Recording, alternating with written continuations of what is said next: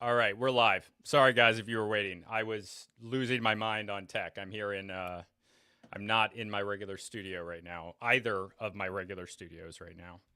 And I'm joined by Meta Prime, who is not face revealing officially today, but did yesterday, right? Yeah, I had the North Carolina stream. We had Shane Hazel, Danny Lee, and Micah, the Christian Rangers, on. So, and I already got kind of face doxed by the National Guard a couple of months back. So I've Yeah. been face bagging a little bit. So Yeah, you were like way taller than all the National Guardsmen in my state.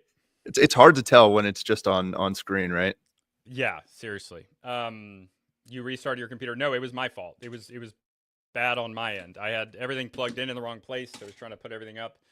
All right. So what I normally do here, we're gonna chill for like 10 minutes, let people come in, and then we're gonna start. And by the way, if you haven't been like the Joe Rogan streams, whenever I stream an episode of Joe Rogan, unfortunately we cannot have the we can't have it on the screen. We can't actually watch the video, so I have to play it off screen. Um, and so I will bring up images that correspond to what they're talking about, but I can't actually show the episode. It's technically allowed, but the automatic thing shuts it down, so you have to get a workaround. Yeah, that happened to me when I did a Rogan review episode on I think Vance. So it was frustrating. So I understand Yeah, your pain. yeah, it's all right though. Yeah, probably not anytime soon, Aisha. I'm definitely like I've people have been like saying this, and some people were like, "Why aren't you there?" And it's that's okay. I'm not ready to go on Rogan. To be honest, I would like to have like way more of my own content out before I do something like that. But yeah, maybe someday. But no, I'm not. I'm not mad. I didn't get invited. I'm not. I don't feel slighted at all. I know most people probably don't think that I do, but just so we're clear, I don't feel that way, and I'm very happy for my friends, and I'm very excited to watch this episode, and listen to it. Yeah, you should watch the show. Hey, if you guys haven't watched Graham Hancock's show season two, either one, go on Netflix, watch it. If you have Netflix, give it a couple thumbs up on the thing. That really helps him out. Graham was specifically asking me to do that, and my interview with Graham will be live probably within around a week. I did have a family emergency, which is why my tech is bad because I am in Washington State right now, and I brought everything I can with me. Um, Sorry, Meta. I'm kind of. Are you in a library right now, or is that your house? Oh, why can't I hear you? Is that me? Oh no, it's me. Okay. I keep like muting my mic just because I don't want any sound to come through. But no, yeah, this is my base of operations out in the mountains. Fantastic. A good place to be. Yeah, it's probably a good thing you guys can't read all my esoteric books in the background. Yeah. Yeah. You can read mine. Well, maybe you can't read mine. Maybe it's not high resolution enough, but I'm realizing I'm going to have one issue here because I'm going to be sharing the audio. You know what I'm going to do? I'm going to have to share it from Spotify. That's what I'm going to do. We're going to listen on Spotify. We're going to get started. If you're just joining us, we're going to get started in a few minutes with actually watching the episode. I just let people come in. Yeah, did Vingle fall asleep? It's not that late in Norway right now. It's maybe 10 p.m. He's probably just watching. Yeah, of course, Redtail wants to see the books. Um, how am I gonna do this? Let's see. My volume's a little low. Okay. Let me just Or maybe change I'm the just setting. loud. Oh, I usually like. No, yours. I have the post audio settings on Streamyard on yours, and I'm gonna do the same with mine. How's my mic quality? By the way, is that better on the audio? Um, You sound good to me. mm, okay, but it would be versus your audio. So Hmm. let me. How are we doing now, guys? I usually ask. I didn't ask, and people still said it. I'm quiet. Okay. Okay. Well, Kyle says good. Kyle says my audio is good. Is that true? Is that a lie?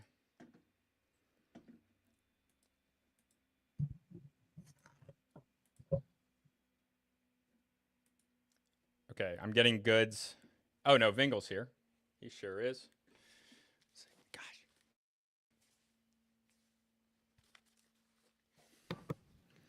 Cut my hair and now it's all getting in my face, man.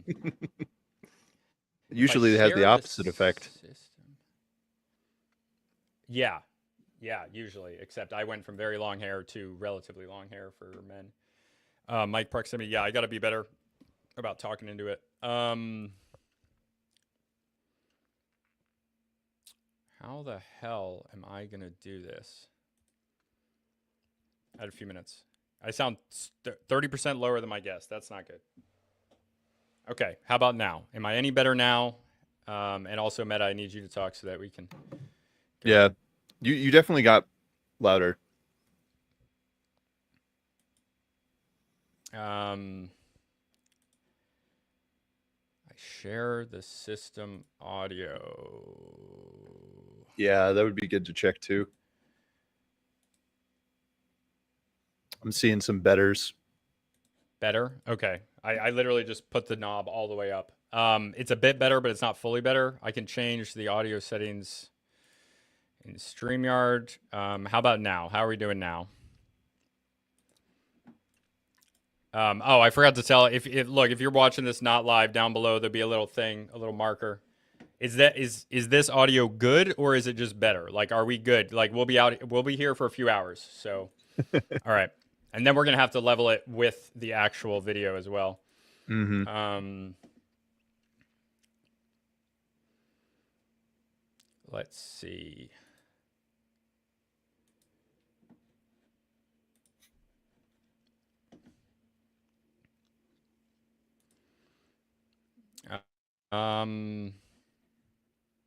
Maybe 10 to 15. Gosh, god damn it. I don't know why it's doing that. It's not perfect. Okay, tell me right now. It sounds different from usual. It shouldn't sound that different from usual. The only difference is that I'm running this off my laptop and not my PC. It's not good. Oh, I'm not going to do a lot of talking. You can talk as much as you want. Well, yeah, I was telling Scholar, I'm mostly here because he's been posting all of the drama on the timeline and in the group chats, and I'm like really curious to hear more of the details because all I know is Flint Dibble's an idiot, and it's I've got that much, and that these guys are going on to kind of set the record straight. So I am very curious. I also tuned in on one of your streams. It was like a couple months ago. And I remember you saying something about it's possible that the Irish are descendant from Atlantean. So I liked hearing that as someone who's half Irish. So I don't think I said that. I think someone else said that. You might have that read was in it like in a book. Yeah, that was being read in a book. I did. Let's be clear. I did not say that. Yeah, even as someone who's 3/4 Irish. Yeah, the Irish secretly run the world. Everyone thinks definitely. It's another group. It's definitely the Irish. It's definitely the Irish. Could be the gain. What do you mean could be the gain? Is it distorted? Is my audio distorted? Because I do have it higher up. Oh, you missed meeting Graham Hancock by 2 hours? That sucks. It was awesome meeting him. It was totally surreal. Me and my Jewish cameraman. That's not a joke. One of my close friends is Jewish, and he was my cameraman. Oh, that's sad gif. I love it. Okay. Yeah, we're going to get started in just a couple minutes, guys. I'm sorry. Glad to see the Meta Sam collab. We've done it before. Meta, you've been on my show as well. I've been on your show. I think it's about time you come on my show as well. So we'll figure that out. Show? Okay. You haven't. It's a horrible crime against humanity that must be rectified soon. Okay. Yes, I agree. Okay. That should be the last audio shift I need to make. I think that will do it. That sounds way better on my end. Really? Okay. Okay, so I'm going to share my system audio, but what that's unfortunately going to do is probably make yours double up on the stream. We'll see. Okay, so if I share this, can people in the comments tell me if they can hear? If they can hear, I should be able to hear. Yeah. Wait. You can hear yourself. Okay, don't talk anymore because it'll be really obnoxious. Doubled. Have I watched World of Antiquity's latest upload? No, I've never watched any of his videos. I've watched a few clips. Does he mention me? I hate that guy. No, I don't hate him. He's obnoxious and condescending. But I don't hate him. I shouldn't have said that. I do hate Flint Dibble. I can say that. That's true. Can you just share the tab audio? I see. I can just share the tab audio, but the problem is that also then shows the screen, and like I'm trying to be able to share other screen. He didn't mention me. Okay, well, what's in it? What's in that video? You can talk now because I took the audio down. I think you can share the tab without like showing it visibly. Oh. I think you can, and because I've worked in StreamYard before. I think basically you can you just change the layout. So you share it, right? So it's like shared and stuff like that, but then you just change the layout so it's just us. Yeah, we'll have to do it that way. Unfortunately, then I won't be able to share images on the screen. But we'll start with that. I'll see if I can get something else. Okay. So we're gonna pull that up.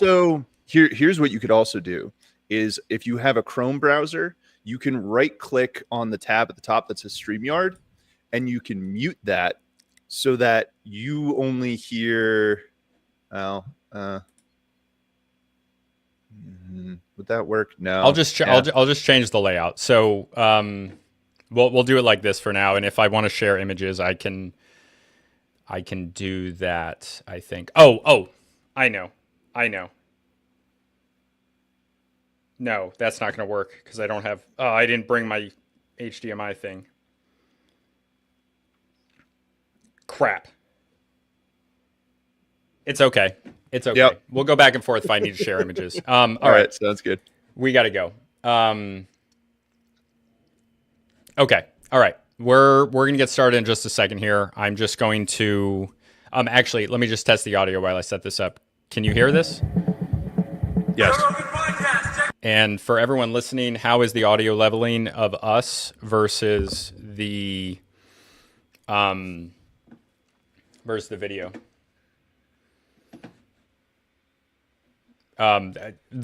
So if you guys heard that, how's the audio leveling of me and Meta and the actual podcast? R.I.P. the time I had more subs than Ill Scholar. I'm trying to beat Bill Farley. I'm honing in on Bill Farley's numbers. Play it again. Okay. I'm gonna play it, and then I can put in the thing when we started.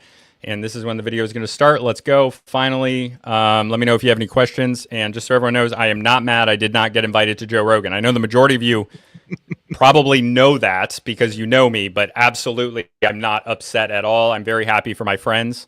And I did ask Dan, and unfortunately, I am not mentioned in this one. But again, I'm not mad about that. The Joe Rogan Experience. Train by day, Joe Rogan podcast by night, all day. Gentlemen, Hello? Mr. Corsetti, how are you, sir? Very nice to meet you, by the way. Nice to meet you too, Joe. Thank you very much for that video. We talked about it before, but I want to say it publicly. The debunking of the debunking by Flint Dibble. And you really nailed him on so many of those things that he was dishonest about. And I wish we knew in real time, but unfortunately, it takes a lot of research to be able to figure out what he was telling the truth about and what he Flint wasn't. Dibble now, by the way. Thank you. I was awesome. Tell everybody your site too. Dedunking the past is my email. Dedunking on YouTube or on Twitter. That's with two D's. Like the video, please. This video. Not debunking. Sorry.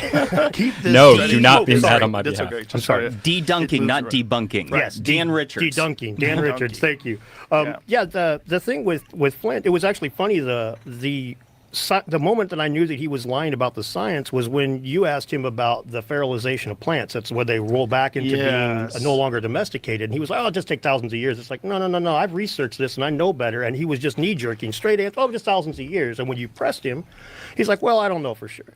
Well, that's a bummer because that's his field of study, which is really kind of crazy. And it's a really Dude, that's a bummer because it's field of study. It is. That's the thing. Like, he is a food archaeologist. I played the clip of Flint saying, I'm an archaeologist that studies food, when he was like I cut that into a video when I was talking about maritime archaeology, but yeah.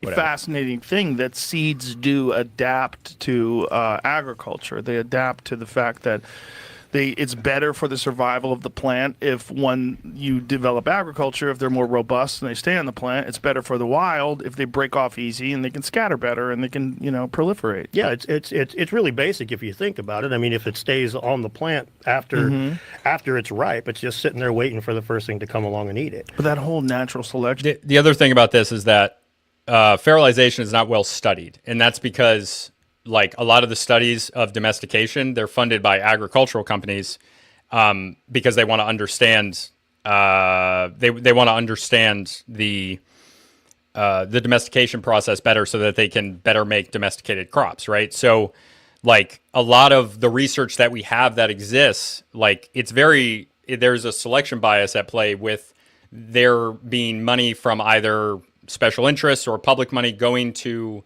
whatever is valued by the culture. So they're not going to study fertilization as much because that's something that is not going to get funding from the agricultural industry.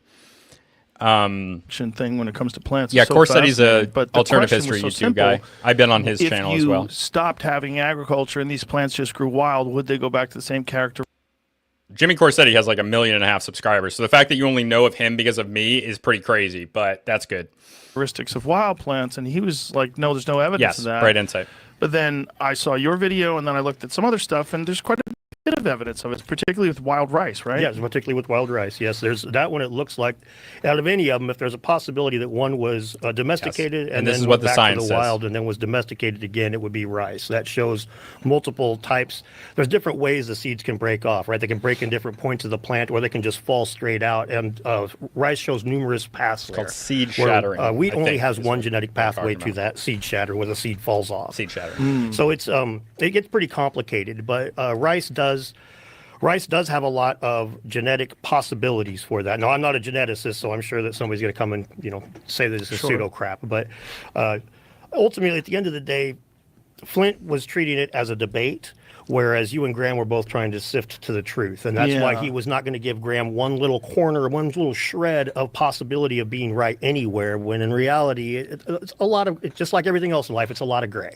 Well, it's also this whole subject of the past it's so obviously confusing. Because when you look at, I watched your video today, the Baalbek video, just looking at the enormous size of those stones, there's no reasonable explanation how people, like, what is that dated to? Like, what year do they believe it was made? This is where it gets fun, is because they credit it to the Romans and the Phoenicians. However, it goes beyond the sophistication and the capabilities what the Romans were known to have, whether it's the existence of the screw jack for lifting the stones. But Baalbek, which is located in Lebanon, These and I guys had the are a great wealth of privilege of going knowledge. there in It's September of amazing. last year, exactly 1 month before things kicked off in Israel with the whole Hamas thing. And if I hadn't got there then, I wouldn't have no chance. Like right now, Israel's bombing Lebanon, and so it's a dangerous place.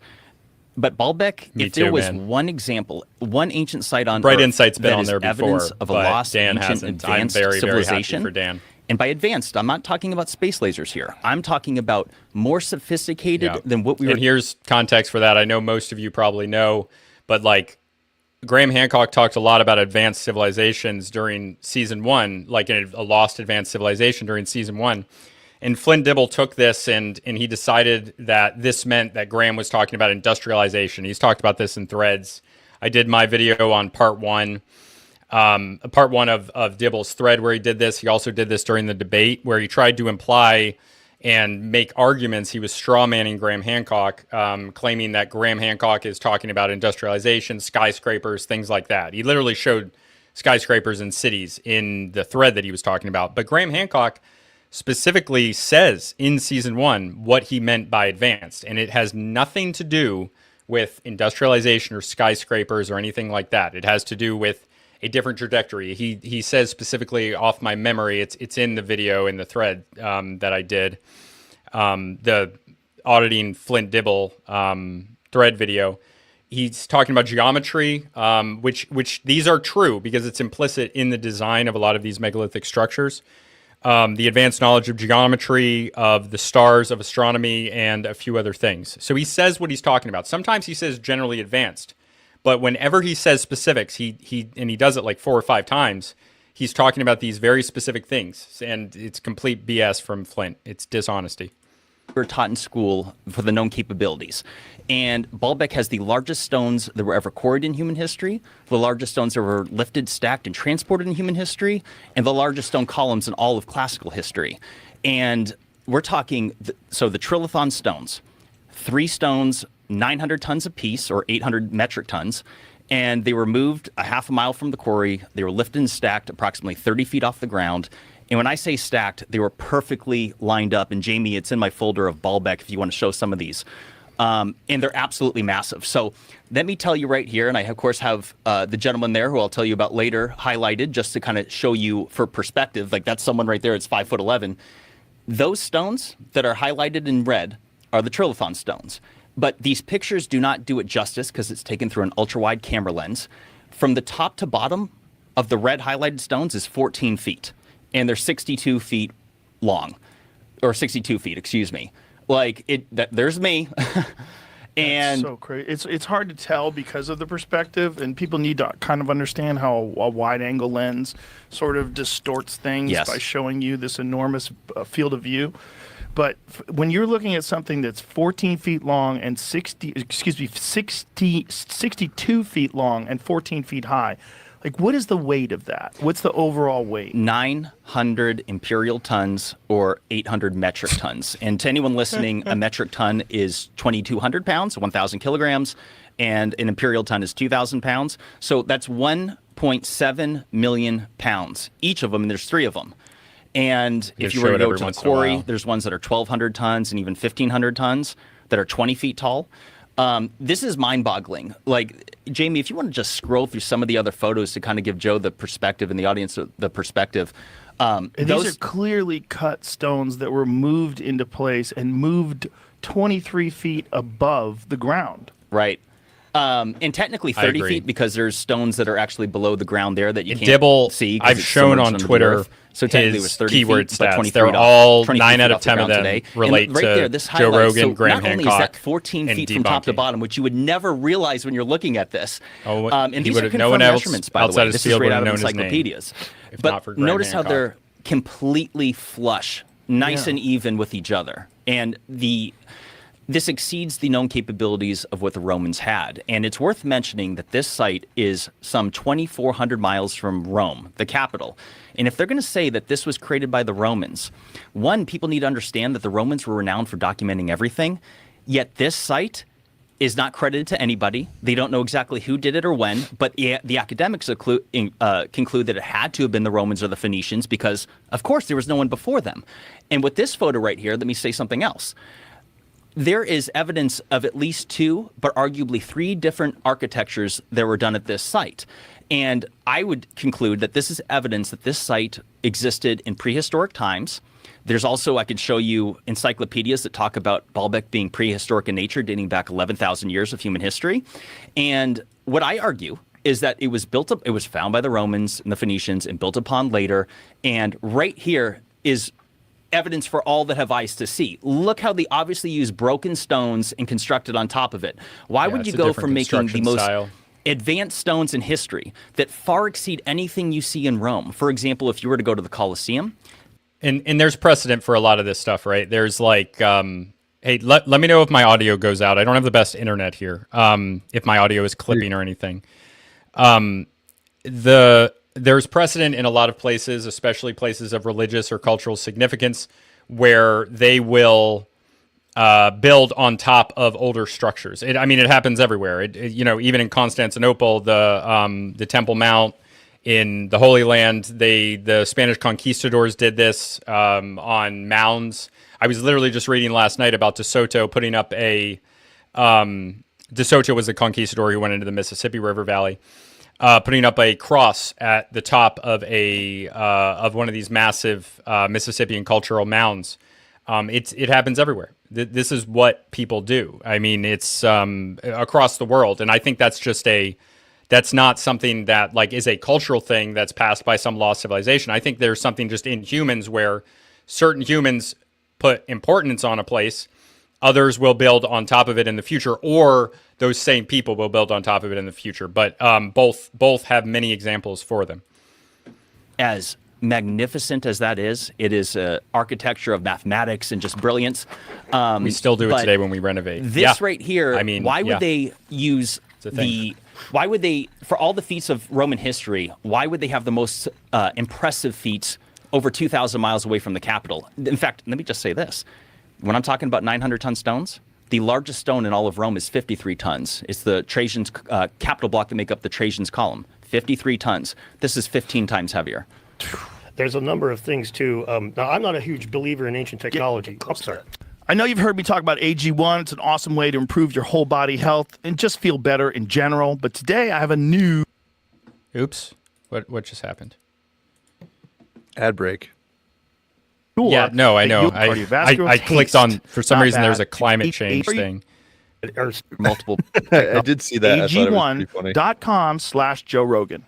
I'm not a big believer in ancient technology, as Jimmy's well aware, but thanks, Aisha. Which is why it's important that you're here, because people are going to hear multiple perspectives. Yeah, that's where I can tell you some things about Baalbek that are still interesting. Javier, I'll One fight of them you. is I'm just kidding. I won't. You don't see the Roman foot in those stones, which is weird. You would expect to see some sort of breakdown of the Roman foot in these measurements, but they're not there at Baalbek. They are there on the stones that were quarried from By the ground. Roman foot, what you're saying is that there's a different like my video, measurement, what they please. Or consider don't, a not your foot. dad. It's Yes. not 12 inches. Correct. There's a Roman unit of measurement that they would use in construction, and we don't see it in those stones. But in this the is my dad trilithon, right here, but there's Dedunking three Dan, stones that's that my were father. quarried and left in the ground. All of those stones it's a joke, show he's signs not, of but- using the Roman foot. Yeah, Jamie, will you scroll over to this? So that right off the bat shows to me that the ones that were installed were not built by the Romans, but the ones that were quarried were made by the Romans. They were trying to quarry out stones to match it.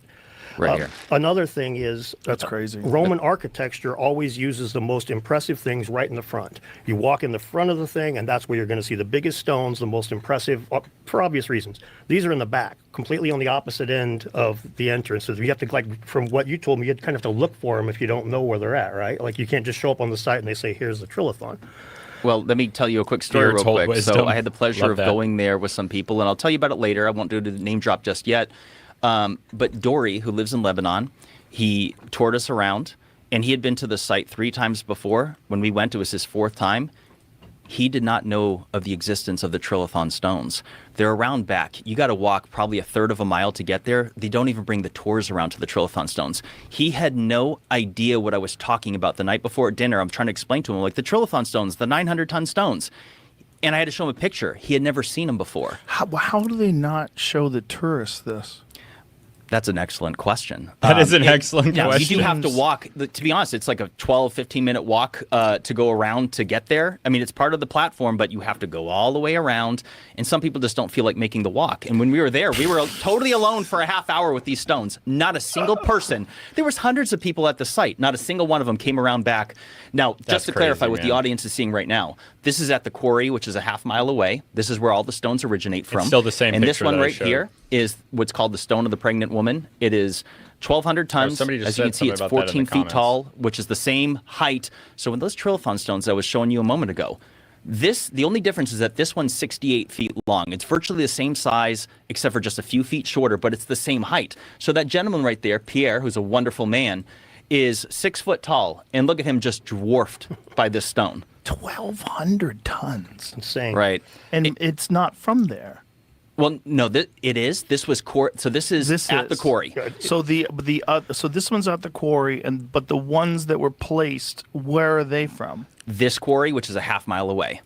So this is So they yes. moved 1,800,000 pounds a half a mile. 3 of them, and that doesn't include the 2 dozen that are 350 tons apiece. That doesn't include the 9 that are 600 tons apiece. 9 stones that are 600 tons apiece are somehow a crazy, side man. note to the trilithon stones. And let me just tell you this.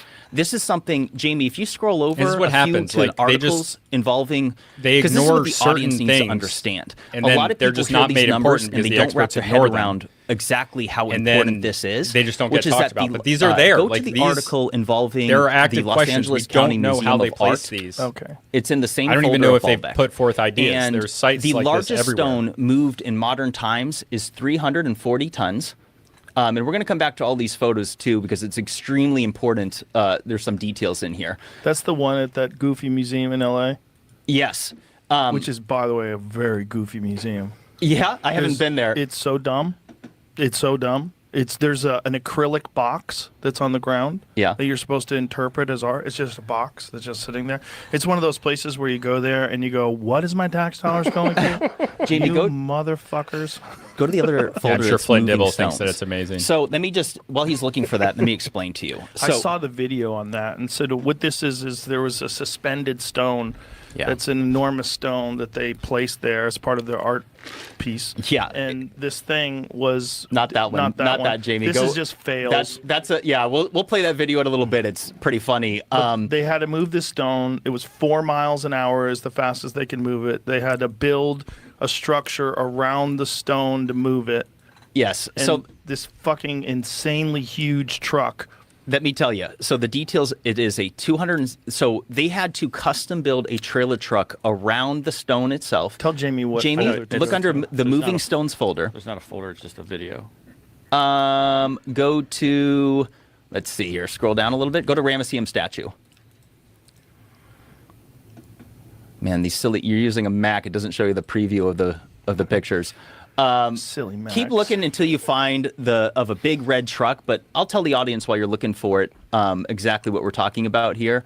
So, yeah, keep going. All right, back. There we go. You're on it. That's Go the back a little truck. bit. Go back to the article 3. Go left like 3 times. Right there. Go back. Or right there. So this one stone, 340 tons. I they cannot call it show the episode. largest I can operation show it of its every once kind in a while, since but I can't Egyptians show the built whole thing or the pyramids. stream will They get had to shut custom down. build I'm a sorry. I 260 wish it foot wasn't long that way. trailer but truck that consists of 196 semi-truck wheels. It has You gotta look at 44 our axles. It's dumb 32 faces. feet You're long. muted, It took a year Meta. of planning. It cost $10 million. I'm watching the video It on my took second 9 screen. days to just move this trying to keep it 340 aligned ton with the stone. audio. What a great use of taxpayers' Yeah, money. you $10 can, million. There's no way. you can try to they line need it that up, money but then for I LA. pause and it'll get all screwed up. You Who know? cares about potholes and homeless people? No way. I mean, this is more important. And so this is what's so important is that the largest stone moved in human history is at the Ramesseum. It's the Ramesseum statue in Egypt. It's 1,000 metric tons, which is 2.2 million pounds. That was inexplicably moved 170 miles from the quarry in Aswan. And here's the significance of this. Brother, this stone at the Los Angeles County Museum of Art is 1/3 the weight. The stone at the Ramesseum is 3 times heavier. And how far? did they Postmodern move art that is stone? a insurance This scam. one at the No, museum, the one, the Ramesseum. 170 miles, and the other one was moved 106 miles. 170 miles. And- it's 2 million pounds. And so this is where things get really fun, is that they say, the academics, they say that the stones would have been moved on tree logs because that's their best guess. And it's not an unreasonable guess, but It's when an you look into the unreasonable nuanced guess. details, so I really nerded out hard on this. There's a lot of people, are you familiar with the Mohs scale of hardness? No. So it's the measurement of stone, and it's often used by alternative ancient history buffs to say that, hey, copper-based tooling could not have been utilized to cut granite stone like that's been claimed. And there's no evidence that the Egyptians never told us they used bronze tooling to cut the stones that make up the granite stones within the pyramid. And so I started asking, I'm like, wait a second. If they're going to say that they moved a 2.2 million pound stone on tree logs, well, they say that it was the cedar, the Lebanon cedar trees. Well, I nerded out on this, and there's something called the Jenka scale of hardness, which measures the hardness of wood, and it's often used for if you're going to pick wood flooring in your Cedar's house. a very soft wood. It's one of the softest on earth. Not the softest, but it's so soft that it would never even be considered for flooring in your house because your furniture and your heels would dent it immediately. it does. And if you were to put significant weight on it, whatever that weight is, it would either crush it, crumble it, or at least dent it out of a circle, or being a circular nature to roll on. And so when you look into the nuanced details involving the mysterious accomplishments of the ancients, it becomes abundantly clear. Like if I had one thesis, it's that the true history of mankind was more advanced than what we were taught in school. Now, how advanced? That's the fun topic, and we'll dive into that here in the next couple hours. But the reality is that there's evidence for all who have eyes to see that there. I mean, again, brother, 1,000 metric ton statue, and this is right out of encyclopedias. Show the statue. So this is the statue. It somehow or another fell. Yeah, so it was a seated statue. That's me in front of it, and it's broken into multiple pieces. There's some images, Jamie, of what it originally looked like. Look, so that foot, it's up to my belly button, like the top of the foot. That's just the Yes, foot. I There's like another this picture comment that a lot an from illustration that Paul. would show you what it would have looked like when it was full. There, go back one. So that's what it looks like from an aerial shot now. It's completely toppled over. God knows what would have taken to knock this thing over. They say probably an earthquake. It was a seated statue. If it was a standing statue, so that right That's there, what it looked like originally. that's what they, yes. And again, I know it's 1,000 tiny, metric tons but- is 2.2 million pounds. How it got knocked over in itself, to me, might be indicators of some sort of cataclysm, but that's a side point. But the point is this: it was moved 170 miles. The Egyptians did not articulate, illustrate, or describe how they would have done so. And Isn't that part of the problem with like the burning of the Library of Alexandria? Is all that information was lost forever? yes. Or Here's the thing. in the Hold, Vatican? let me say this real quick, brother. The Library of Alexandria was like thousands of years before the Great Pyramid. Like the Library of Alexandria was just after, was it 47 AD or BC that it got destroyed, is believed, something around there. So 2,000 years ago. This statue is 3,000 years old, according to the academics. So this is 1,000 years before the Library of Alexandria. So yeah, it's not unreasonable to suggest that they would have had information about how they constructed these things. In fact, I want to believe that they did. But they might But it's not have. gone. Yeah, we they don't might not have. know. What were you going to say? There's Jay? no way to know. Well, you're talking about the. We look at the way that they move the stones, like you're talking about the cedar. They moved one stone in human history that was really big. The biggest stone ever moved was the Thunderstone. It was moved by Catherine the Great's people.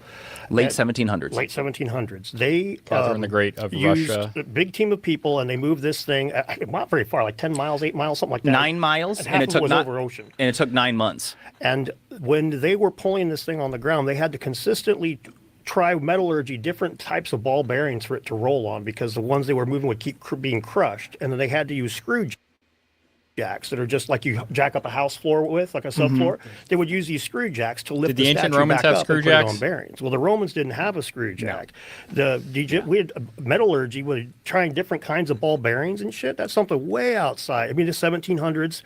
The 1700s, we're talking right at the cusp of them actually making structural steel. You know, this is the beginning of iron bridges and shit. They were actually making good metallurgy then, and it still took trial and Every error. to video move the Dan does stone. is worth it. And I'm sure everyone here that is stone's aware of basically Dan. the same but size as the ones at Baalbek, a tiny bit bigger, but the same kind of issues where they would have had to have jacked that thing up. They would have had to, which would have took steel or hard metal. They had to have some highly advanced metallurgy for the time. Not as good as we have now, but 1700s level of metallurgy. That's what it would have taken. And the Romans did not have that Not level even of fucking sophistication. close.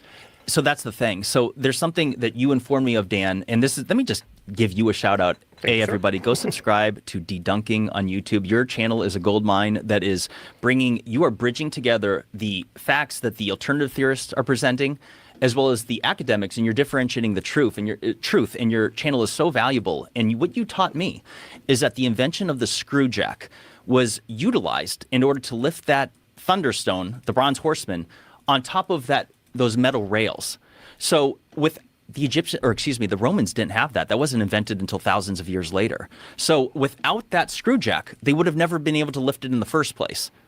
That stone would have just sat there. Because, You said something that you don't believe in ancient technology. I don't believe in ancient high technology in I the mean, yeah, regards Dan will that, get tens of generally thousands of speaking, when you followers start from getting... this. Put this microphone. I'm so like, sorry. It's okay. Put I'm it so like sorry. a fist from your face. I'm so sorry about that. That's okay.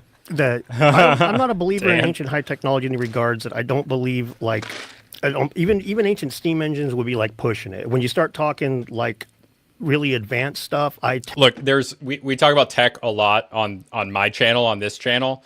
Like, there is no reason to think that they would have a steam engine, an internal combustion engine. Like the technological track that we have in our culture is based around our culture. And if they are, we're 2246 right now. If they are like, we have examples of other advanced cultures. Like the example I always use, if you watch me before, you've heard me say this 50 times. Nobody argues that the Aztecs and the Mayans were not advanced, right? They were advanced, but they didn't use the wheel. Like they didn't use, and they had the wheel. They had the wheel in toys. They understood how it worked, but they didn't use the wheel because they didn't have large pack animals. The Incas had large pack animals, but they were also in a situation where they're in the mountains. They're up and down. The wheel doesn't help. You got to use skids. You can't be using wheels in there. It's just not going to work. They're going to break. Until you get like a freaking modern Toyota Hilux, it's not going to happen. You need like a freaking brush vehicle. Like it's just not going to work. So they use other things, and it's based on our technology. Like it doesn't work like a tree in civilization, like an expansion tree in civilization, where you go to writing, you go. Your technology is not linear. It's the way that technology develops is not linear. It's informed by what's around you, your own culture, a lot on your own choices. It's just, it doesn't work like that. And Flint Dibble seems to want to imply that it does even though I know that he doesn't think that, but he'll talk about that in order to push his agenda in his view of history. But like any sort of, another civilization could have been advanced in any sort of other ways, but not in the ways that our society is. And I always hammer in that point. Tend to be quick.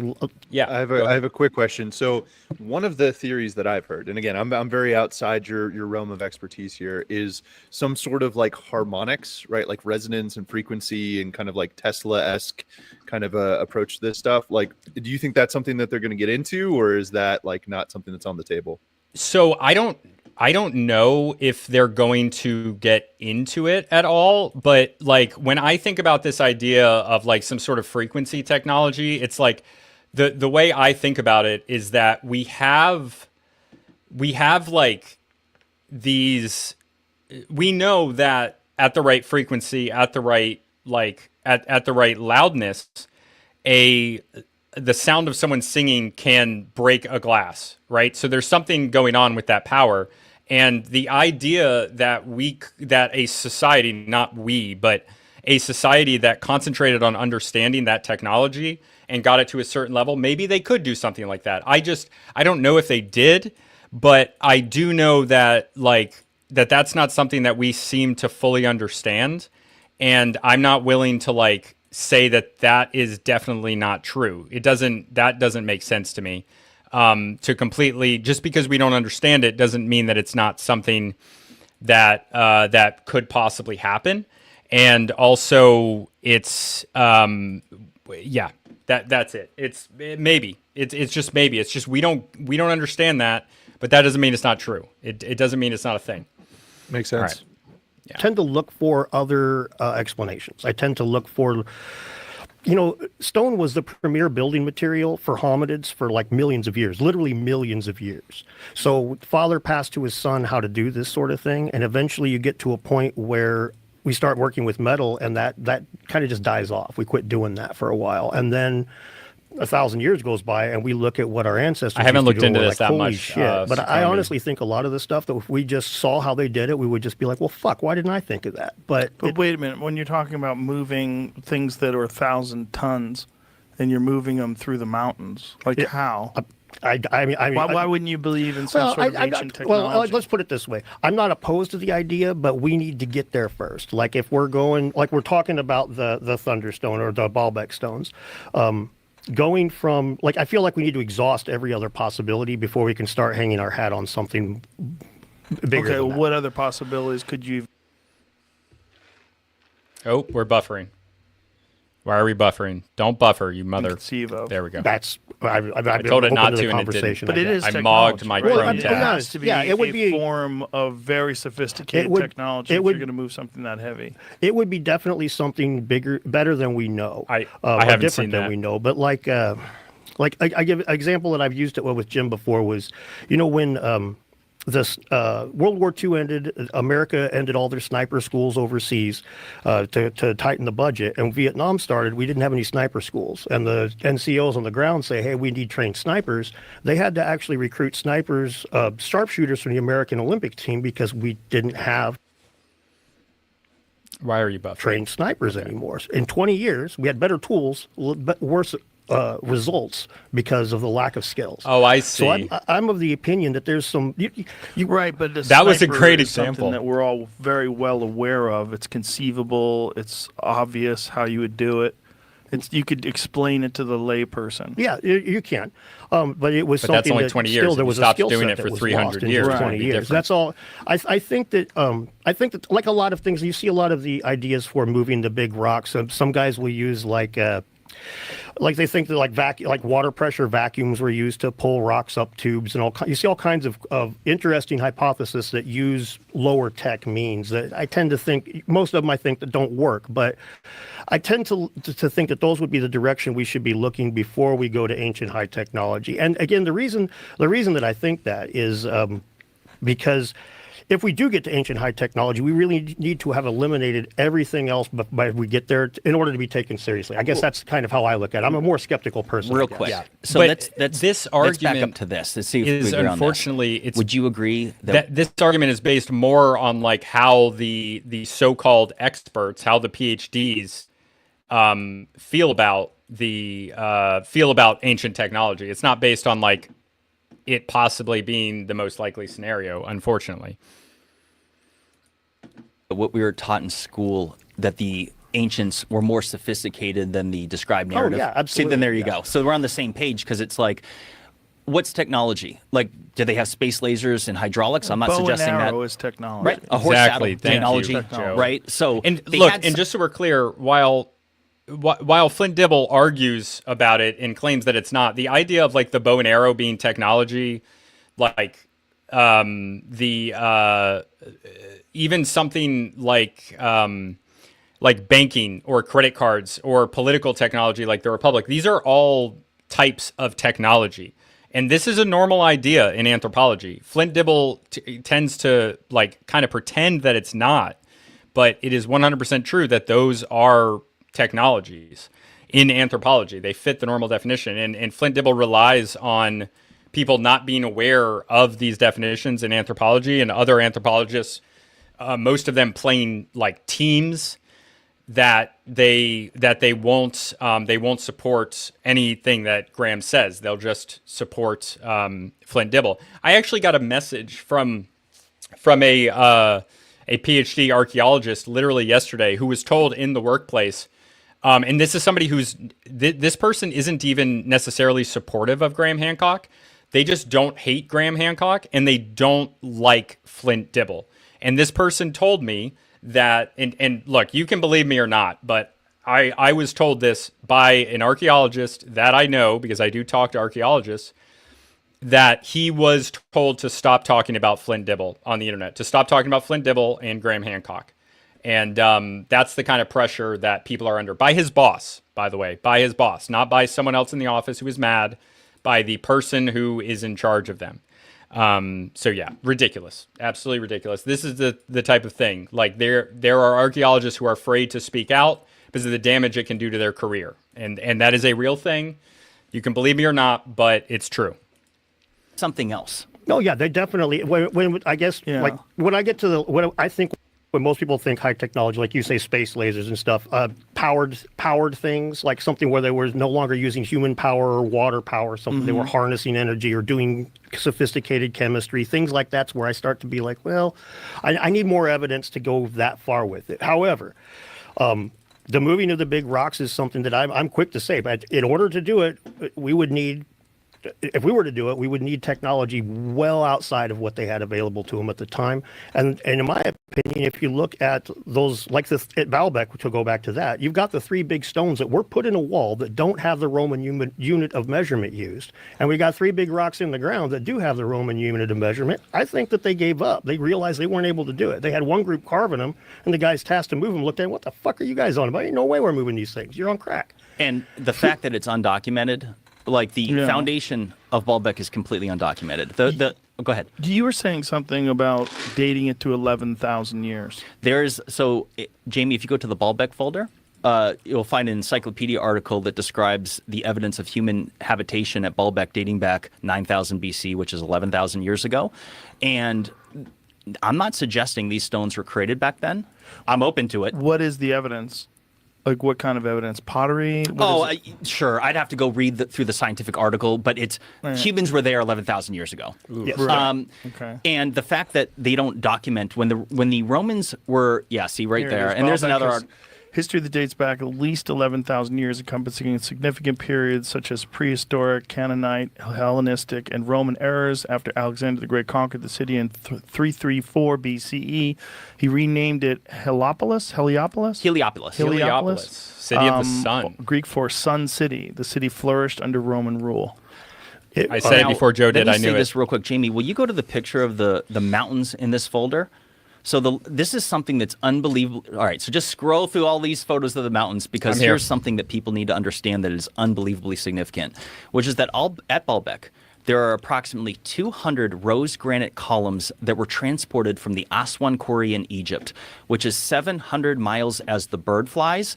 And what's wild is that the only way to get them to Baalbek, because the Baalbek is located in the middle of the Lebanon mountains, and it has an average elevation of 8,000 feet with peaks reaching over 10,000 feet. As you can see, there's a frickin' ski resort there, which I couldn't believe when I was driving there. There was literally the ski lifts. I went there in September. So they had to bring all of those multi-ton stone columns from Egypt, and the only way to get there was over these mountains, which is mind-blowing. And what you're saying by how the crow flies, as the crow flies, what people need to understand is that doesn't take into account elevation changes. Right. So if you have a flat line like a bird and you're flying from one point to another, that's 700 miles. Or But just if you terrain. have to go up and down and up and down and up and down, it's significantly larger. And When the measurement, it's not 700 miles, it's probably double that. Right. That's an excellent point. And it's like, then the question is like, why would they do this? Like, why would they go out of the how and why? Why is like it's cool. But, I yeah, mean, how is is the real question? Like, how do I mean? Obviously, we I build love that things because Rogan's it's just cool. like, Right. because You know, it's if you go to cool, the bro. Yeah, exactly. I mean, it is cool, right? Like it's cool as hell. But any Your point of, like, explanation? why, right? It's a really good question because it's like, why those stones that far? Like, you could say because it's cool, but like that's, I feel like that's a kind of an insufficient answer, you know? It is an insufficient answer. It's completely insufficient because like the amount of work, regardless of what technology you have required to move that level of things, like, you know, we have large, what could be called megalithic structures, like the Sphere in Las Vegas, right? I don't know if it qualifies as a megalithic structure, but for the sake of the argument, we'll say it does. Like, yes, it is very cool, but that's not really the why. The why behind it is like the incentive structure that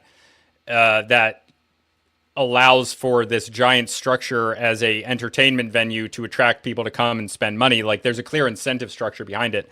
So what's the incentive structure behind making these giant like structures with stones from this particular place that's far away and moving them?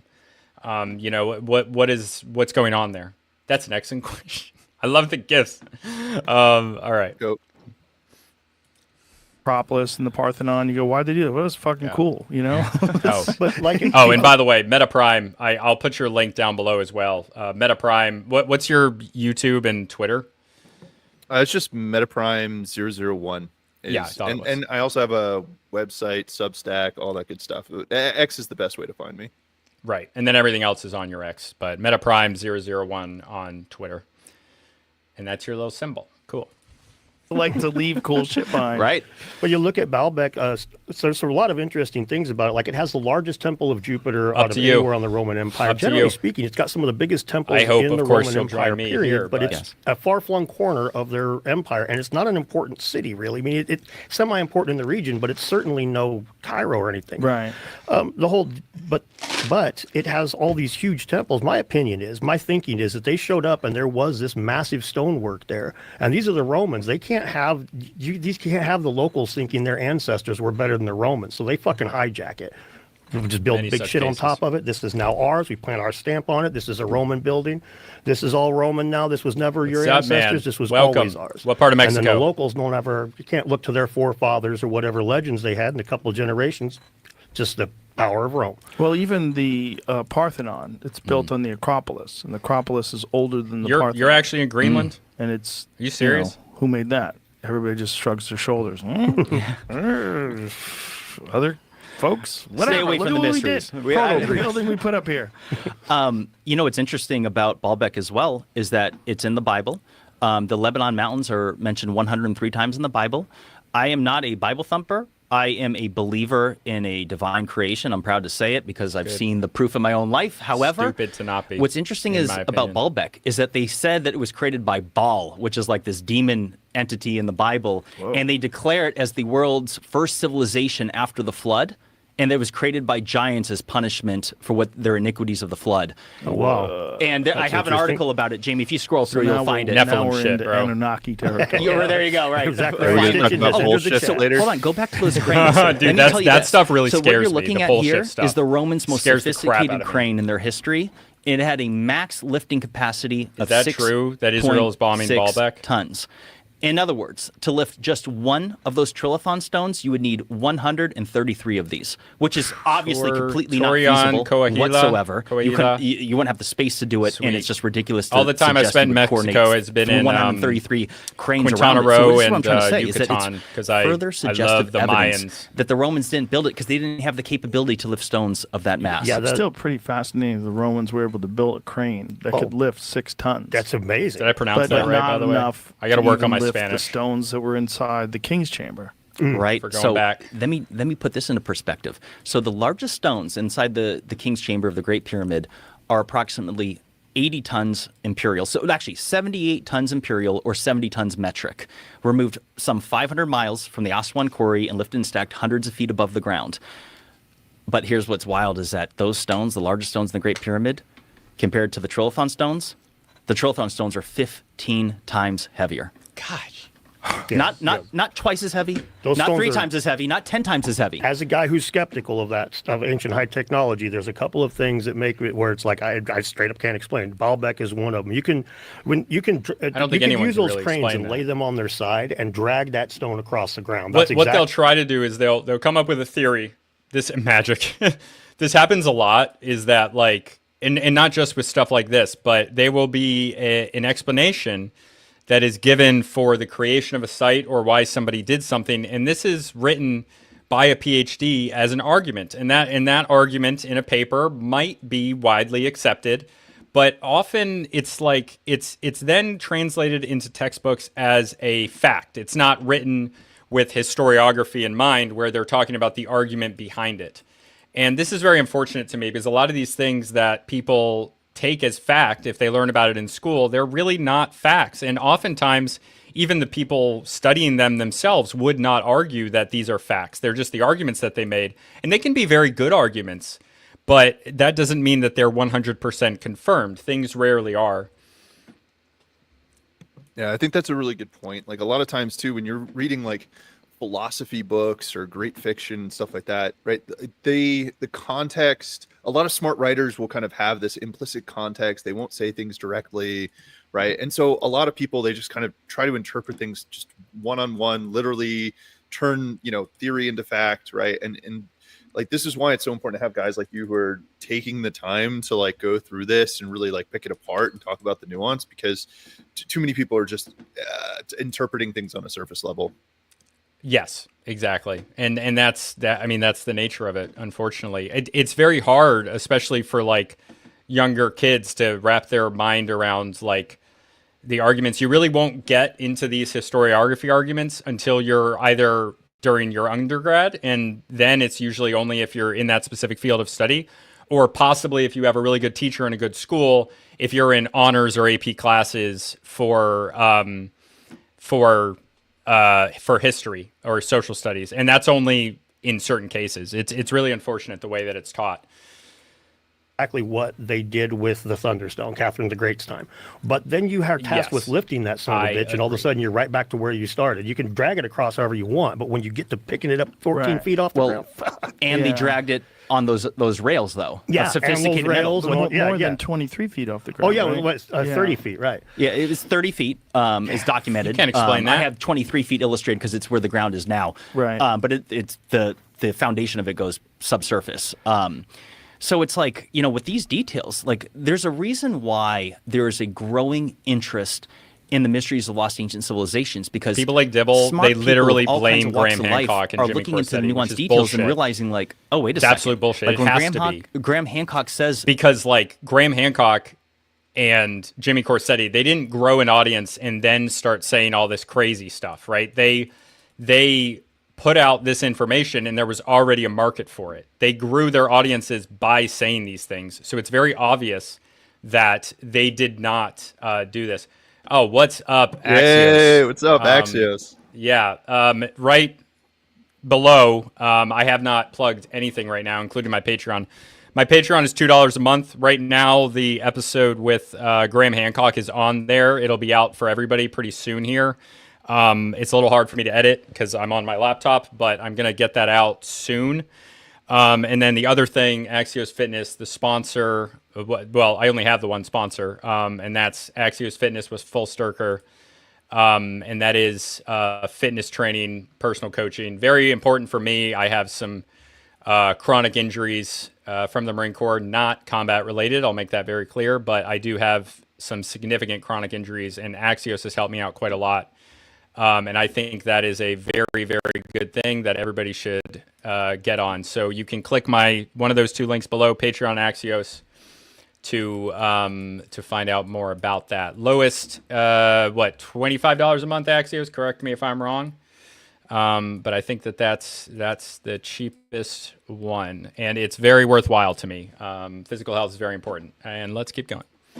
that there's a mystery. Oh, and about like the that video, in please. history. Like my video. Like this is Or reality. not We your don't dad. know how they built the Great Pyramid. It isn't. It is a fact that the Egyptians left us with no explanation of any kind out of the tens of thousands of hieroglyphs all Yes. over. Look Egypt. at our Not a physiognomy single one of them versus describes how they hoops and constructed Dibble. the We're way pyramid or how better. they cut granite stones. Not one. Yeah, there's not. And there's my big brother and lacks dad of- here. Big Look gaps at them. in the knowledge is where we Absolutely end up having these based. kinds of discussions. And I think to go back to where we first started, we mentioned Flint at the beginning.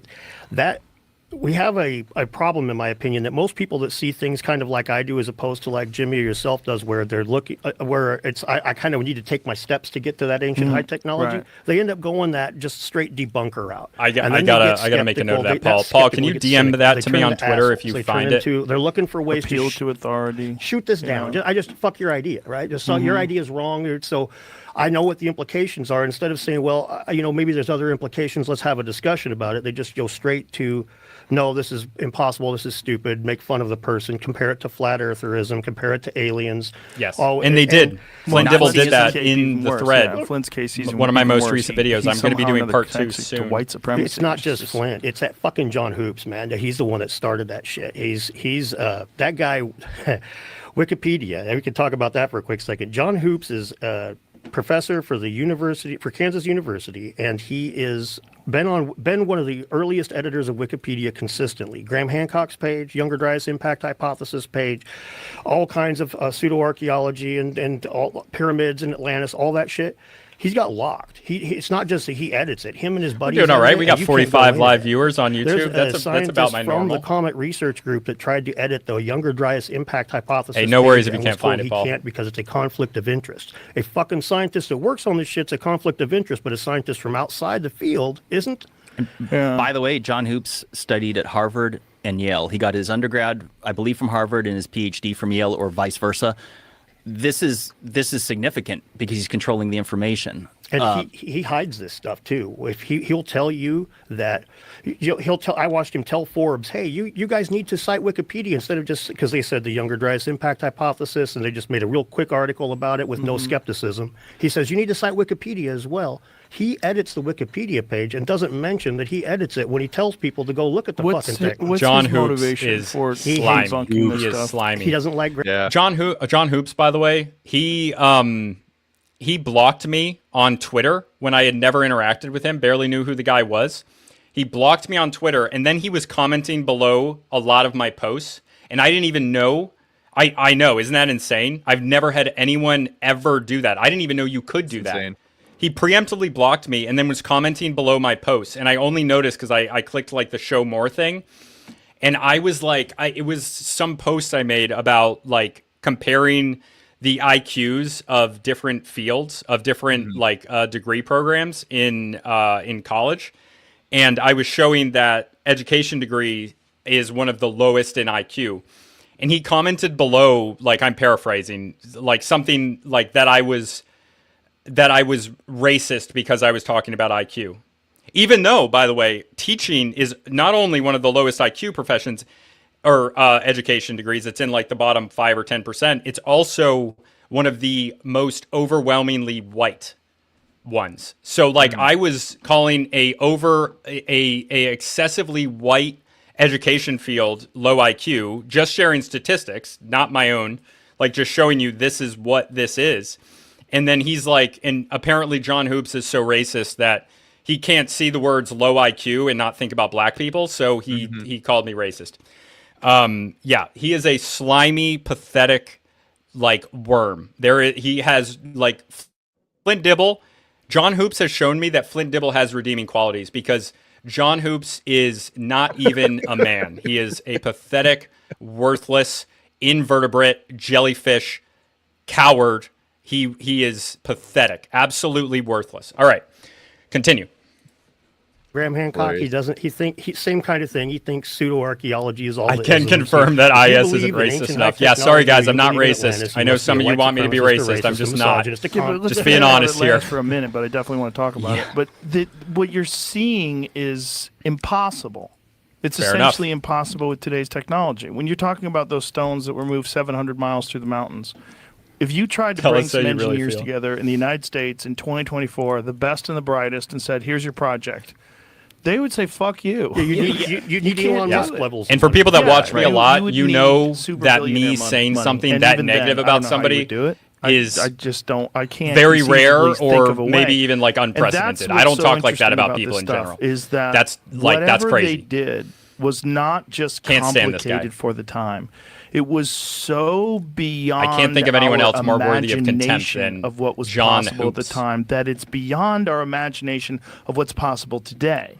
Right. So it throws these facts, the physical facts about the size and the location they were brought from, that fly in the face of logic and credibility and our understanding of what's possible. Dibble. Like I said, though, I actually think today. I think that Dibble is better than John Hoops. I really don't like Dibble, but John Hoops is worse.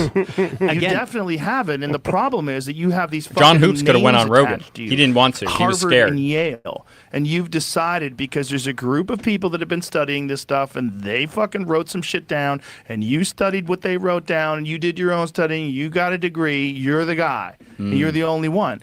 And it's these same fucking weirdo weasels that put their pronouns in their Twitter bio. And they're just crackpots. They're crackpots masquerading as intellectuals. Yes. Because the things that they're saying are completely bizarre. They're all, 100% of them are captured by this woke ideology. 100% of them. They're weird people, man. Yes, because Jimmy. they exist in this structure that's been completely compromised. And that's our education. Our higher education systems have been completely compromised. And this is not to say that they don't teach you amazing stuff about medicine and science. Of course they do. But they are also in a cult. It is a total cult behavior. And honestly, it's their religion. That when you ask like the motive they're behind, mostly atheists. Yes, they are. Yeah. Let me just share this. It's possible that Dibble or with Hoops the is biggest watching critics right now. and the naysayers Probably of not alternative for me, theories. but there's a this common is a denominator. family Like when you mentioned the pronouns Yes. in their profile, Yeah. almost all of them have it, and they're not trans. And if you look at their political ideologies, it is extremely left. We're talking and these about people pronouns. are visceral, Yes. they're toxic, and let me just make a side point. I fully that agree with almost everything forgot, Jimmy is saying Is right when now, we're talking by about the Wikipedia, a lot of people say, "Well, that's why you don't look at Wikipedia. You don't trust it. Who cares about Wikipedia?" I'm like, excuse me, it shows up at the top of Google on anything that you search, so it cannot be ignored. And when you were talking a moment ago about the impossibility of the movement of these stones, I want to just emphasize this point one more time, which is that movement of that 340-ton stone at the Los Angeles County Museum of Art is 1 1/3 the weight of the largest stones in ancient history. Do I and look when you look at what it took to do like it, Jimmy so it's Corsetti? like when people, when you're using the word impossible, it's like listen, a little bit. What it took for us to do that, and it was 1/3 of the weight, and he had to custom build this 260-foot long truck with 196. Oh, Bill we have Farley is internal seething. combustion I feel bad engines, for Bill, hydraulics, man. He roads is. that are I flat, kind of far like better him. metal, Like far better roads. I don't hate Oh, the my guy. Thousands roads. of years of experience. The roads. One reason why they had He's to very go angry. 106 Very, very miles is because they had to go around different roads because most roads couldn't support the weight.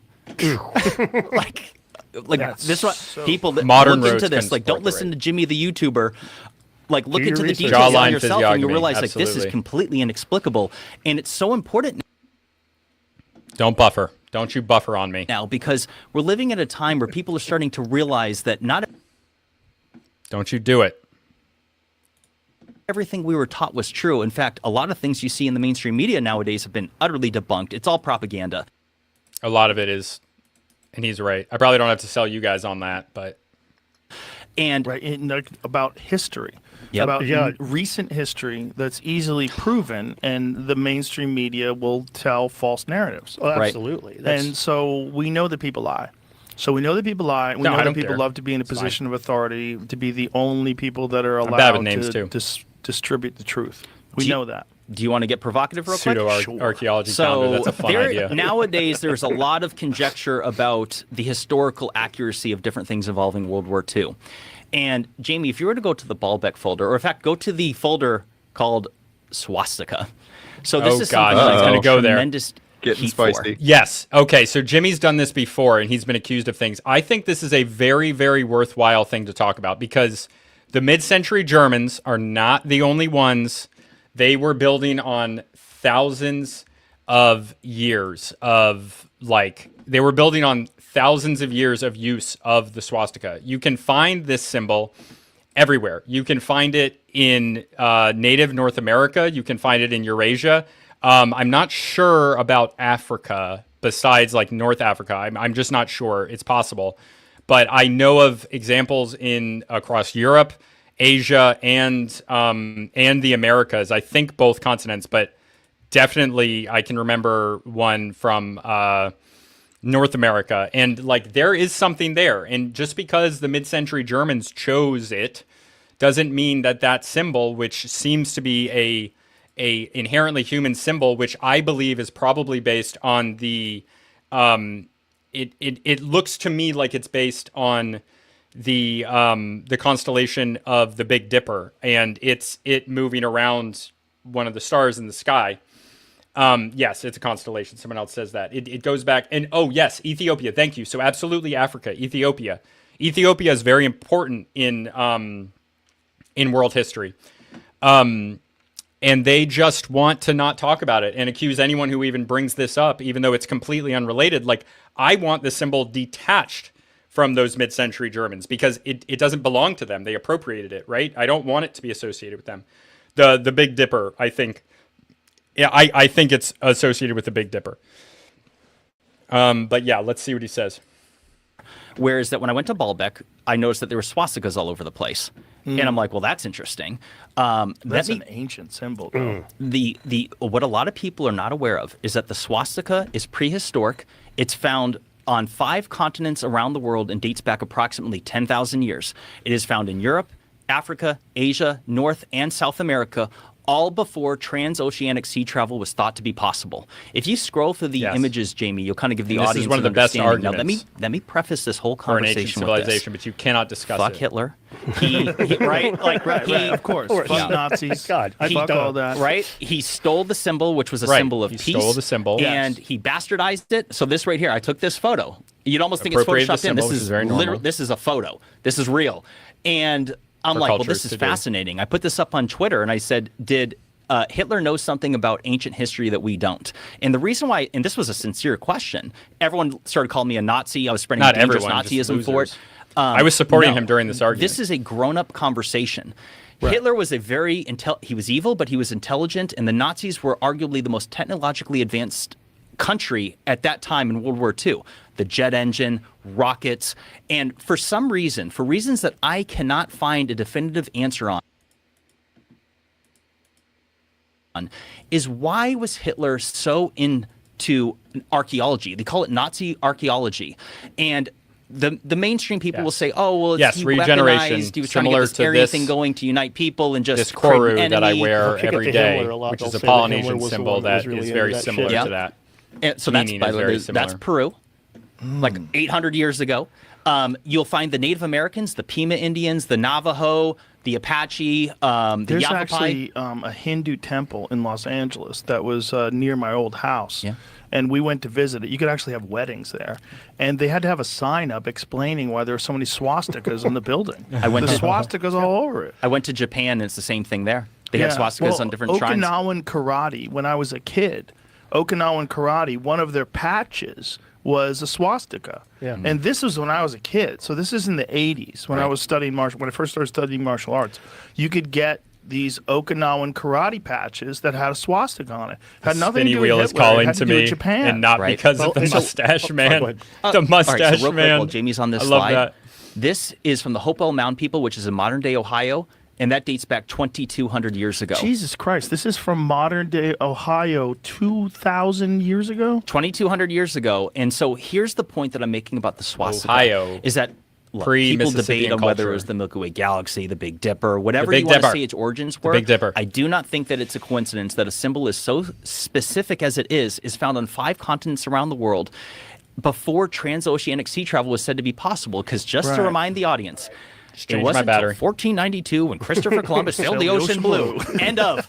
And it's like, no, I believe this is strong, suggestive evidence that humans were traversing the continents and the oceans thousands of years before we were taught in school, which is evidence of being more advanced than we were taught in school. Right, right. Now, what did they think this thing was? Well, I have an idea about that. I mean, it's not, it's just Dan's Also think idea, but there is like the divine four- geometry, which is pretty universal, right? Like you think of like the flower of life symbol, right? Metatron's cube. That's I'm really into that stuff, right? But it's one of those things where it's like, I don't know. One of the analogies I use here is like everyone's going to invent the knife, right? Even if you wiped out like all of human civilizational knowledge, right? We're going to come back to creating knives and other tools, right? Like the wheel, right? They're just kind of transcendent elements of like how you understand stuff. And so I think similarly, like the swastika, it's not even like, it's not like owned by anyone, right? It's just kind of like a very like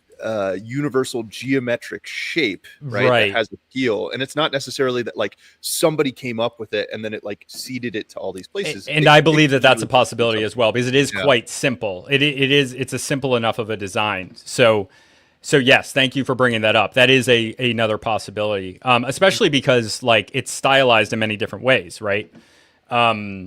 But yeah, that is a possibility as well, that it's not from some common source. I think it's possible that it is from a common source, but I don't think that just because it is a similar symbol used in a lot of places, that means that it's that means that it's definitely like from a common source. Yeah, I think the flower of life is a really good example of that, because you do see that in like, I don't know, like Irish history and then like a bunch of other places, and it's just it's not the something flower that- of life. Are you Yeah, talking I about mean, like not- Celtic knots or? No, divine geometry. Are you familiar with any of that stuff? I'm familiar with the concept of divine geometry. Yeah. Yeah, so there's this one of the shapes that comes out of the divine geometry is called the flower of life, and it's basically like, okay, you have a circle. and you Oh, yeah. overlap the No, I know what circle, this right? is. And then you move the circle around, right, and it creates a flower, and then you can do that again. And then if you connect all the connection points, you create Metatron's cube, which has all the platonic solids in it. And so it's kind of this, like a very interesting proof that there is this kind of divine geometric, transcendent pattern, that kind of like exists at all these multi-dimensional levels. And, so that's, I find that stuff pretty interesting. But to me, Yeah. it's like, that's something that you could discover, right? It's kind of like right angle triangles or Pythagorean's theorem, right? Like these are transcendent rules of reality that exist outside of like any one person. Like no one invents it, right? They discover it, kind of thing. It's also possible that these are associated, like people have different hallucinogenic drugs in different places, but sometimes they have similar effects. Maybe they're tapping into the same sort of energy, and they're coming from experiences on these drugs, which, I think the guy who discovered the DNA helix was on, don't quote me on that, but I think I remember that being true. that he was on an LSD trip, if I remember correctly. Yeah, I don't want to get us talking too much about this because I could literally talk about this for hours. But Right. Yeah, let's keep going. Keep listening. 4 directions. The cross, that's the root of the swastika. That's pretty commonly used, even in Native American culture, as like cardinal points. Right. This is north, south, east, and Sure. west. So this could be a symbol for the passage of time. This sky is turning. The cardinal points turn. Rotation of the Earth, Exactly. along with the points of the compass. Exactly. Now- That's what but that's just an idea. I mean, that doesn't it doesn't really add a whole lot of context to it as far as I Why not just have a cross then? Up, Isn't down, it left, and right. crazy? Isn't it crazy that a geometric pattern is evil? Yeah. And not just the geometric pattern, but a mustache. But a mustache. funny. Deeply offensive. It's funny. It's fucking crazy. it is. By the way, Hitler's mustache, I shouldn't have said his name, the Viennese painter, his mustache is the only thing that mustache is a military mustache. And not just a German military mustache. That is how, like, you can have a mustache in the U.S. military. I don't know about the other branches, but in the Marine Corps, if you get a mustache, it's that type of mustache. And the reason is that that's the type of mustache that you need to have in order to fit a gas mask on your face. That's how it needs to be cut. That's literally all it is. So you'll see guys in the military with this mustache because it's the only facial hair. I've had one before because it's all we're allowed to grow. And you want to grow a facial hair, that's all you get to grow. So you grow it like that. Yeah. Your beard is fine. Nobody has any problems with it. But I love it. imagine, like, if, like, oh, you have a wizard beard. You believe in child sacrifice, you piece of shit. Yeah. You know, like, It's crazy. it's very strange what we've done. And obviously, that's how horrific Hitler was. So here's something people need to understand. I want to emphasize this point. Hitler, Was Chaplin a people need to World look War into I the veteran? details. He was looking for giants in Africa. They set a mission to Well, look he for was the. also on meth. Yeah. I mean, okay. I'd be looking for giants in Africa too. As I'm like, bro, we're gonna go find dinosaurs. Let's fucking go. I love it. The thing is, though, it's like I have not found an answer on why he was looking for the Ark of the Covenant. He was looking for Thor's hammer and the Holy Grail. Yeah. And the thing is, to me, I'm like, what did I feel like there's something that they knew about Don't ancient you say history that. Don't you that say we that. don't. I don't know if this Dan is true is- or not, but I Dan feel is like ancient history I can't find Santa a straight Claus. answer. And let me tell you this: if you go Googling for answers on Hitler's interest in The archaeology, FBI comes knocking at your door. What are you up to, Jimmy? you're going to find the same article. So this is actually kind of explosive. About 2 years ago, I made a video about Google sabotaging their search results. Because remember how it'll show you if you Google some topic, it'll say there's like a Yes. billion results. Yes. So I made a video on this. And they would max out at, it didn't used to be this way, because I remember watching a video years ago of people going thousands of pages to find some blog spot on some topic. It then became limited. I did an experiment myself many times on benign topics such as pancakes was one of them. I typed in pancakes, it had like a billion like 700 million results. And then it would only go back to page 41. And then it would recycle, and all those pages before it, the dozens of pages, would recycle. Don't buffer. Don't you do it on me. Some of the same exact mainstream articles. And so I did this on all kinds of topics. And now Google has since removed the page numbers. And so you can only just go see more, see more, see more.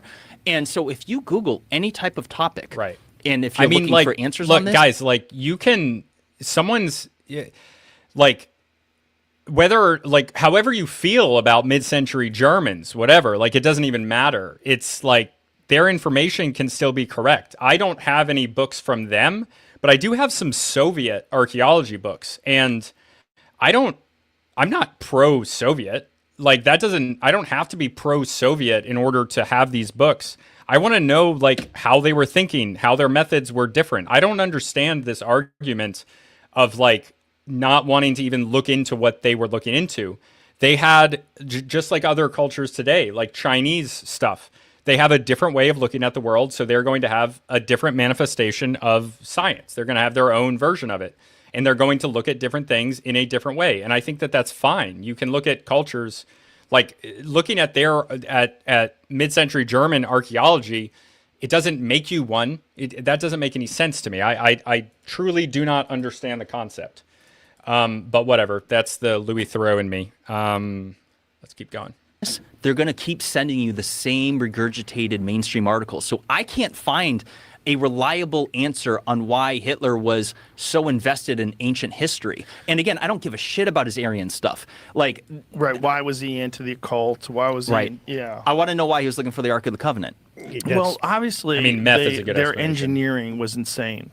I mean, to this, like, look, so many of our best vehicles that we buy today, the most coveted vehicles, came out of Nazi Germany Yep. and originally Audi, right? Volkswagen, which is Porsche. Yeah, exactly. I mean, BMW, Bavarian Motor Works. The head all of that the shit came from Apollo fucking- project, literally.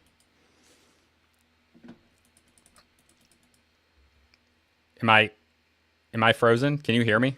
You are frozen, but I can hear you. Your internet keeps freezing you from time to time. Nazis. I mean, have you ever seen Yeah, Hitler's I race know. car?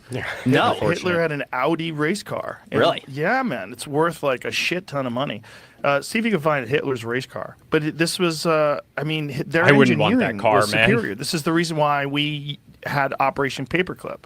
So Operation Paperclip, we brought over all of the best Nazi rocket scientists. The ones that the Werner commies von didn't grab. Braun. Yeah, The ones that's that the how we got commies didn't NASA. grab. We got NASA essentially from Nazis. That's I don't so know. allows V2 people. to put people Yeah. on the moon. I mean, Oh basically. man, I had a that's his. Yeah, have you original seen that research. Isn't meme that fucking crazy? where it's like That a was woman big. being like, we should, we need to go back to NASA, stop using all these Nazis with Elon Musk, and it's like the monkey being like, Yeah, I've seen it. It's funny as hell. Yeah, it's ridiculous how there's all these justifications. Like they'll call somebody who's clearly not a Nazi, and then the freaking the parliament in Canada will take a literal Nazi with a Sonnenrad tattoo and bring him in to their parliament and give him an award, and that's supposed to be fine. But like then you're gonna call Trump a Nazi somehow. Ridiculous. I don't know. This stream might get demonetized. We'll see. Whatever. Don't care. Still happy to be here.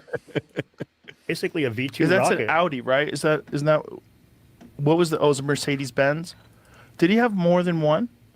I believe he had a later one. That's it. That's the one. Wow. So that one had the Audi symbol in the front of it. Well, Can you just clarify your pronouns so I know Auto not to be union. offended that you're interested in this? I'm he, him. I'm an American man. We're coming to your town. So look at that gonna photograph. party it down. Click on that. Auto Union. I guess that was what Audi's Yes, original agreed. name was. Axios. Isn't that crazy? Look at that car. Also like the video Pretty fucking and go to dope. Axios. I mean, for Where's it imagine now? fitness in training. 1939. You need it, Oh no my matter God, who it's you probably are. worth. It says it's worth 5.5 million pounds. and illegal to sell on so many markets. Is that pounds? Is that what that is? yeah. That little sign.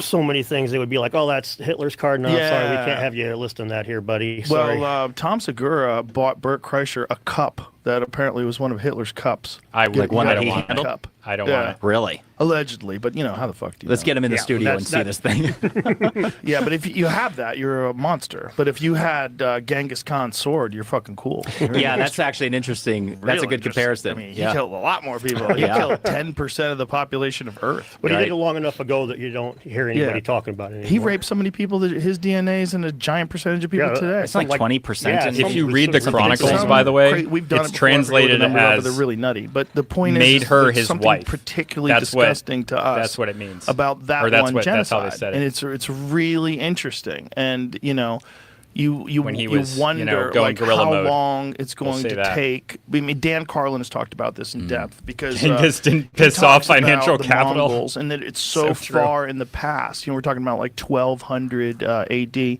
It's so far in the past that we look at it with almost like It was funny. Joe is making a really good historical point here in that, we judge things based on recency bias as well as like who they offend. Like the Japanese are much less apologetic than the German people. And when I say German people, I mean it's kind of forced, but like it's hard to argue that what the Japanese did wasn't, as bad as what the Germans did.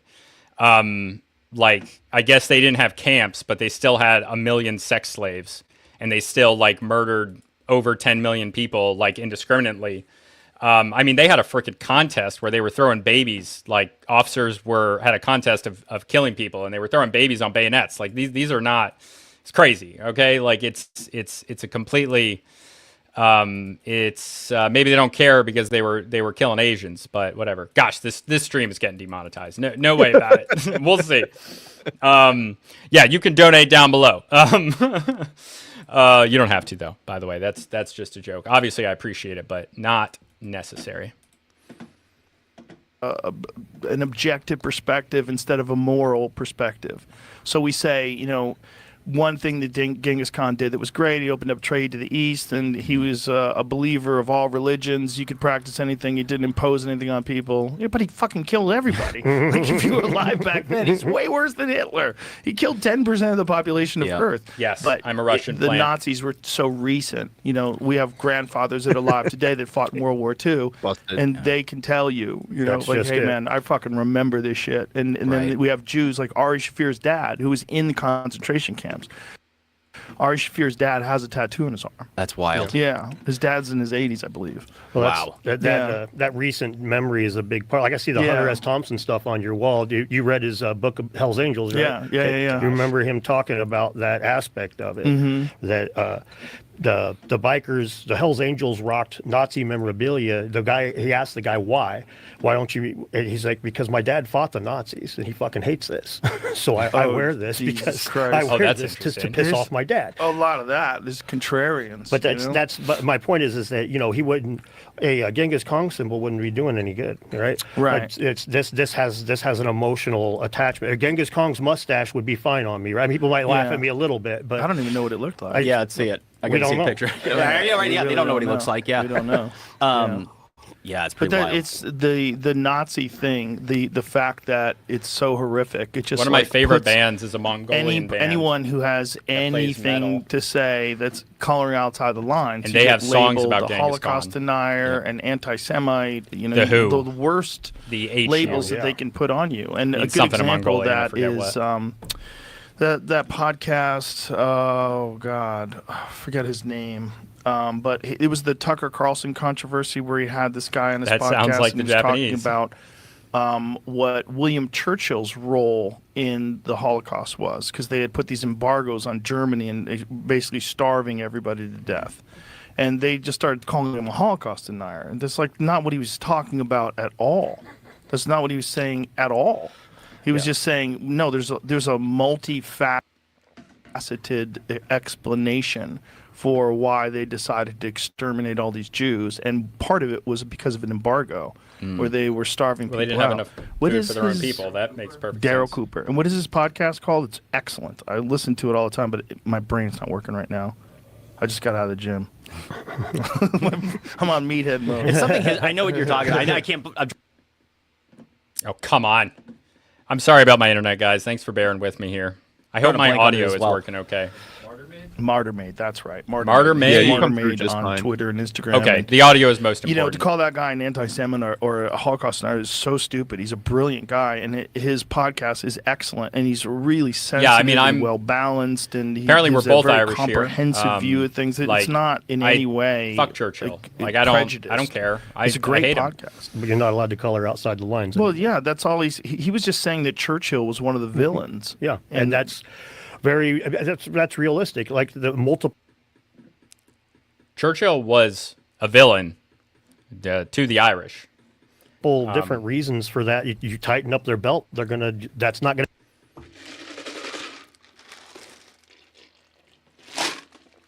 Come on, man. be I'm passed sorry. to the top. That's going to go straight to the people in the camps. Exactly. It's real. That's no brainer shit. Right. And I that's don't even not have to see the podcast to justifying put it the together. murder of all those Jews. That's not what he's Clearly. doing. That's what And all the other people. so crazy about Poles stifling and gays discourse and blacks. because that was a gypsies, fascinating conversation, and we should be Roma. considering that. Like, wow, that's crazy. There were so many factors, so many horrible things going on all together. Well, they say you're supposed to learn from history, but how the fuck are you going to learn from history if you actually take the lessons out of it? Right. I mean, this is an important thing here. You think about this right now with the stuff in the Middle East in the last 20 years. Every Sure. time we put an embargo on there, Yes. we're not starving Saddam Hussein. We're starving the people in his freaking prison. So remember that. Dave Smith was talking about that on a podcast Yeah. recently, that during the Clinton they don't care, administration, right? the embargoes starved to death 500,000 children. It's going to Yeah. affect And it's worth remembering the that it poorest doesn't- people in that society, or the having most that conversation disenfranchised, makes like somebody call you prisoners, a poor Holocaust people. denier. That person should be out of the unfortunate. conversation, in my opinion. Right. And like you were saying, academia is chock full of those kinds And of they should fucks be right now. shamed. They They should should be shamed by people who want to know the whole picture. It's the opposite of I love knowledge. Joe Right. Rogan It's right it's now. certainly not condoning holocausts. It's so stupid to not be looking at everything. The good news is that people are waking up to this. A lot of people Yes. think just like us, where they're objective enough to understand that, like, well, that's silly. Yes. And so they're putting themselves in a corner in this echo chamber where people just aren't listening to them anymore. Like, Yeah. when it comes to like mainstream archaeology, we call it big archaeology, establishment archaeology. They're putting themselves into a corner where people, like, if I'm gonna ask questions about the swastika and you're gonna say I'm spreading dangerous Nazism, some people will buy into it, but I've noticed that most people are like, no, he's asking a question. Well, we have the internet now. We have shows like yours and mine where The you way can have that information conversations about spreads things, now and people get to see, is- oh, these people that are in control, they're Like, all loons, changes and they're all how telling us that you have to it think works. this Like, one it way, changes or you're how the, we think the about worst things. person on earth.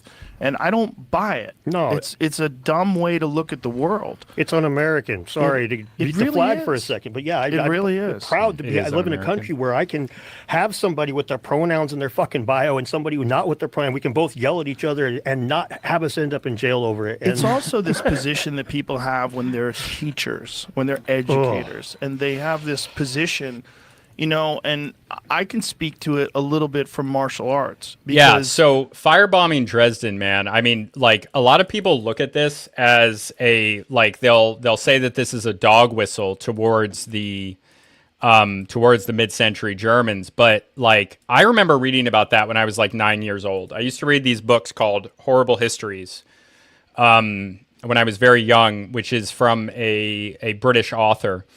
You couldn't find them that much in America, but they eventually made a show. The guy's kind of woke, but it's fine. I read a lot of these books, and like, I remember reading this and being horrified because at the firebombing of Dresden, I mean, they killed a lot of people. The estimates are lower than the people that actually died because the estimates are based on the population from the town itself, like the amount of people that they couldn't find. But the truth is that Dresden had a lot of refugees in it already from other places that were fleeing.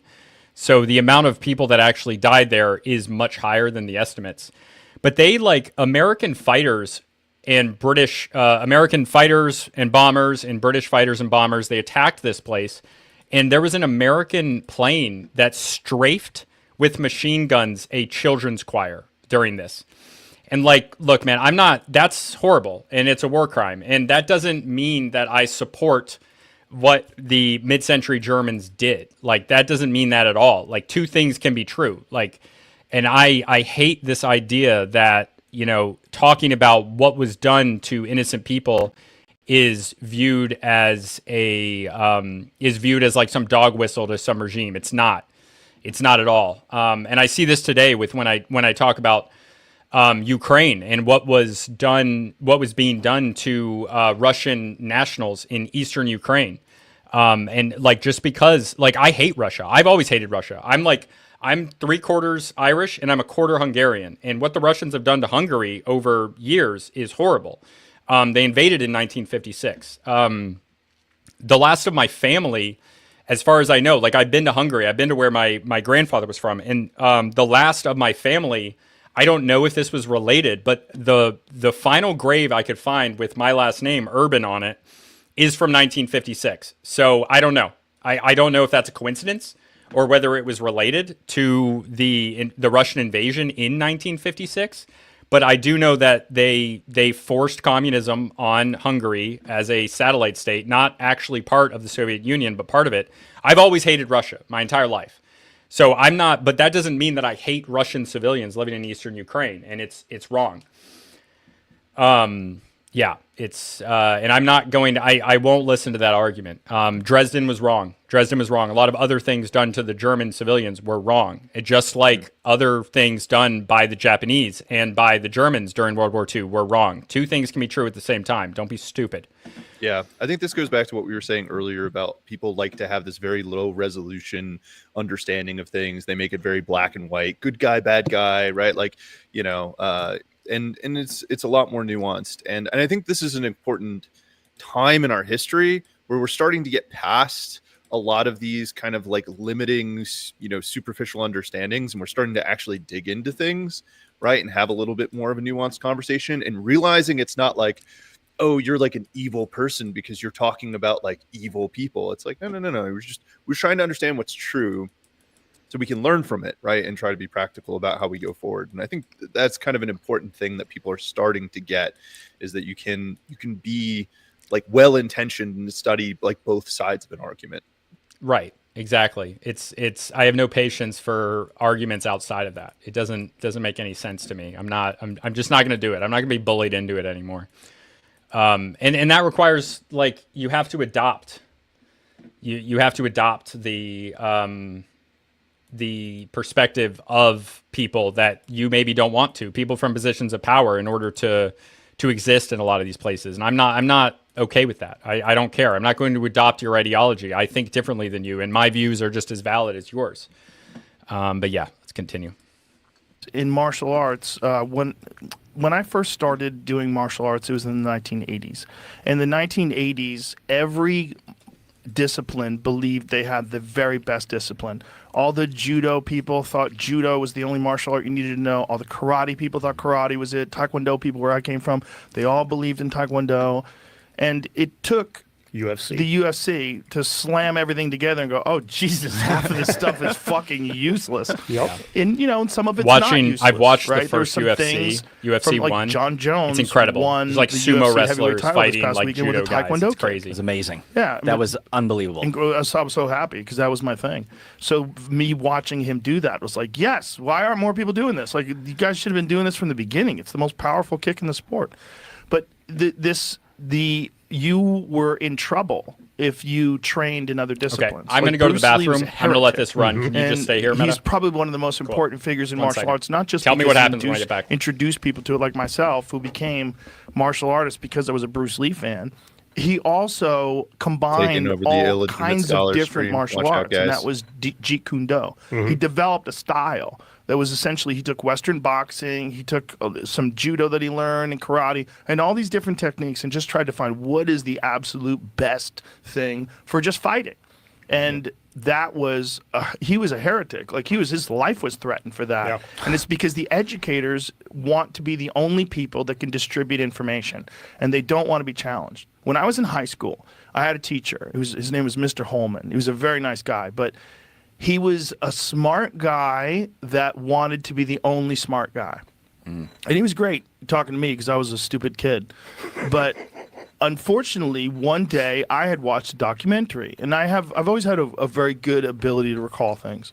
And we were in class, and he was talking about the pollution in Lake Erie.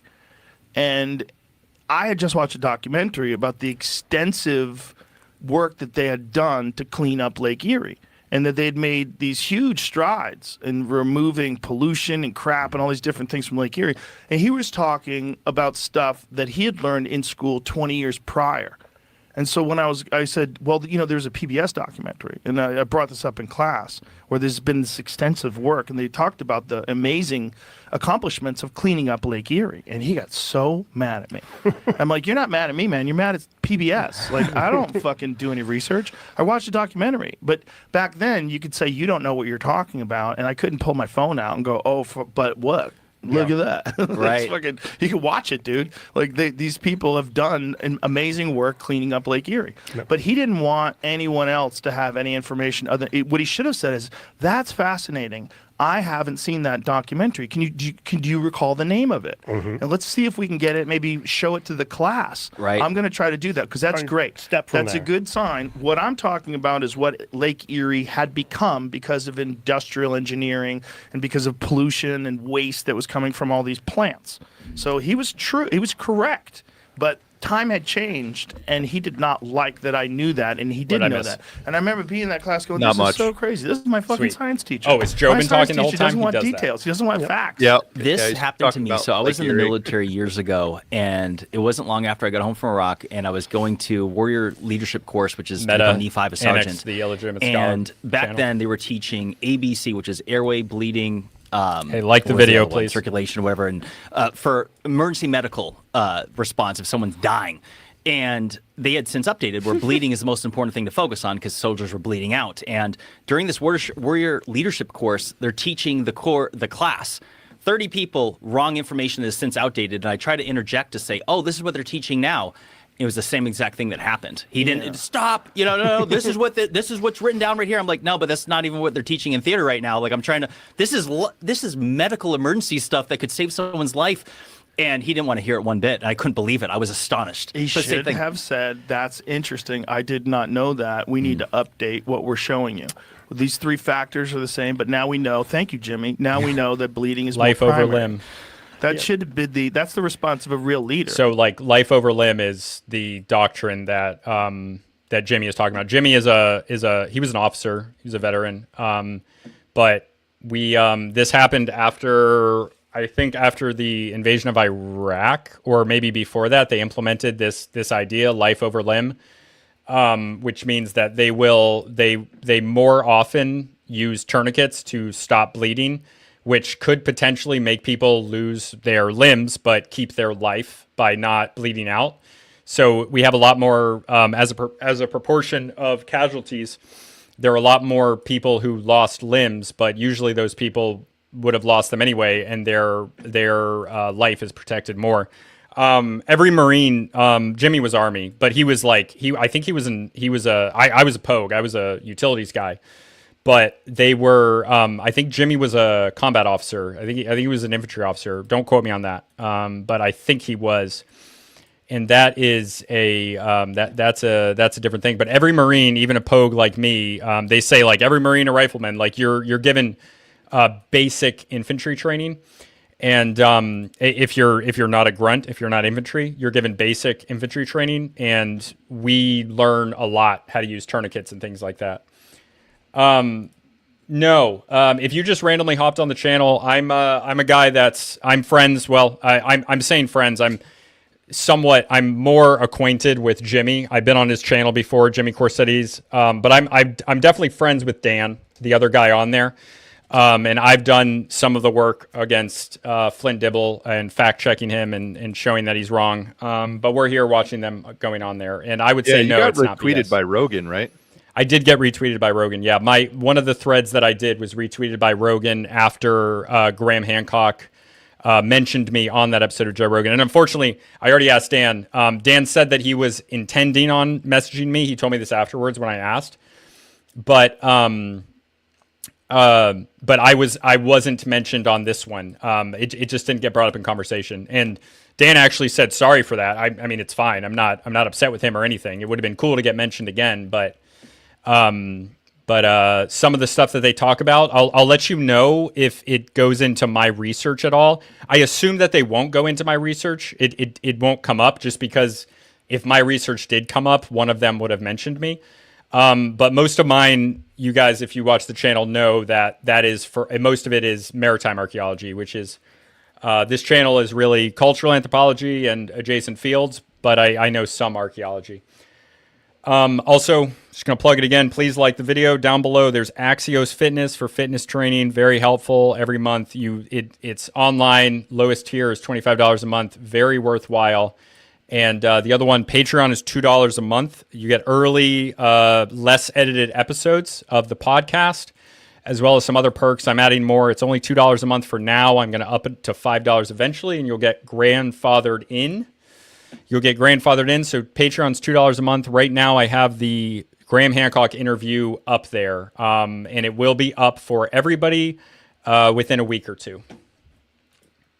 Yes. Right. And a real leader, you're always going to have blowhards in your class that are going to want to hear their own voice. They want to talk about stuff and chime in and correct people. And But you got to let a certain amount of that, and that's the internet. And people don't like that, and that's why they wanted to ban people from Twitter. They don't like these people coming along that have ideas that, like the Great Barrington Declaration, where they, the government actually conspired to get these people removed from Twitter. And we know that because Elon, thank God, bought Twitter and changed discourse. But this was a concerted effort to take these people who were brilliant people, who had degrees, were experts in this field that they were discussing, and they decided they were going to remove them because they didn't go along with the narrative, and they were confusing people in a time where they were trying to force vaccinations on everyone. Right. The emotion side of it from the individual levels, like what you guys described, you have a teacher, the emotional reaction. Buffering. That's a huge part of it. But when that's a huge part of it, when, especially with archaeology, because a lot of it's not really hard science. A lot of it's like, I've got this arrowhead here and I've Come on, man. Don't do this to me. up this story, and so now it's my story, and you're not attacking the science, you're attacking me. But it gets even worse when you look at it, what they get, like this hate for Graham Hancock, and in particular Graham Hancock.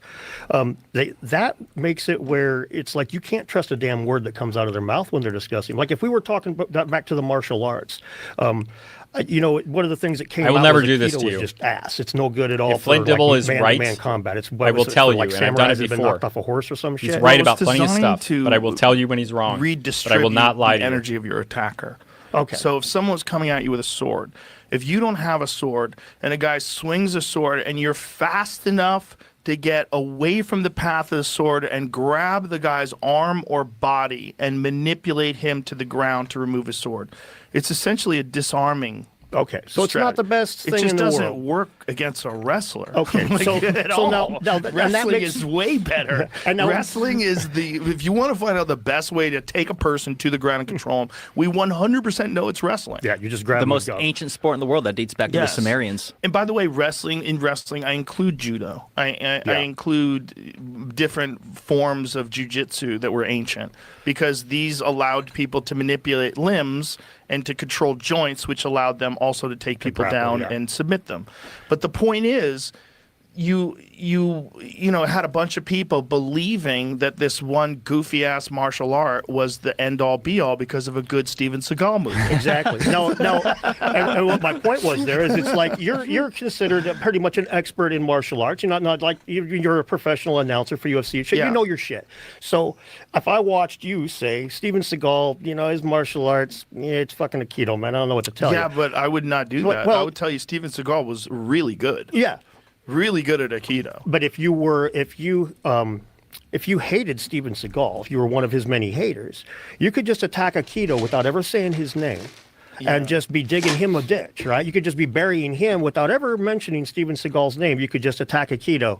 Aikido is a shit martial art. It's not effective. It's not very good. And then by extension, you're making Steven Seagal look bad. And this is one of their favorite tactics to do to Hancock. They will attack. This idea is racist. It's inherently bullshit. They don't have to mention Hancock's name. Now it's just they just glue the two. They're so insidious this way.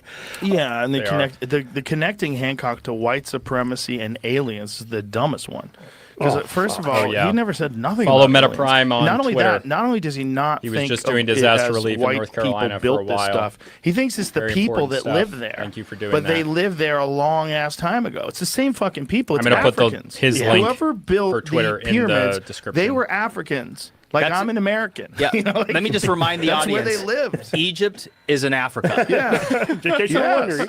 Yeah, that is northern Africa, and it's the most sophisticated construction we have ever witnessed on the face of the earth. Yeah. Anybody that disagrees, you need to really study what they accomplished in the Great Pyramid.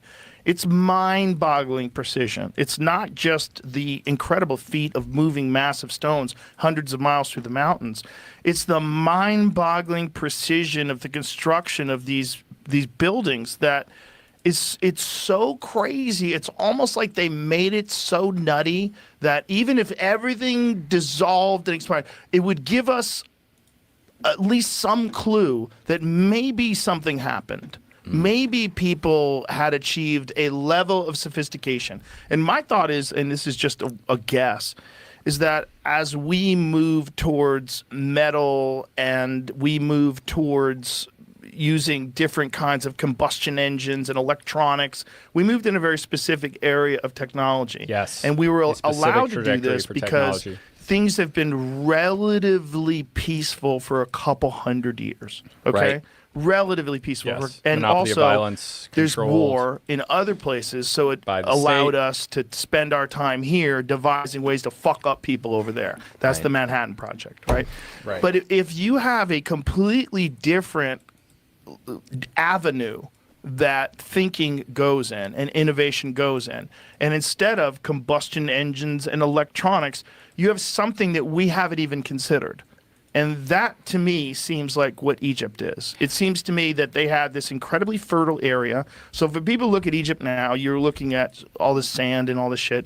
That is not what it looked like. In the thousands of years before the construction of the pyramid, it was a rainforest, and it was fertile. And so my thought is these people probably had Green plenty of Sahara. food. Yeah. And so they didn't have to go anywhere.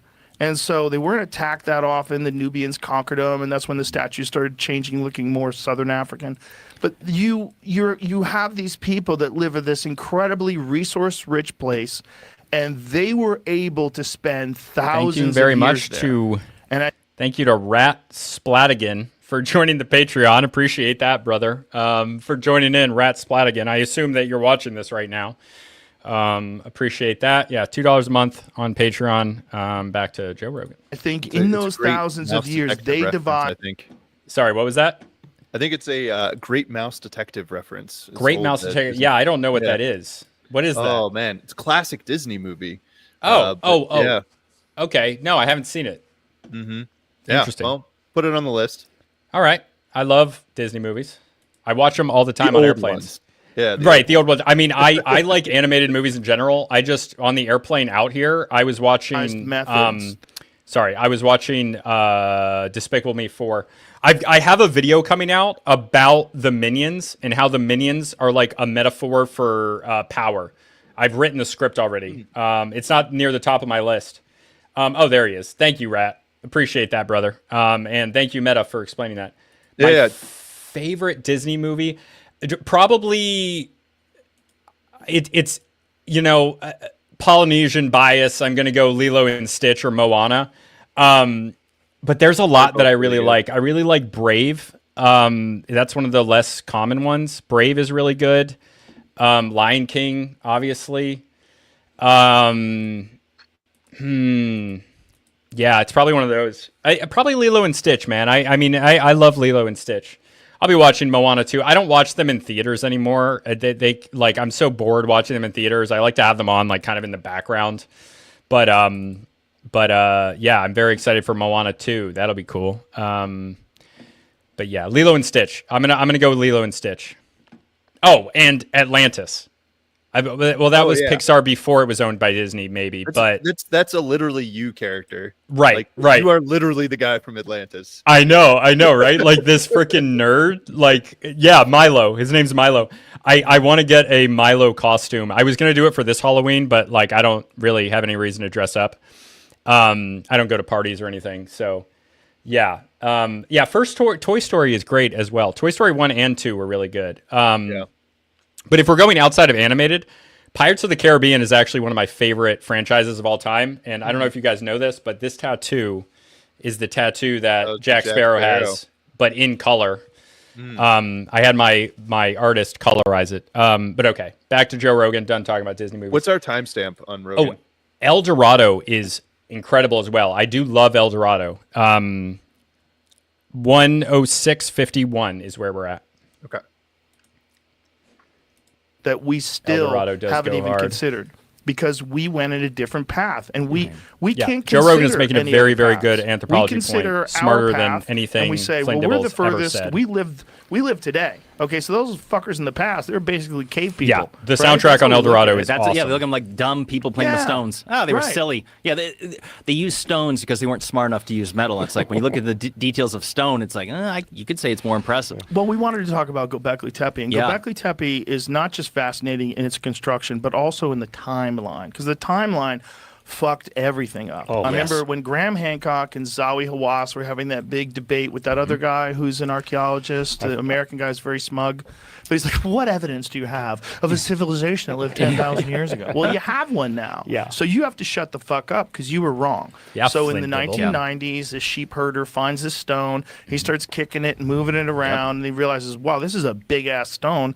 I probably bring in some smart dudes to figure this out, and they start digging, and they go, "Oh Jesus, this is these huge circles of giant stone columns with 3D carved animals on them." At a time that we thought people were living in teepees, right? We thought people had stone tools. We didn't think there was Also, any metal. We that thought it was animated done the chick in opposite El way Dorado around. We is thought thick you needed as to be a fuck. hunter-gatherer or a Yes. farmer, and then you could build. And now they had Yes. to flip that entire Just shit on its ear. Well, absolutely actually, maybe. creating I think my they only attraction to flipped women. that shit on its ear to try to make it look like they were right about That's the timeline of hunter-gatherers. I completely agree. And to ignore the possibility of an ancient civilization before Mesopotamia. I completely agree. Because it's the only thing that makes sense. There's no way when you're just struggling to find food.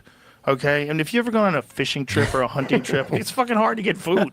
We have modern stuff, it's hard to get food with a rifle, right? So these people were getting food. Yeah, dude. and El Dorado is so They good. somehow or another, in between them, while like running around trying to shoot rabbits with a bow and arrow, they figured out how to make these massive stone columns and Where's everyone from? I'm going to let this buffer for a second. Where's everyone from, by the way? I love asking where everyone's from. You guys know that if you've been here for a while. Let me know where you're from. I know we have a lot of Norwegians for some reason. I know we get a lot of Australians, though probably not at this type. I'll stream in the middle of the night and I'll get a bunch of Australians. I know we have a few Mexicans. My Chilean homie is not here right now. We got some French guys, Canadians, Americans, obviously. Detroit, Michigan, Scotland. Yes, I get some Scots as well. UK, Jenny, if you want to share which one? Croatia, fantastic. I will not tell you that Croatia is rightful Hungarian clay. I will be nice enough not to tell you that. Michigan. Oh, we do have Australians here right now. It's late for you right now, brother. Berkeley, California. Oh, it's not that late, is it? Because I'm in Washington right now, so I'm 3 hours behind. Texas, American living in France. Yeah, shout out to Frenchie. The guy I call Frenchie is actually not here at the moment, but he's around sometimes. Close to St. Louis, around all those mounds. St. Louis, unfortunately, was built on a place where they just destroyed a bunch of mounds. Lots of archaeology lost there. Yeah, thanks, everybody. I love seeing that. I love seeing the differences. Aisha is not here anymore, but she's also from the UK. Yeah, people from all over. I love the people that watch this. Springfield, Lisa Simpson, fantastic. All right, let's keep going. put them in position and move them in circles and And Hundreds some of them. pretty great artists too, doing some relief carvings. I mean, Yeah. that's not the same as just not only carving that, in. but animals that For were those that don't know, important to the Croatia area. was It's just like what under how do a you fucking know personal, this is a thing? like, what is this? what's it called? Göbekli Tepe, It wasn't owned brother, by if there Hungary, is but it was such a like thing from the as king an of ancient Hungary conspiracy theory for like it's 800 this. years So, or something, maybe like I 600. remember hearing Graham Hancock come on your show, And then they took back our in, coastline. like 2015 or 2017, By our, I mean and he was Hungary, talking not about our, Göbekli but- Tepe. And at that time, he had shared that the site was only approximately 5% excavated. It's the first So they're talking about Göbekli Tepe here, and it is video on my channel. Here we go. It's like August 2017, and I shared the details of it. These pillars dates back 11,600 years. It appears to be purposely buried at the same time of the Younger Dryas climate catastrophe. This is fascinating, and excavations were continuing. So I'm like, okay, I'm going to backburn this Yeah, topic. it was of not Göbekli Tepe Hungarian's for a little while. coastline, Let them actually, further their but excavations. and personal I'll union revisit this with the later king. when there's something like, new to the share. king of Hungary was also the So king of Croatia. earlier this summer, That's what I'm I was like, looking all for. right, let me revisit Göbekli Tepe and see what's new there. And I was astonished to learn that 5% figure was still the Right, same. the Austrians would say the Have you same. heard this? That's fair yeah, enough. I've watched your videos on it. Because Hungary was also YouTube under channel, Bright Insight. the Austrian Yeah. Empire and then the Austro-Hungarian Empire after the Glorious Undeniably Revolution. strange. But that's Your a separate videos are conversation. Undeniably strange. Nobody needs to here's know some Hungarian images history right now. Where you could see what it kind of looks like along with this global. Yeah, more people like the heritage video, fund please, or don't, not your dad, story but- on it. So That's So the best way to help me out. 5%. Just like And the that video, give me figure those stats. is still the same Or as of don't, not your dad, but 2023. please I had do it. one. There's a lady I who am does literally tours there begging you. and corroborated the 5% figure, and then there's a gentleman named Hugh Newman who's an author and also leads tours, and he communicated with me that what they were going to do, and I couldn't believe this. I want to know what's on the other pillars too. They're going to But defer a unfortunately, the full-scale archaeologists don't care. excavation for, quote, future generations. This is key. Future generations. With a 150-year estimated time frame for a full excavation of Göbekli Tepe. And I'm like, wait a second. Are you serious? Like, this makes no sense. We're talking about Maybe I'll do arguably some not stuff just on the Hungarian world's history oldest sometime, ancient talk about the site, but Treaty of arguably the Trianon. most mysterious, because it's like you were just saying, it's not We'll supposed do it to another exist. day. Based on everything we're taught in school, it's supposed to be the Sumerians. And then you have the site of Göbekli Tepe, made up of sophisticated pillars and concentric circles. At least 5,000 years older. Yeah, that older than Yeah. almost 7,000 years older than Stonehenge. And What year was Stonehenge that, is a Northman? mystery of itself. Right. So I start Googling and looking into the details. I'm like, this doesn't make any sense. How could there possibly be, how could they defer excavations for future generations when this may be the most important ancient site on Earth involving our mysterious lost ancient past? And so I started digging into this, and I couldn't believe what I found. So they were doing large-scale excavations, but that has since ceased. Just to clarify, they are still excavating Göbekli Tepe. They are still excavating Okay? Göbekli Tepe. But they have rolled and dialed back Very slowly. the large-scale excavations of the years prior, and they are focusing on conservation and tourism management of the site.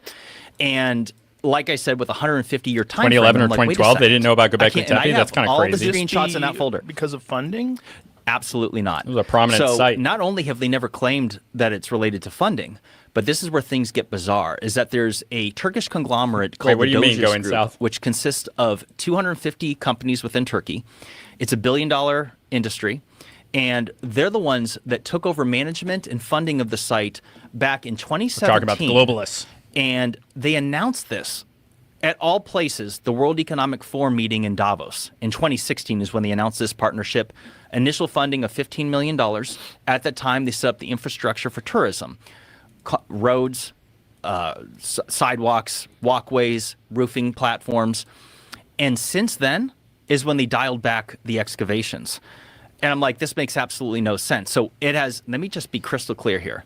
It has nothing to Thank do with you, going funding, south, and they've appreciate never it. claimed it has anything to do with Yes, funding. Jenny, WEF But their is bad. excuses, they have said, one of which is Local- that, well, the more local we the wanna governance, the wait freer the for, people. Future technologies to develop so we can more safely excavate the site.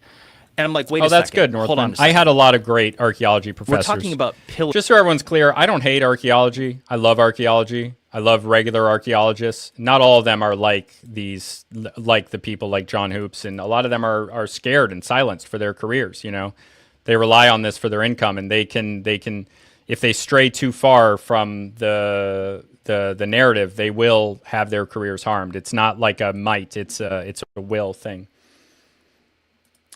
I don't think they're screwing with my reach. I think I'm pretty much I don't know. I think I'm pretty good. I've been growing quite steadily. They could be, but I have no evidence of that, and that's not something I've really thought about.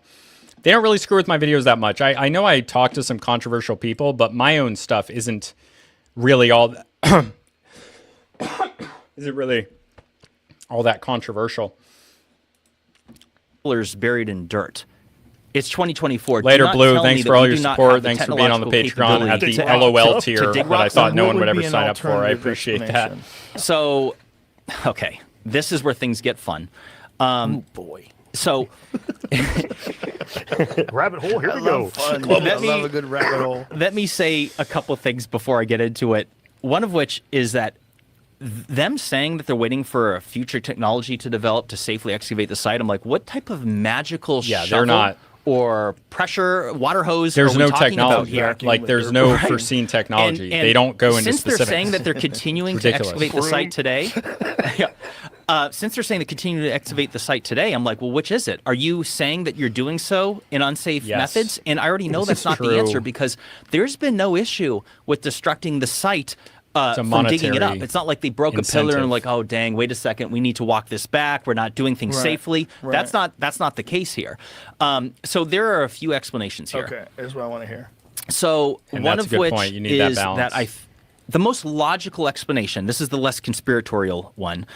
which is that it has to do with money. You have this Turkish conglomerate of people that are saturated with members of the World Economic Forum. Members of the World Economic Forum, and then buffering. Now they're messing with my stream.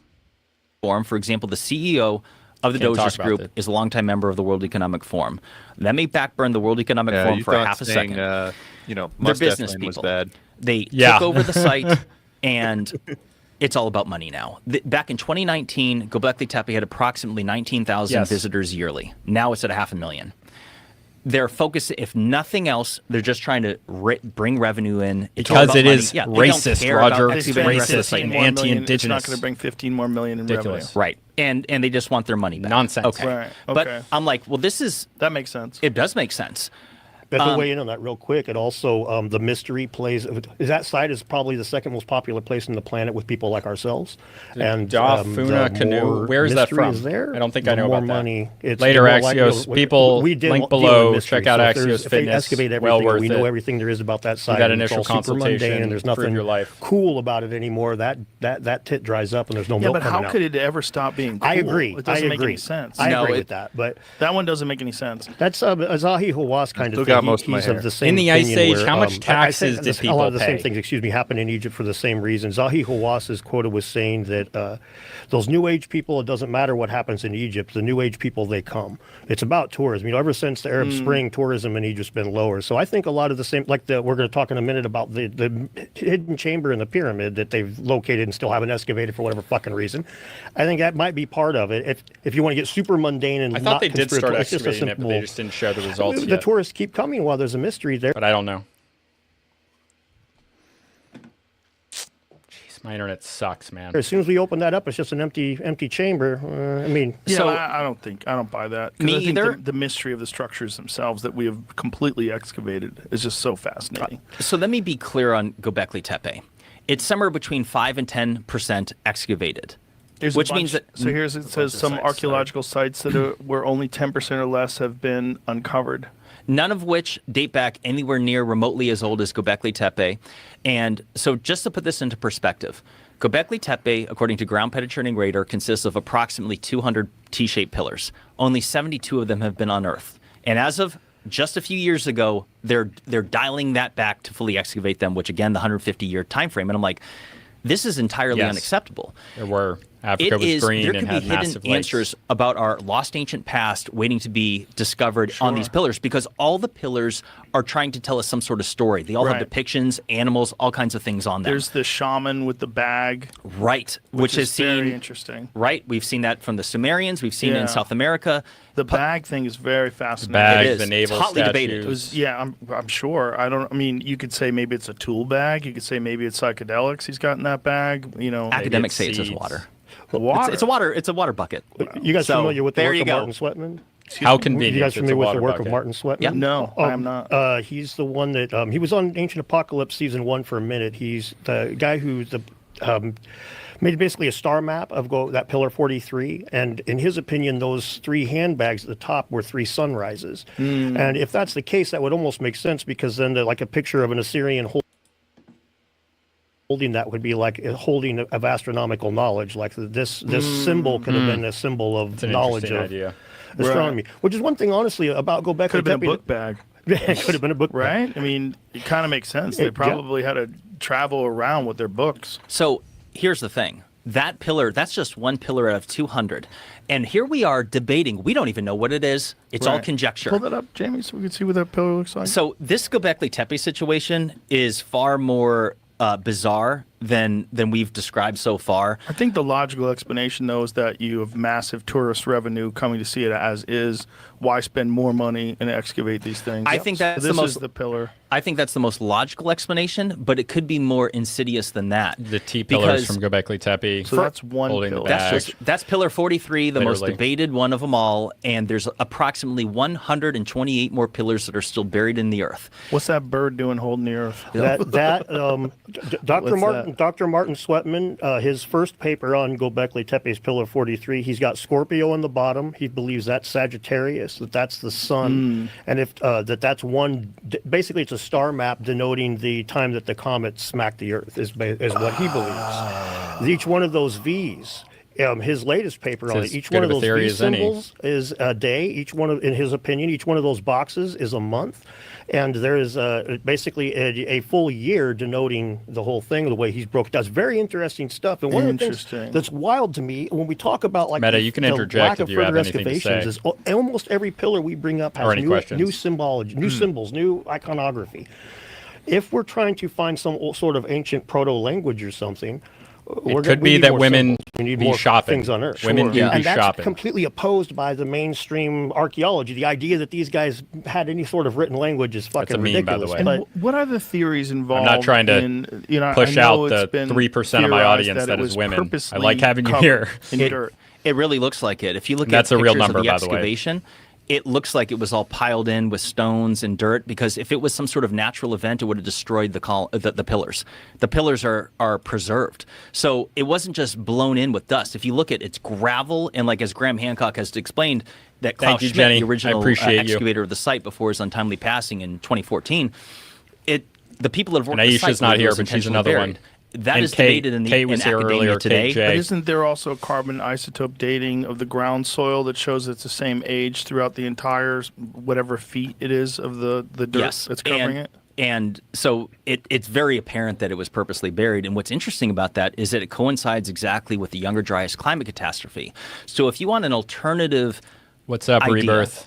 on I just so, okay, just we can talk- released no, because it would episode with destroy Rebirth. those pillars. It's the last video on my channel. Knock 'em Part of the over. 3%. Yeah. Fantastic. We That's- got a lot of women I've here seen that in on Iraq with the statues. live. I appreciate So that. We'll share. Let's talk about this in a second. This is where things get wild. So That's before the Oh, excavation. from Lake Chad. This I've is never an heard of that. aerial photo from what year is this?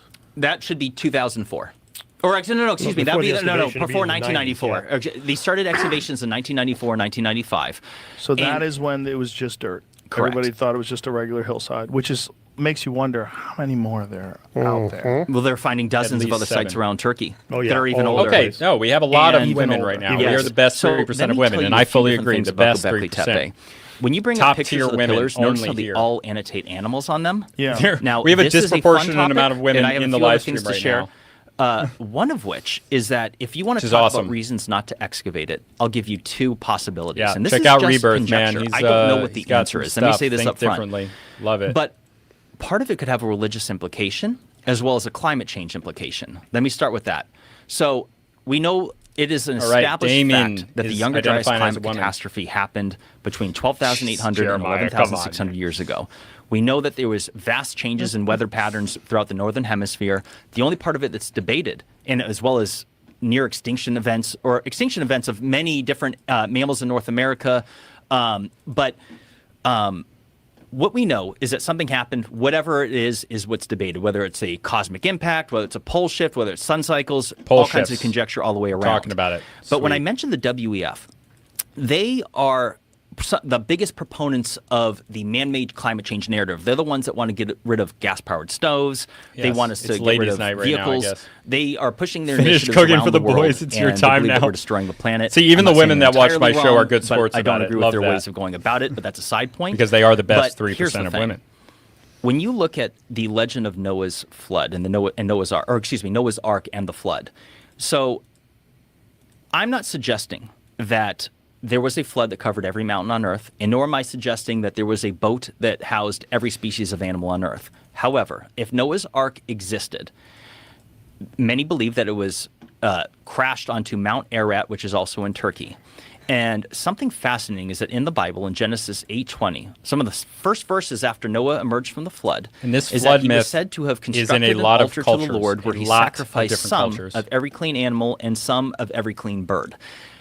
Göbekli Tepe is in Turkey, and every single one of those pillars annotates animals. And some have suggested that it could be Noah's altar. Now, that could be one reason why they wouldn't want to excavate it, is because Turkey is an Islamic country, and if there was some Christian religious belief that was Christian corroborated, first. they might not want that to happen.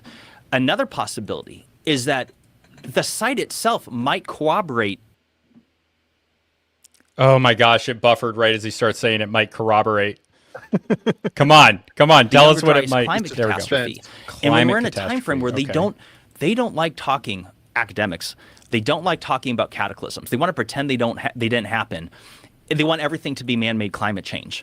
They don't ever talk about the Sahara being green 5,000 years ago, like when you're talking about Egypt being a rainforest. They find whale bones in the Sahara. I know, Oh it's no, Joe, crazy. those are 30 million years old, so stop talking about it. Crazy. You know, Whale and, bones. It's amazing when you think about it. yeah. And so, as far as the climate change narrative, there could be a possibility that they don't want the evidence of a prehistoric civilization that was more advanced than what we ever thought to believe, that might corroborate some Christian narratives. And if nothing else, they don't want it to be brought into the discussion of modern day climate change, because notice on the topic of climate change, they never mention natural stuff. Yeah. They don't discuss I really the like Jimmy's Milankovitch talking points. cycles, I've been which listening to consists him of for 3 years. variables. One of which Before I is the went Earth's on precession, his the channel, other is which the Earth's was like a tilt, dream come and the true. other is the distance And then from the Graham Earth Hancock, from the an even sun. bigger All dream 3 of those come true. variables are constantly changing every single day, although immeasurable this day is a by big day. They thing, happen is, over tens of like, thousands we can't of years. talk about the broader cycles, and especially with the pole shift stuff. I know that kind of like, you know, is understandably extremely kind of terrifying.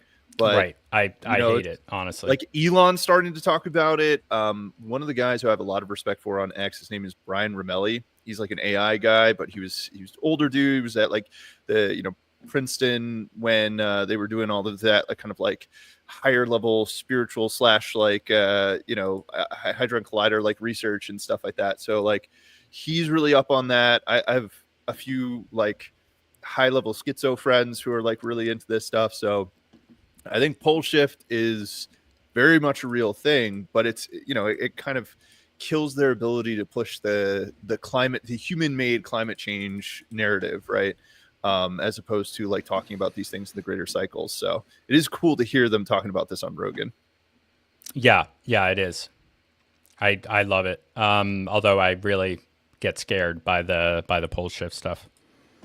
But each individual of those variables God, this episode is so impact climate on Earth. For example, when it talk about the Green Sahara, they believe the most likely reason has to do with the Earth's precessional cycle. I'm like, well, wait a second.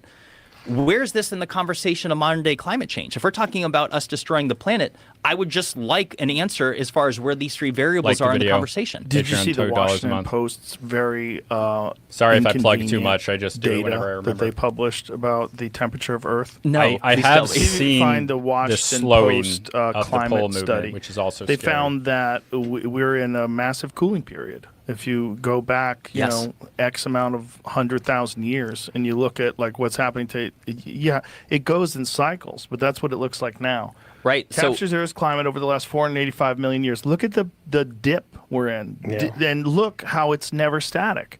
It's down and up and down and up and down and up all throughout the history of the Earth. Yeah, me too. Which is I have no measurable. idea. It's not to say that we don't have an impact on it. We That's a definitely pretty do. sharp- But pretty even sharp increase there, but yeah, here's still. the thing. Even if we didn't, but there's sharp increases in There's the a couple past. other ones, Look yep. at There's a those couple back. other ones, look yep. at 390 million Yep, years ago. that Look was at what I that was just giant looking at. peak. That's fucking crazy. That's straight up and down. Yep. It's always happened. It's not like it's static and then industrial Yes. engineering comes along and then you see this big increase. Oh boy, what are we doing to the Earth? No, it's like even if we didn't do anything, we have no control over the temperature of the Earth. And what's really terrifying, Randall Carlson talks about this all the time, is global cooling. That's what's really terrifying. Yeah. When global warming happens, oh no, you got to move out of Malibu. You gonna be okay? hey, You got to Jamie, move to the places where it used to be cold and now it's warm because humans have always been nomadic. That's the whole reason But why we're not in global Africa cooling will anymore. fucking kill us all. Right. So- global cooling will kill everything. And we came. Randall talks about this, that we came very close at one point in human history. That we came very close to losing the that little ice oxygen age. that's required to literally keep life. Yeah. Jamie, will you bring up my Ice Age or Ice folder? So I have an update for Dude, you it's from so the last time I crazy was on how your like podcast. life exists in this very, very thin band of like temperature and all of that kind of stuff, and the fact that like we, you know, are you know the Earth is in that like perfect little zone. It should kind of tell you something. I feel like. Yeah. Seriously. Go over to the graph. It should be one of the first slides in it. That one. Go right.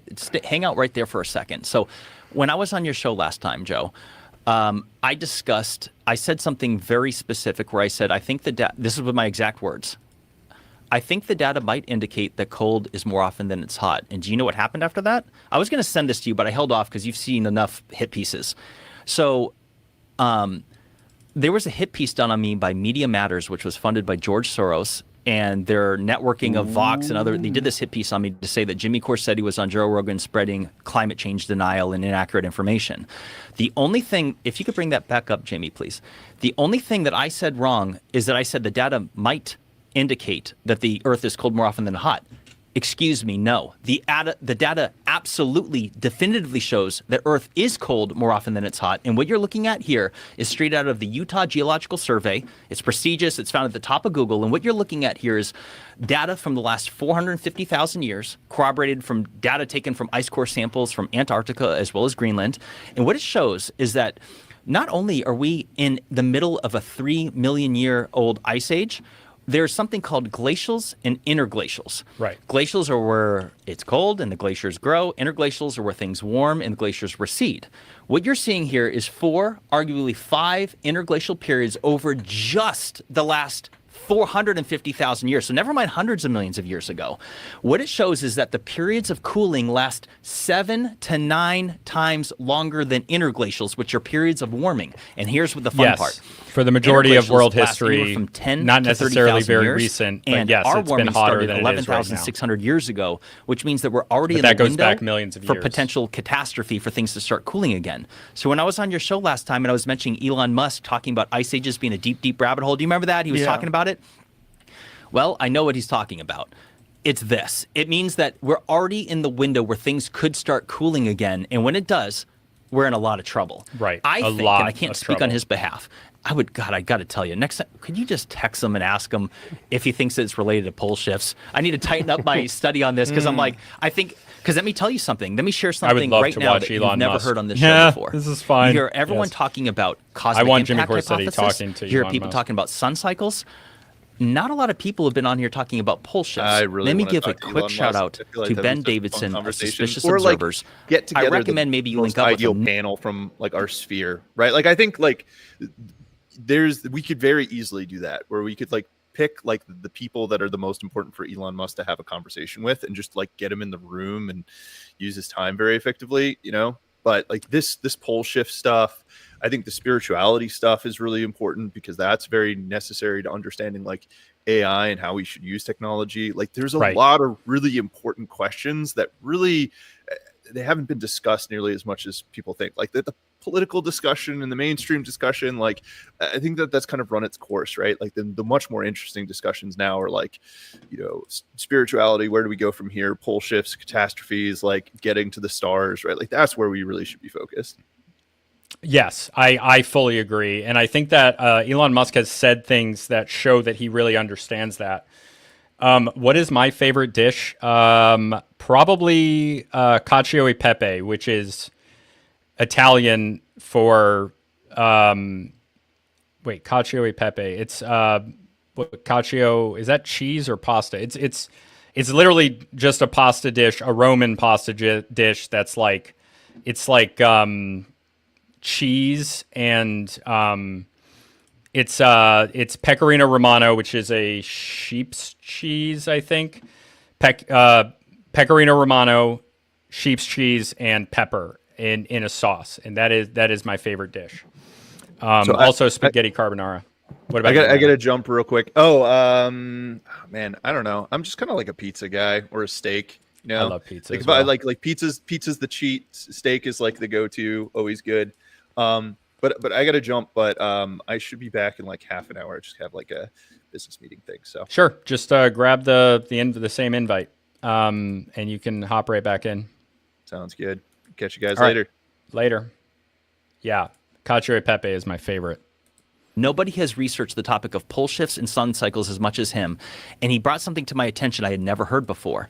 Jamie, the very first slide that you showed was of the Gothenburg excursion. So there was a partial. I actually pole flip disagree with right Graham in the on middle. that. See how it dates? Actually, I'm going to address this. The reason I disagree with Graham on this idea here that they should be doing, I think he says ayahuasca, not DMT. The amount of power that whatever shaman instituted that ayahuasca trip, like that worked on that, it would be the power that they have would be huge, and that's scary. So I don't actually agree with him on that one, but that's okay. That is how I feel. Or maybe I would think about it, but it would need it would need to be done in a certain way. Between 13,007 and 12,003. So the Younger Dryas started 12,800 years ago. And it's right in the middle of that ballpark range. We already know, it is established science that when geomagnetic pole excursions happen, it changes weather patterns on Earth as well as the ocean current. Jamie, if you want to Google, there's a space.com article titled that in 2025, some scientists are suggesting that the Earth's ocean currents may stop. Have you heard this? Oh, no, don't stop. Okay. Don't do that. And nowhere in the articles don't do do they that mention to me. anything about pole excursions. So people need to understand that we're already in the middle of a pole excursion, which is a partial pole flip, which means that things are shifting inside the Earth. It's also known that that can cause changes in ocean current. Now, most mainstream articles, let me just be fair and tell you what they'll say. They'll say that, oh, no, it's related to man-made climate Seriously, change. Greg. We're changing the currents of the ocean. I don't believe that. Someone's going to get possessed by a demon on accident don't and allow just them to let 'em unleash take your on data. Russia, which might happen look at even this. without DMT. Nowhere in this article to explain why. But here's the thing. People need to understand that the number one thing that affects weather on Earth is, of course, the sun. The second thing is ocean currents. It's the reason why England is relatively temperate. Go back to that, Jamie. It's the reason why England is relatively temperate is Like because button, the Gulf Stream please. Hit flows the up like there. button. Subscribe and if you're it not, keeps it also. relatively warm in Look what it comparison. the way it says it here. Key Atlantic current could collapse Also, soon, what's up, Craig? impacting Good the to see entire you world again. for centuries to come. Craig's been here since Leading I was getting, like, climate 30 scientists views. warn. So just Oh, by hey, Kate. saying Still here. climate scientists, you're already implying, at least, this is the result of climate change. Right, that's what Which they further fuels this agenda that man-made climate change is the cause of all of our woes. right. Which and is a narrative that you're consistently hearing. And again, to be real clear to someone's going to say something about this is not to dismiss pollution. This is not to dismiss our impact on the atmosphere Still of the can't Earth dump stuff and in what we're rivers. doing with coal plants and all the bullshit that we're doing. For sure, we're doing bad things. Right. Also, if we weren't, we have no control over this thing. Right. This thing is constantly moving, and both of those things need to be looked at the same time. The problem is this whole narrative of climate science has been adopted by these same fucking people that want Twitter pronouns. It's the same people. It's the same sort of thing. And if you have anything to say about it, if you want to talk about a swastika being an ancient symbol, now you're a Nazi. Now you're a climate denier, you're a vaccine denier, you're this, Right. you're that, you're a Holocaust denier. It's like the same kind of stupid shit. And unfortunately, with this one is uniquely tied to money. This one is uniquely tied to green agendas and the enormous amount of funding that is going towards these green agendas and people that are profiting off of spreading this narrative. Bing, these bing, bing. philanthro-capitalists that are making hundreds cobalt. of millions of dollars promoting The amount of like this terrible idea stuff, of child climate labor change in being our Africa. primary I'm saying problem. Africa, And but if other you places deny as it, you're a well. science Africa's where the denier. cobalt And the happens. reason why you It's a shouldn't listen real to these issue. people is because they're leaving out the key data involving Yes. Earth's historical climate data. Yes. They're not including all these other details. Right. And so I think people need to look at pole shifts because it's very interesting in this alternative realm that you have people that are proponents of the cosmic impact hypothesis. You have Dr. Robert Schoch with the sun cycles. You have other people talking about pole shifts. I think people should consider that all the above are correct, and let me explain why. When pole shifts happen, Earth's shields are diminished. We're in the middle of a pole shift right now. The Earth's they can shields make are arguments, diminishing, and but it's been I don't happening since know. the 1800s. It's been accelerating over the last few decades. This is scientific data. The North Pole is shifting at like almost 40 miles a year. right about this. When I've it was seen it half myself. that just a decade ago. And when the Earth shields diminish, we are more susceptible to cosmic impacts because less. 40 miles a year? Google it.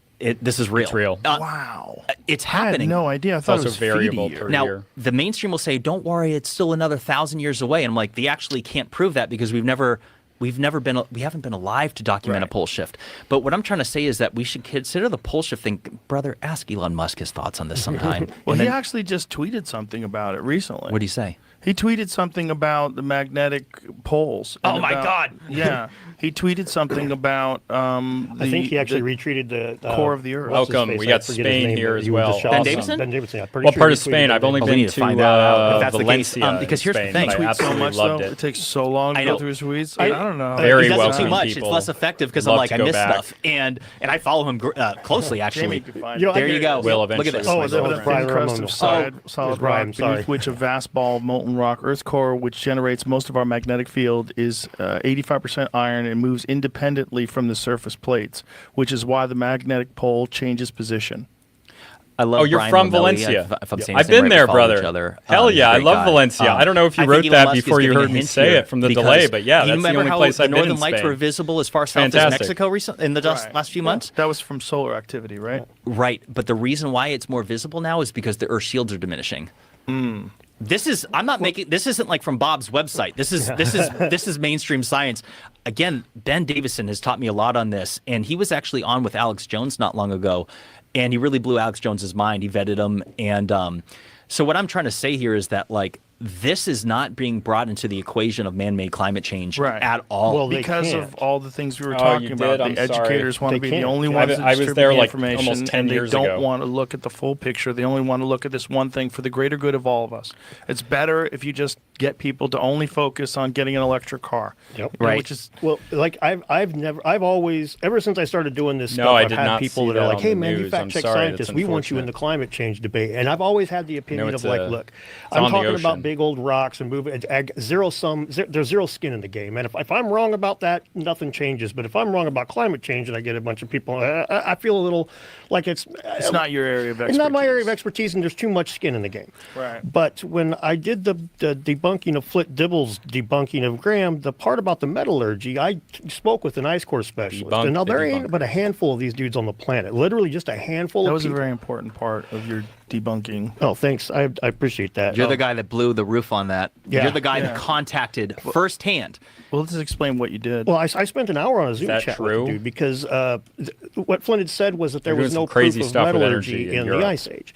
And, well, of course, there's no proof of it, but he said that we can prove definitively there was no metallurgy. And that's where it's like, well, no, because they look for levels of lead, and levels of lead, that graph you just showed with the interglacial periods, lead follows that. Because when there's more dust on the ground, the reason they believe is there's more dust on the ground, more gets kicked up, more ends up in the glaciers. But that's the same dirt that would be kicked up if they were digging for iron, right? So either way, you're going to end up with more lead in the glaciers. So I talked to this ice core specialist for an hour on Zoom, and I'm like, man, so flesh this out for me. Explain to me. So he explains to me how they determine whether or not I lead's love from having an people from so many anthropogenic origin countries or in if the it's comments. natural, and that's based People on if there's have an different archaeological information. site that they can match the other isotopes to. He went through all the troubles with it. He even lamented having. He's got other people in his field that are hardcore anti-pseudoscience because they're climate change deniers they're dealing with, and so he's like some of these guys are just too zealous, overzealous with it. I get where you're coming from, but then I put the video out, and Flint contacts the dude, and next thing you know. Well, I didn't exactly say it. Though. He doesn't change what he says. He just kind of implies that I wasn't quite being accurate. He doesn't give a full anything. It's just it Or a makes it reason vague all of a how. sudden, and So annoying. it's quite clear. He was pressured from a fucking archaeologist. He's a climate scientist. Why do you care? Because they're all part of the same little Right. Twitter University, keyboard warrior. Yeah, Twitter cult members. Yeah, and that right there changed my attitude on it changed my attitude reason. on the whole global warming thing. I was like, that's probably accurate. And I was like, I don't fucking know. I'm going to dig into this some because I don't trust you sons of bitches anymore. Yeah, I'm I not know gonna that if learn somebody about that pressured him stuff from to- upstairs, he would have crumpled like a bag because he sure did when Flint pushed him. So the issue is Dan. that it's not like there's one explanation that could conceivably have caused this massive cataclysm. Yeah, There's possibly. I probably mean, we a don't lot really of know, variables. but Just like there's always been. I mean, we always like to conveniently ignore supervolcanoes. When one of those blows, the whole world's fucked. The country's dead. Everyone's fucked. You should consider the possibility that that's related to pole shifts as well. And I could give you a point. There's one that happened, I've heard you talk about before, the Toba super eruption. Yeah. Did you know that happened at the same time of a geomagnetic pole excursion? Oh boy. Well, it true. makes sense. You're having It all does. this movement. There's movement Yeah. inside the Earth. A full pole shift is when they believe that the innermost portion of the molten within the Earth core shifts. A geomagnetic pole excursion is a partial pole flip, which they theorize is related to the outer portion of the mantle.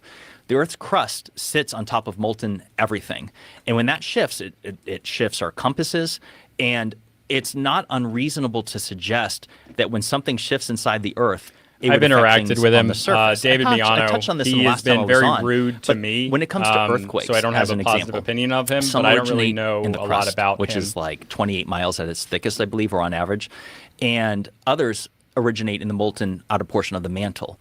Well, if something shifts inside the Earth, why wouldn't it cause issues on the surface, whether it be earthquakes or volcanic activity? And some volcanic activity involving supervolcanoes coincides with geomagnetic pole excursions. And so when I was on your show last time talking about pole shifts along with the ice ages, I was part of the same topic. Why is it that Media Matters, funded by George Soros, decided to do a hit piece on Jimmy Corsetti, the YouTuber? Brother, they came after me hard on this, which to be honest, I relished over. I was like, this is hilarious. I'm like, Well, they don't understand that it's actually good publicity. it is. And it makes me They're feel not like, credible anymore. No. right. And it makes me feel like I'm over the target. Because what's that saying about you get the most flack when you're Yes. over it? So Yeah. I'm like, it makes me think that I'm onto something because nowhere in any of these climate change topics, as far as like the narratives on it, do they mention anything natural involving whether it be pole shifts? They sure as hell don't bring up the Green Sahara. They don't bring anywhere into the equation. They don't bring up the scientific fact that the Earth was warmer 4,000 years ago. There's Nobel Prize laureates that have been speaking out about this. There's two of them, Dr. Clauser, and there's another gentleman. I'm going to draw a blank in the top of my head. Oh, But, he has like, not they've been shared this professional with data. me, but this is scientific fact. He's and they're getting definitely more shunned and professional in my ridiculed for it. experience Yeah, than Dibble. the That's not problem really is hard there's to be, a though. consensus that's been politically accepted, and it's been talked about so much. It's a political talking point, and if they lose that political talking point, they lose a large percentage of their platform. Oh yeah. Right? There's so many parts of the leftist platform that they need to have these narratives, and one of them is climate change, and that Donald Trump is a climate change denier. The right-wing people are climate change deniers. And Ergo science deniers, ergo racists. it's Ergo. very, very, very stupid, and it's bad for all of us because I think we all need to have an understanding of how delicate our environment is and how delicate life on Earth is, and that it is this constantly changing thing that has never been static. We know that. We know about the dinosaurs. We know about all these different things. We know about the Ice Age. But we don't truly have a comprehensive narrative that everyone accepts. It's become politicized. Yeah. And it's Oh, I become see, Paul. politicized by Yeah. the worst No, he people does. because they're the cultists. Flint Dibble is a They're pseudo the ones that YouTuber, made- man. He's yeah, so not the bad. only His ones, but, content. I'm does a lot terrible. less political than a lot of people in this community. It's funny because he I calls said himself a it when YouTuber in his COVID Twitter first started bio getting now, bad, but and you can he see it on did the not internet. I capitalize was at real all quick on to say, going "No, on we're Joe gonna be Rogan, fucking locked down for years, even though he guys." said he meant to. And everybody's laughing at me, but it's like it's a Pathetic. political football. Neither side is going to drop a square. We don't live in a society of political compromise anymore. We live in a society of give them an inch, they take a mile. Neither side is going to concede 1 fucking inch on this, and we're going to be dealing with the same argument 3 years from now. And lo and behold, we were dealing. And That's what's crazy about this is that data has become politicized. Science and data and knowledge has 80 become politicized. over 80,000 papers were retracted last year. 80,000 scientific papers. Like 60% of them were medical. The top 10 most still cited papers that have been retracted are all medical. The medical community is fucked right now from COVID. It turned in on itself and just started. And if you look at their papers and stuff, it's insane. They are all at each other's throats in all kinds of different ways, still citing retracted papers and all kinds of goofy little shit because it became a John Hooks, political maybe football. someone We more. can see it on TikTok. You watch a Flint nurse Dibble come isn't out there and she's going to be the doing most a little prominent TikTok and you can archaeologist just in look. the Is there a world. He's donkey just the next to her face name of or it. an elephant? If it's an elephant, she's going to tell you there's nobody in this hospital. It's fucking empty. If it's a donkey, she's going to tell you about the body outside. A machine outside making corpse starch out of the fucking dead people that they can't bury them as fast as they're dying. It was so openly easily, for the average Joe could look right through it, could just see if this is just an argument between the two parties, isn't it? And they're just transferred this to the medical problem. Well, you remember in the beginning days of the pandemic when they were really fear-mongering, when they gave a preposterous number of people that were going to die from COVID? Yes. And what was the percentage at the high point? Was it like 3.5% or something like that? Or was it 30%? No one outside of It was Flint's something field like, there's a would know about compilation him if not video, for Graham Jamie, Hancock and see Joe if you can Rogan. find it, where they're dunking on Donald Trump. Which is why Because his Donald Trump said, "I've heard it's content less doesn't than do well. 1%." He was right. 'Cause it's not. He was Nobody's totally correct. watching Quite a bit less him than because 1%. He was right of about that. the UV stuff too. But And if you go to his they were account, trying to say that it was 34%. only his stuff I think that that's what they were mentions saying. Hancock It's does 3.4 well. or 34. I can't remember which. But they were repeating it ad nauseum on television that this was going to be the death rate of people that got COVID. It's one of the things that justified the lockdowns. If it really was less than 1%, people go, well, so it's like, what's the flu? And then you get into the flu, you go, well, what's the percentage difference? It's like 50% difference. Okay, what are we doing? Yeah. Is this a bad flu? Is that what this is? This is like a bad flu. But you can't say that, or you're some kind of anti-science it's funny. heretic. Yeah. You're a terrible person. I You're see killing what you're saying, grandmas. like a puppet You know, master when if he you moves want his to hands. mix it up, It's very Jamie, there's a video. So last time I was bachelor's on, I in mentioned a clip of Donald communications, Trump like- talking about it's going to get cold again. And I Like he we took couldn't one find the clip at the class. time, but I have it in my folder, Jamie. It's just Donald Trump. It's in the front with all Well, the let's other folders. one step at a time. Let's Okay. try to find that video of them all repeating the same thing over and over again. It's Brian Stelter, that little weasel on God. CNN, constantly repeating the fact that Donald Trump doesn't know what he's talking about. And he was right. He was absolutely correct. Donald Trump doesn't just say things out of his butt like people make him out to believe. I'm not saying he doesn't talk Says in a that way. few things. Oh, okay. He rants. When he's a very- ranter. If, when- if you're a ranter, you run. You're It's good- like you're a podcaster. You run the Fair risk enough. of talking Yeah. out your ass every now and again. But he right? wasn't talking out of his butt with the UV killing off bacteria and viruses. Yeah. no, but he just So I'm gonna pause the video for a second. That'll let it buffer anyway, so we don't get cut off. But it's Flint Dibble, like the stuff that he talked about, like thinking that talking about like this sexual stuff was a good, cool thing. Like, no, it's inherently interesting on its own, and it's really weird that he brought in like I look. It's just my opinion. Nobody else has to share this opinion. I think some of you probably will, but it came across a little bit perverted to me, and maybe I'm just I am socially conservative. So maybe I'm a little bit more sensitive to this stuff, but like I thought it was very telling what he thought was interesting, and I thought it was childish and perverted, in my opinion. And I'm not saying that because I don't like the guy. That's just how I actually feel about it. said it in a way that wasn't logical. He said, like, you get the light into your body, and Yeah. everyone's like, what is he talking about? But no, they figured out how to get LED lights into lungs to Right. kill viruses. Yeah, Give me a little and specific thing to look is typing in Donald Trump COVID compilation video gives me a bunch of Right, things. COVID death rate. Death rate is what's important. Death rate compilation versus the media. and see, Because the media was the one that were dunking on him for saying, and they were coming up with this ridiculously high rate that turned out to not be accurate at all. well, I think we have those people, the leftists or whatever you want to call them, the Flint Dibbles of the fucking world. These guys are.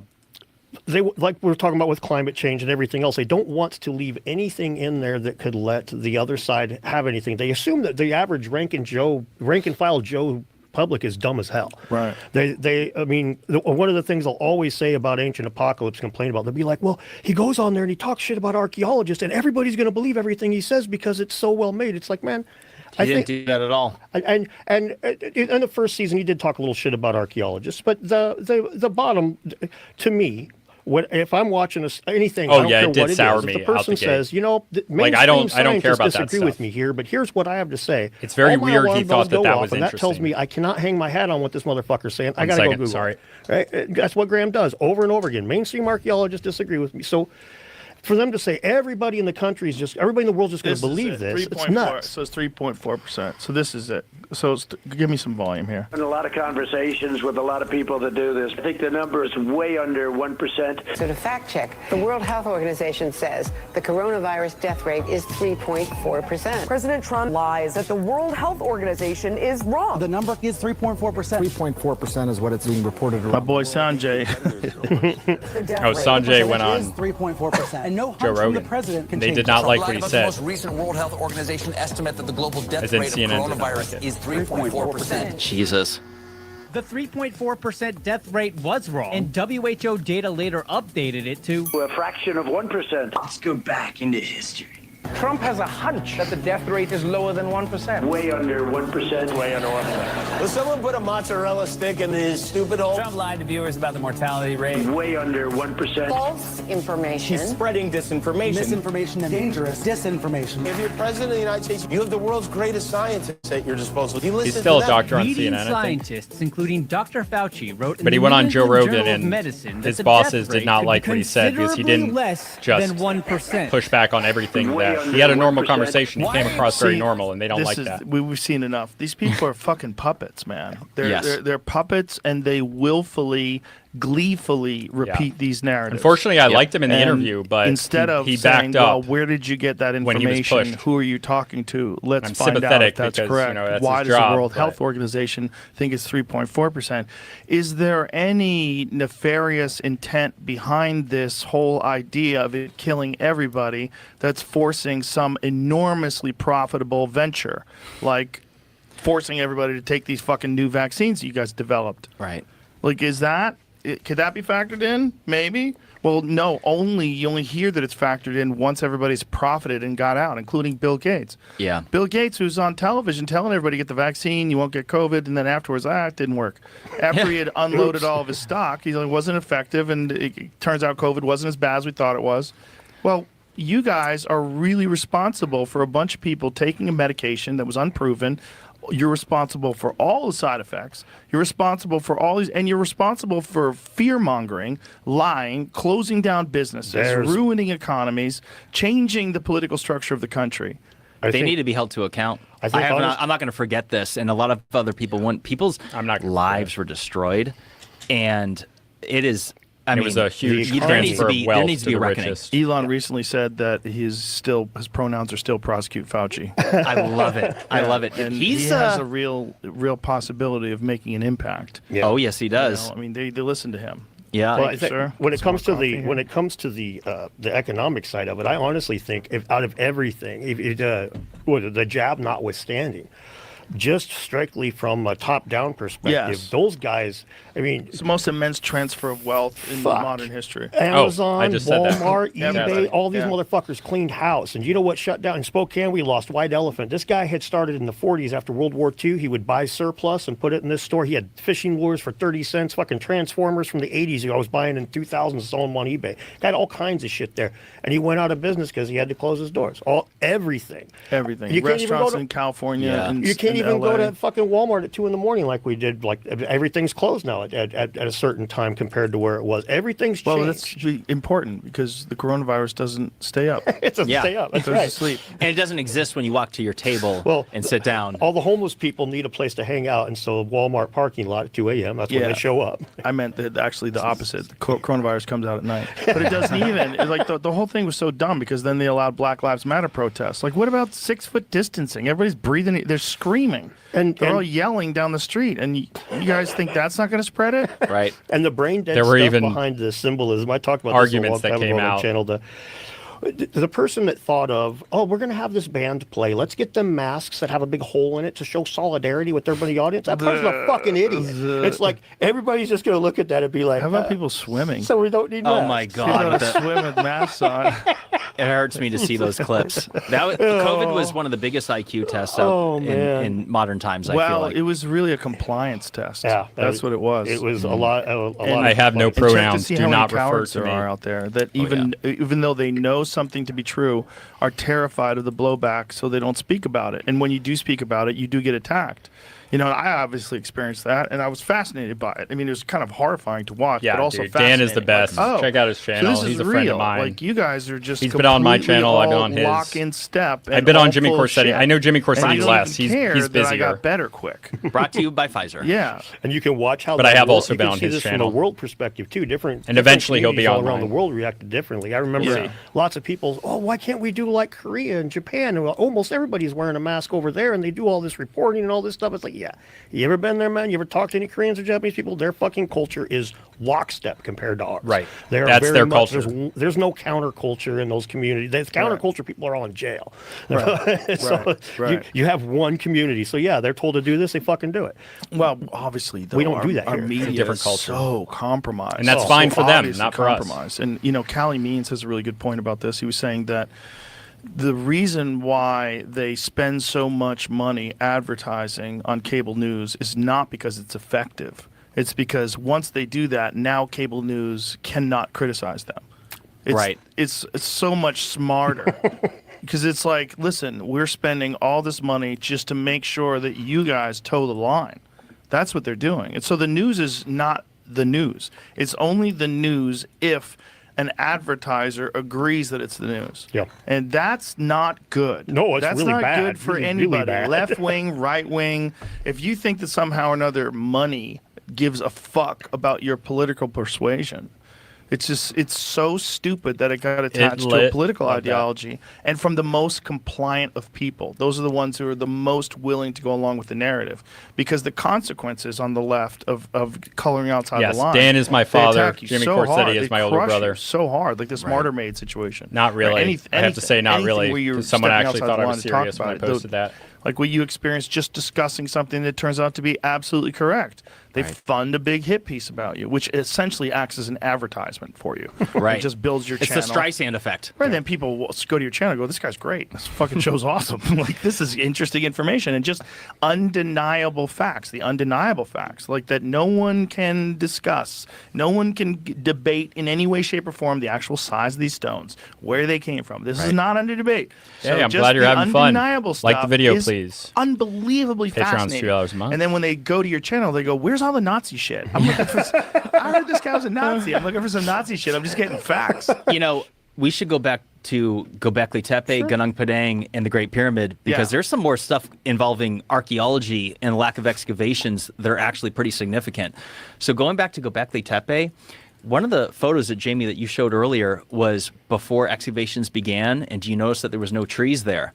Right. So one of the controversies is that there's some 800 trees that were planted on the site a full decade after excavations began, and they weren't planted by the archaeologists. Are buried on, or were planted on top of ancient ruins, which stand to not only destroy the ruins, but also highlights that they can't excavate what's underneath them, but the trees are there. It's one of those Arabic so here's words the before and after. So what? Bring into my what's vocabulary. The conventional explanation for Habibi, why they planted all I like these saying trees inshallah, over a site God that they wills know it. is filled with ruins? Or underneath God it? willing, So rather. when this was a property owned by farmers, and the Turkish government wanted to purchase the land for them, and the owners felt that they were being lowballed. So what they did was they planted olive trees on top of the site in order to increase the value of the land, which for me, when I first heard this, I'm like, I don't understand. This doesn't make sense to me.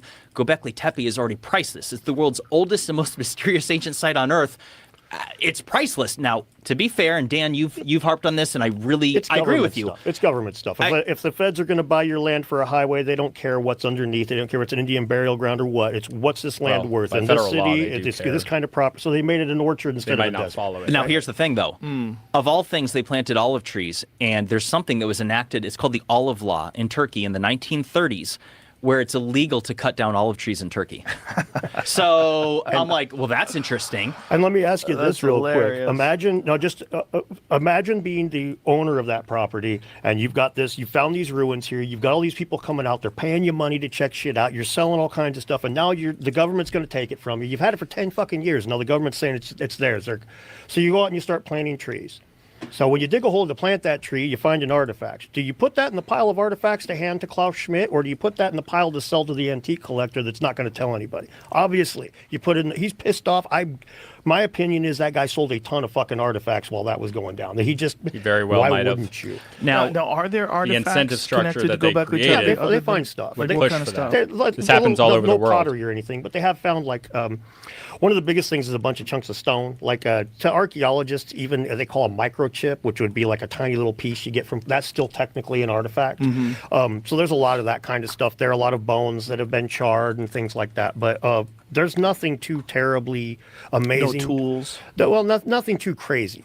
But again, that's the kind of stuff that would possibly, this is where my skepticism can get a little cynical. I'm of the opinion if the Antikythera mechanism would have been identified as what it is when they pulled it out of the ocean, it would have never made it to a museum. That there was somebody, I was like telling Jim last night, we were having dinner, if the reports of giant bones that you see in the 1930s from guys that were over in New Mexico and then they're bringing them back to the Smithsonian, they just never made it there. If they really did find giant bones, which I'm skeptical of, but if they did, this is probably an advertisement to sell them while they're traveling these things across the country. Just happened to lose them along the way because this dude came over and bought them. This has been a problem since day one. And especially when you think about those kind of like one-offs. Crazy old school Rockefeller type billionaires who really love to control information and everything. If you have access to something that's just undeniably throws the whole timeline into a question or throws a narrative of human beings into a question. Now you got some power with that little artifact, don't you? So you see, I'm of the opinion that that's been a problem. Like, I don't believe in the Dendera light. I assume you know what the Dendera light is, right? Well, you glossed over the Antikythera. Oh, how do you say it? The Antikythera mechanism? Antikythera. That one is fascinating. It's crazy, ain't it? Because that is, how old is it? It's like 2,000 years old, 3,000 years old. 2,000 years old. It's a hand-carved brass machine that you use to, it tracks the cycles of the moon, the Earth, and different planets in our solar system. Brilliant. Yeah. And they didn't know what it was when they found it. It was just like some corroded up gears. And then they start doing some sort of I don't even know how they did it, how they understand all the different pieces of it because it's all corroded together. But they use some sort of scanning mechanism, correct? And see if you can find what it actually looks like. Yeah, you can buy replicas of it nowadays. They make little boxes of the damn thing. That's what it looked like when they found it. Yeah. But now, show what it looks like when they've done a scan of it. I stumbled across something interesting, too. When the guy found it, he... heap of dead naked people. Whoa. Whoa. He emerged from the sea shaking in fear and mumbling about a heap of dead naked people. He was among a group of Greek divers from the eastern Mediterranean island of Simi who were searching for natural sponges. They had sheltered from a violent storm near the tiny island of, how do you say it again? Antikythera, between Crete and mainland Greece. When the storm subsided, they dived for sponges, chanced upon a shipwreck full of Greek treasures, the most significant wreck of the ancient world to have been found up to that point. The dead naked people were marble sculptures scattered on the seafloor, along with many other artifacts. Soon after, the discovery prompted the first major underwater archaeological dig in history. So see if you can find what this mechanism looks like, what it actually looks like. There's a replica. Yeah, so this is the replica of this thing, this incredible piece of engineering from 2,000 years ago, where all these gears and all these planets, and you could figure out where everything was. How'd they do this? How'd they do this? And this is beyond what we ever thought was available back then. No, there is a YouTube channel that a guy goes through. I forget his name, but he does go through and he makes one of these with old school tools. But he's making each gear by hand. He's making the wire by hand. Boy, that guy's a dork. He's a dork, yes. But it is the greatest. Bring him on the show. Greatest possible version of a dork. I mean, in a good way. Sir. But it is fun to watch. But it's incredible, though. But at the end of the day, that's interesting to be able to recreate it. But the planning of the thing—that's really where the engineering, the mathematics, and then you have to take into consideration what is this based on? What knowledge was available back then that we did not think was? So we're talking about 2,000 years ago. This is the time of Christ. We did not think that they had any kind of machines that were in any way similar to that thing. What else don't we know? Right. What else is lost? How much of that stuff is gone? Like, if this is 2,000 years ago and it's that corroded, what does 10,000 years do to it?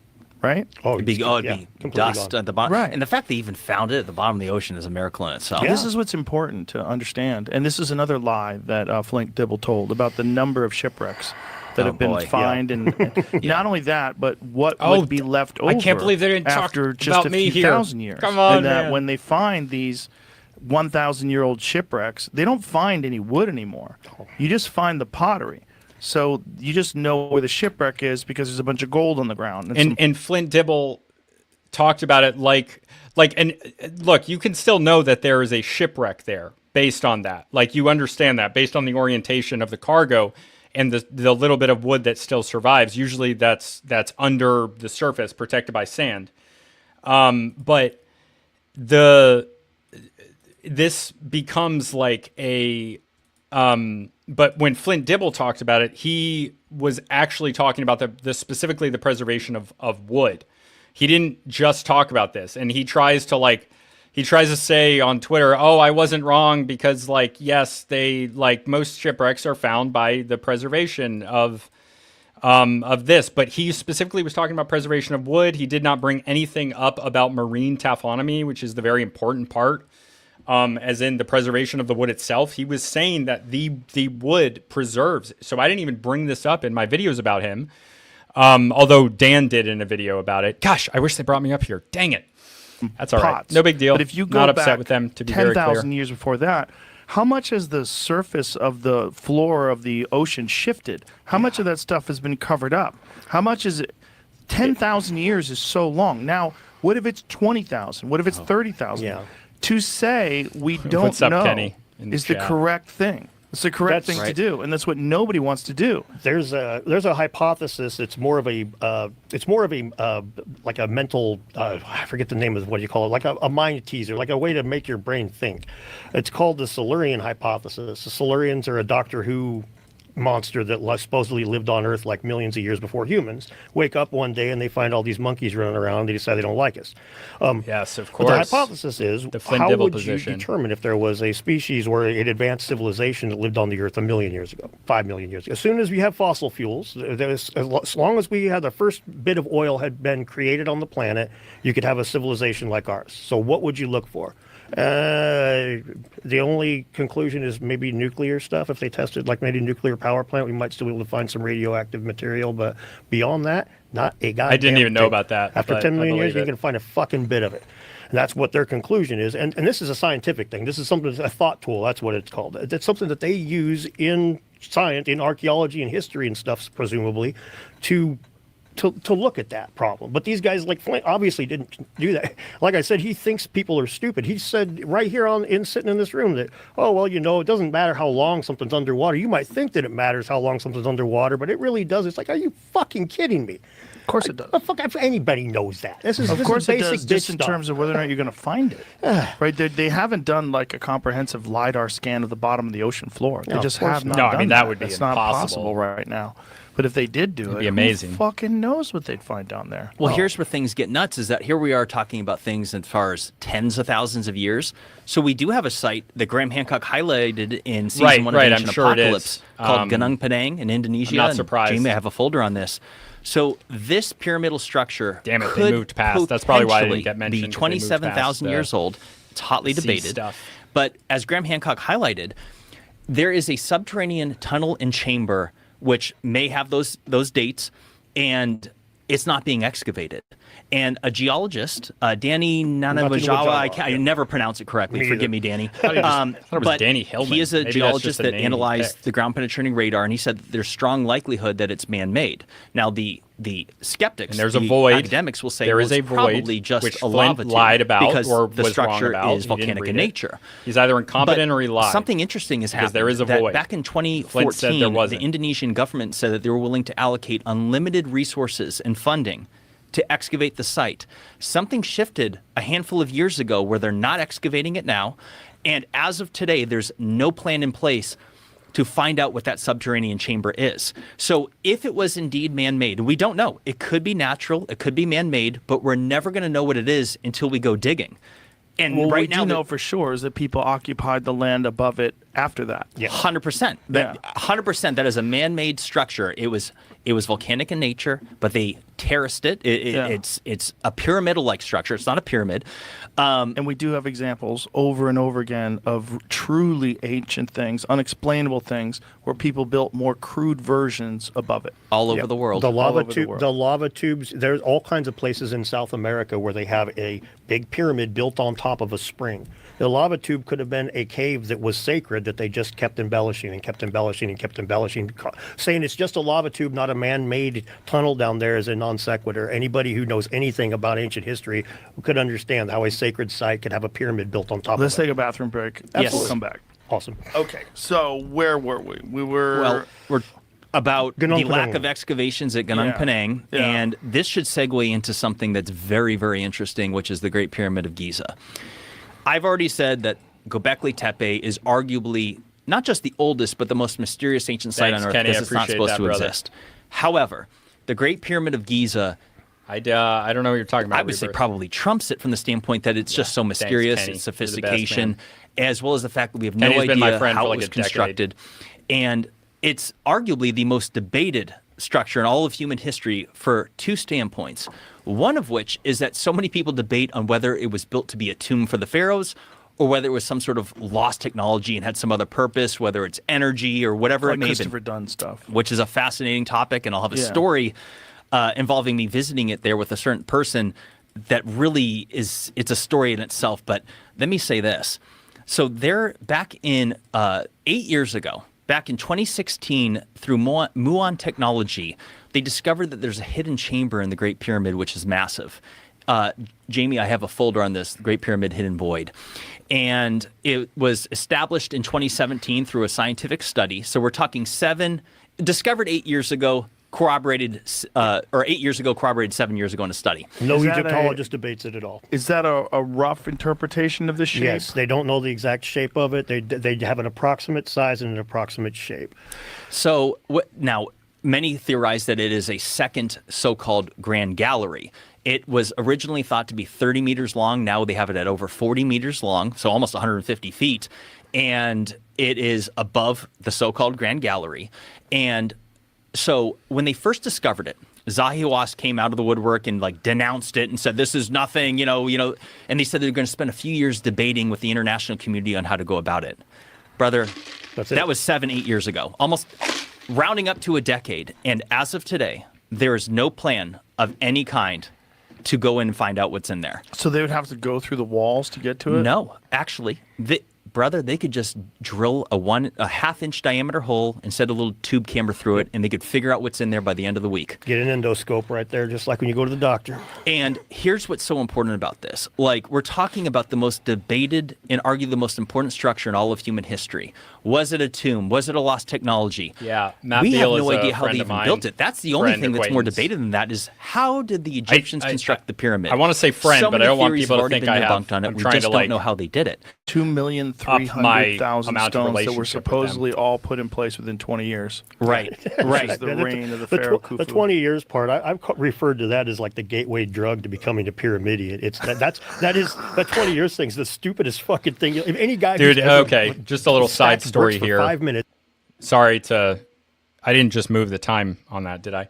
I went to Denmark. My first experience in Denmark, I walked out of the airport and I look like this. I'm not like ethnically, I'm friggin' Irish, like ethnically, which I get probably has some Viking in it for reasons that if they're not obvious, sorry, we're not going to talk about that right now. But I walk out and there's a South Asian guy, like an Indian or a Pakistani guy, who walks up to me, just starts talking in Viking. And I just looked at him like, dude, I am American. I have no idea what you're saying right now.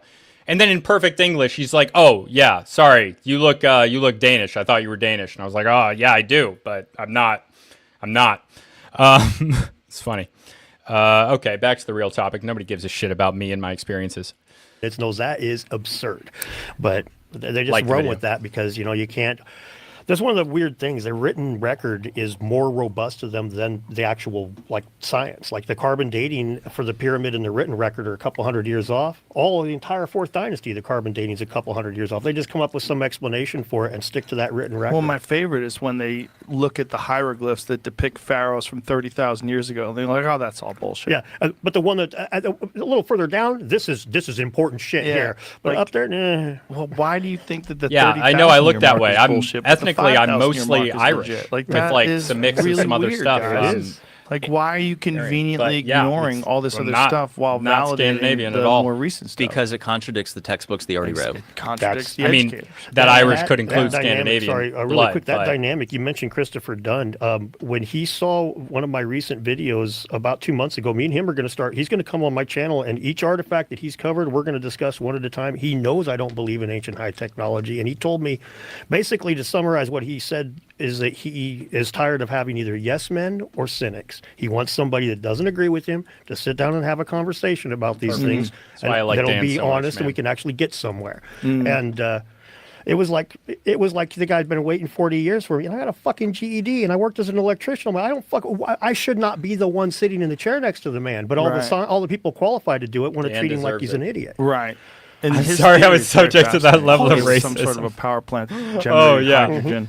I still And have it's feasible. flashbacks about it. It's wild, and I got to tell you, you know, when you walk through the Great Pyramid, there's nothing about Dude, it that and resembles that's anything. the thing. Americans, like, they can be any race, right? So, or any mixture of races. A lot of the people from where I live are Irish Italian. A lot of them are, and that's because of like how people moved. Like white people specifically they have like usually like different mixes. Like if you go to Minnesota, most people are Nordic. If you go to Appalachia, they're mostly Scots-Irish. If you're where I am, Southern New England, it's English and Irish and Italian mostly.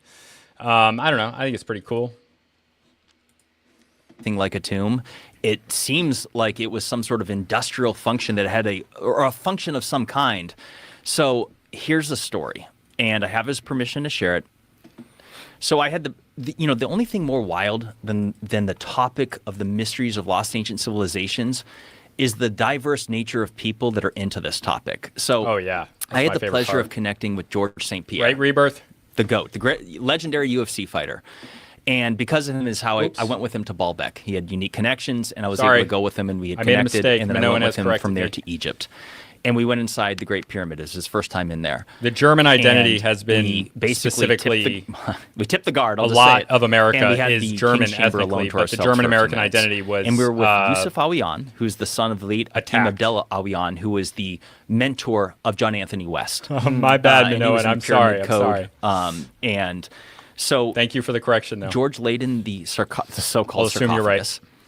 And Yusuf did the Om. I can't do it, but you do it with your throat, and he does it inside the box, and it makes the whole granite box vibrate. I've experienced. It's wild. It's the reverberation off the stone. So he did I that should be to paying more attention George the laid in it, actual podcast. and he did it for about a minute. And this is so George comes out of the box.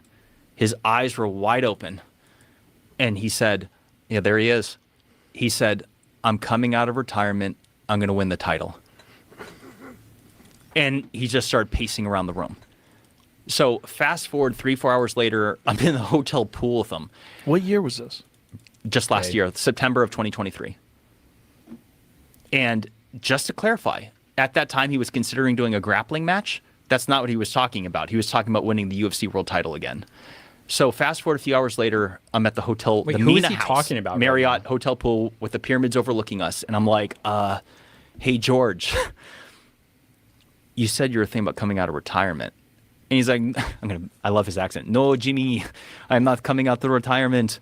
And I said, well, what made you say that? And he's like, and he thought about it. He's like, it's just how I felt. So just to clarify, arguably the GOAT, although him and John Jones, they're comparable, just different, but the GOAT. And his first inclination out of coming out of the box with his eyes wide open was like, I'm coming out of retirement. I'm going to win the title. And I asked him, and he's like, no, I'm not going to do it. It's just how I felt in the moment. And I'm like, when people talk about it in the context of it being some sort of energy device, some people have speculated that with all these legends of humans living to hundreds and even thousands I'm of gonna years, do the some whole people have proposed podcast. that maybe it was a DNA restoration. And I'm gonna go visit I have my no dad. idea what it was. I just don't think it was a tomb. I Wait, think is it it was George something St. Pierre he was talking about? else. I think it was a functional structure of some kind. But the fact that someone like him, with his history and his accomplishments, the fact that that was the first thing that he felt coming out of that box after doing the reverberation thing is a story. Like, I don't know what to make of it. I think that's normal. Yeah? Yeah. I think a guy like that has always got it in the back of his head. Well, that's a good point. Yeah, I mean, that's the highlights of his don't life. shut it down. When he was conquering everyone in the welterweight division, he was the greatest fighter on the planet Earth. It's the highlight of his life. So anytime he gets an elevated feeling, I'm sure that's one of the reasons why, like a lot of old fighters, Still, they why did he get an drink a elevated lot or feeling they in do that moment? drugs. I Right. think they're trying to, they experience highs that most people could never imagine. Right. And I think whenever they experience a new high, some new thing, they get in their head, I'm making a fucking comeback. And they want to chase that dragon. They Right. get in the ring with Jake Paul. Well, Sorry. They get in a ring with Jake that probably Paul. had more to do with money. Yeah. But it's just this thing. Later, that Minoan. Have a good just night, brother. Is in every one of those people. Yeah, that makes sense. Although the fact that he's laying inside the Great Pyramid, and you would almost think that'd be the furthest thing from his mind No, at the it's time. an elevated experience. Right. So it's an elevated experience. It makes him very excited. And when a guy like that is very excited, he thinks about the most exciting thing he's ever done. He's like, I'm gonna fucking go do it again. We got to get you in that box. We got to get you in the Great I'd Pyramid. like to go in the box. I'd like I to wanna go go in there. the I really box. would. It's just a matter of carving out the time. Right. And I really have to do it. Especially, let's see what happens with the world. But Right. I mean, the world just keeps getting sketchier and sketchier in certain parts of the world. Is that man Right. looking back? You know? Sadly. Yeah, sadly. meeting? But But- it'd be nice to be able to visit. Going back to the point of this hidden chamber. Yeah. Like, what is so? Why would you not want to explore that? It seems makes like- no Like the feasible video sense. if you Like, haven't let's just already, say please. that. I appreciate it. Well, Helps first out of the all, channel. whether it was a tomb or something else, we could find out by going in there. Maybe there's another. Maybe there's a pharaoh in there. Maybe we would instantly know that. Okay, all this conjecture and debate is now been put aside. Right, we found know a that sarcophagus. Yeah. there could be That's treasure why they there. stashed the dude for real. And here's Right. something else. Right.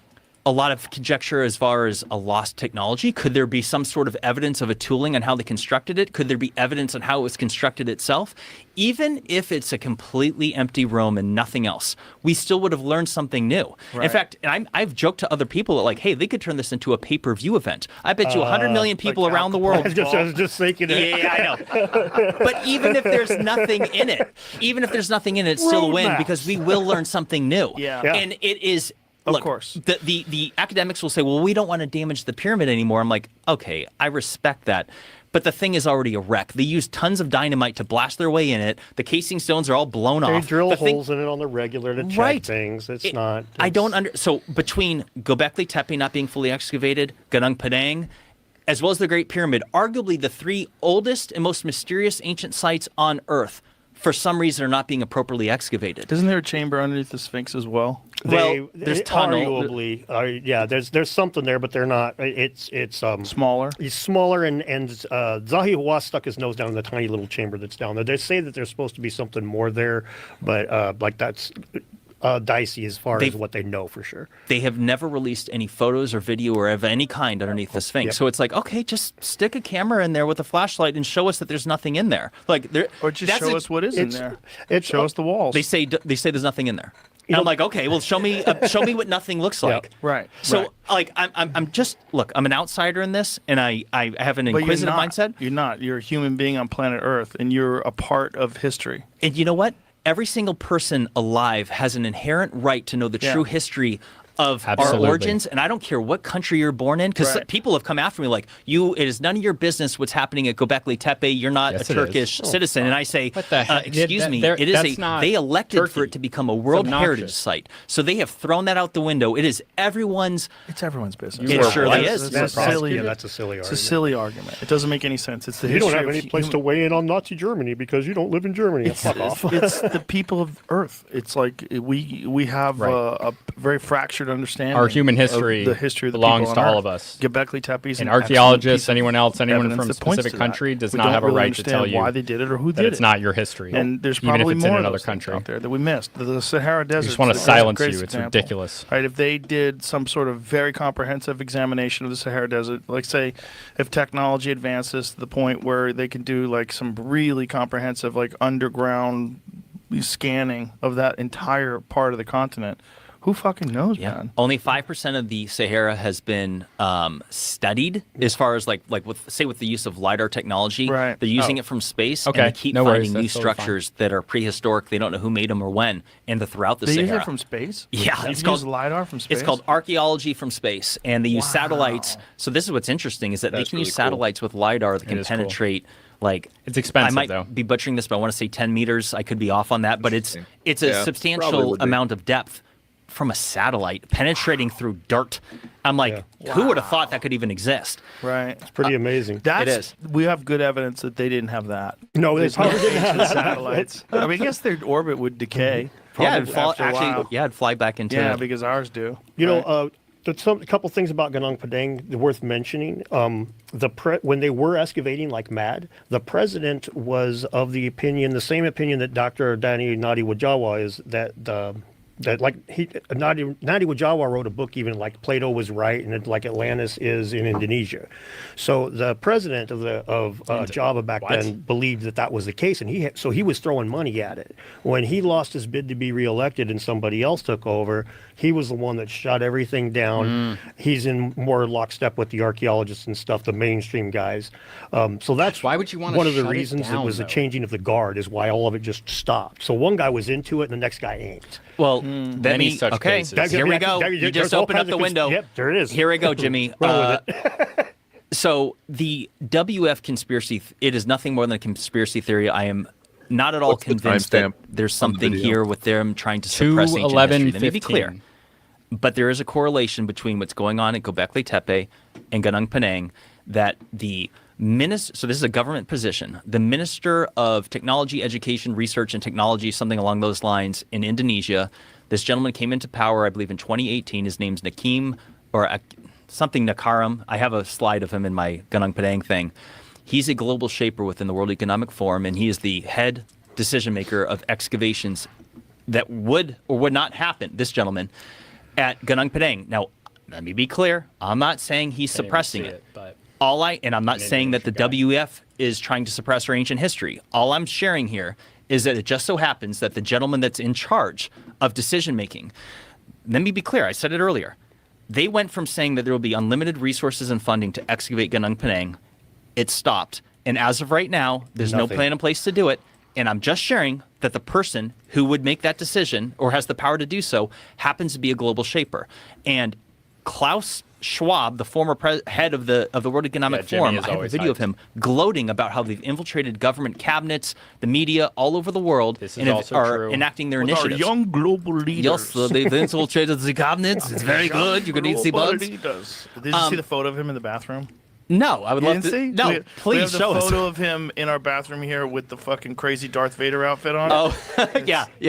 That was bizarre. Just wackiest fucking outfit ever. If you're, it's so on the nose. Dressed like a super villain. I know. If you're an evil super villain. He looks like a Bond villain. They didn't show it on James screen. Bond villain. Yeah, more crazy than that. Like more crazy than a Bond. See if you can find that photo. Yeah. More crazy than a Bond up, villain, like a Star Wars villain. Yeah. Like some. He's a Sith Lord or You something. have to be a crazy person to put that fucking thing on and go out in sure public, people have unless seen it's a that Halloween before, though. costume. Yeah. Like it's a bizarre outfit for you to wear. And if everyone's worried about these secret societies and people that are in control and pulling the strings in the world, what are they worried about? They're worried about fucking crackpots that dress like this. That's what they're worried about. Eyes wide shut parties, like that kind of shit. You got that photo? Man. It's fucking crazy. And he wore. Oh, sorry. That photo right there. That's the one we have in the bathroom. Jesus Christ, yeah. Oh, you In front of the podium at the World Economic Forum. Wow. What is that fucking photo? What is that outfit you're wearing, sir? That looks like something from some like 1970s dystopian film. Yeah, 100%. Like Metropolis or something. Yeah. Yeah. Death Race 2000, the original one. Like, what the fuck is that? That outfit's so crazy. Death Race 2000. Imagine That's an old movie. I think it was having to do with the event they were at, though. Oh, they all Yeah, wore it. he got an honorary doctorate. This was at a university somewhere in Europe. Fucking crazy that's what you wear there anyway. Yeah. Like, what are you doing? You're dressing like a druid. Well, they even got a magic card of him. Look at that. It's so weird. So again, Look at that other outfit. Look at that fucking outfit. That's AI generated. Okay. Oh, that one's AI. So when I look at Göbekli Tepe involving my little WF conspiracy idea, it is a bit bizarre that partnership with the Doges group was literally announced at the annual World Economic Forum meeting in Davos.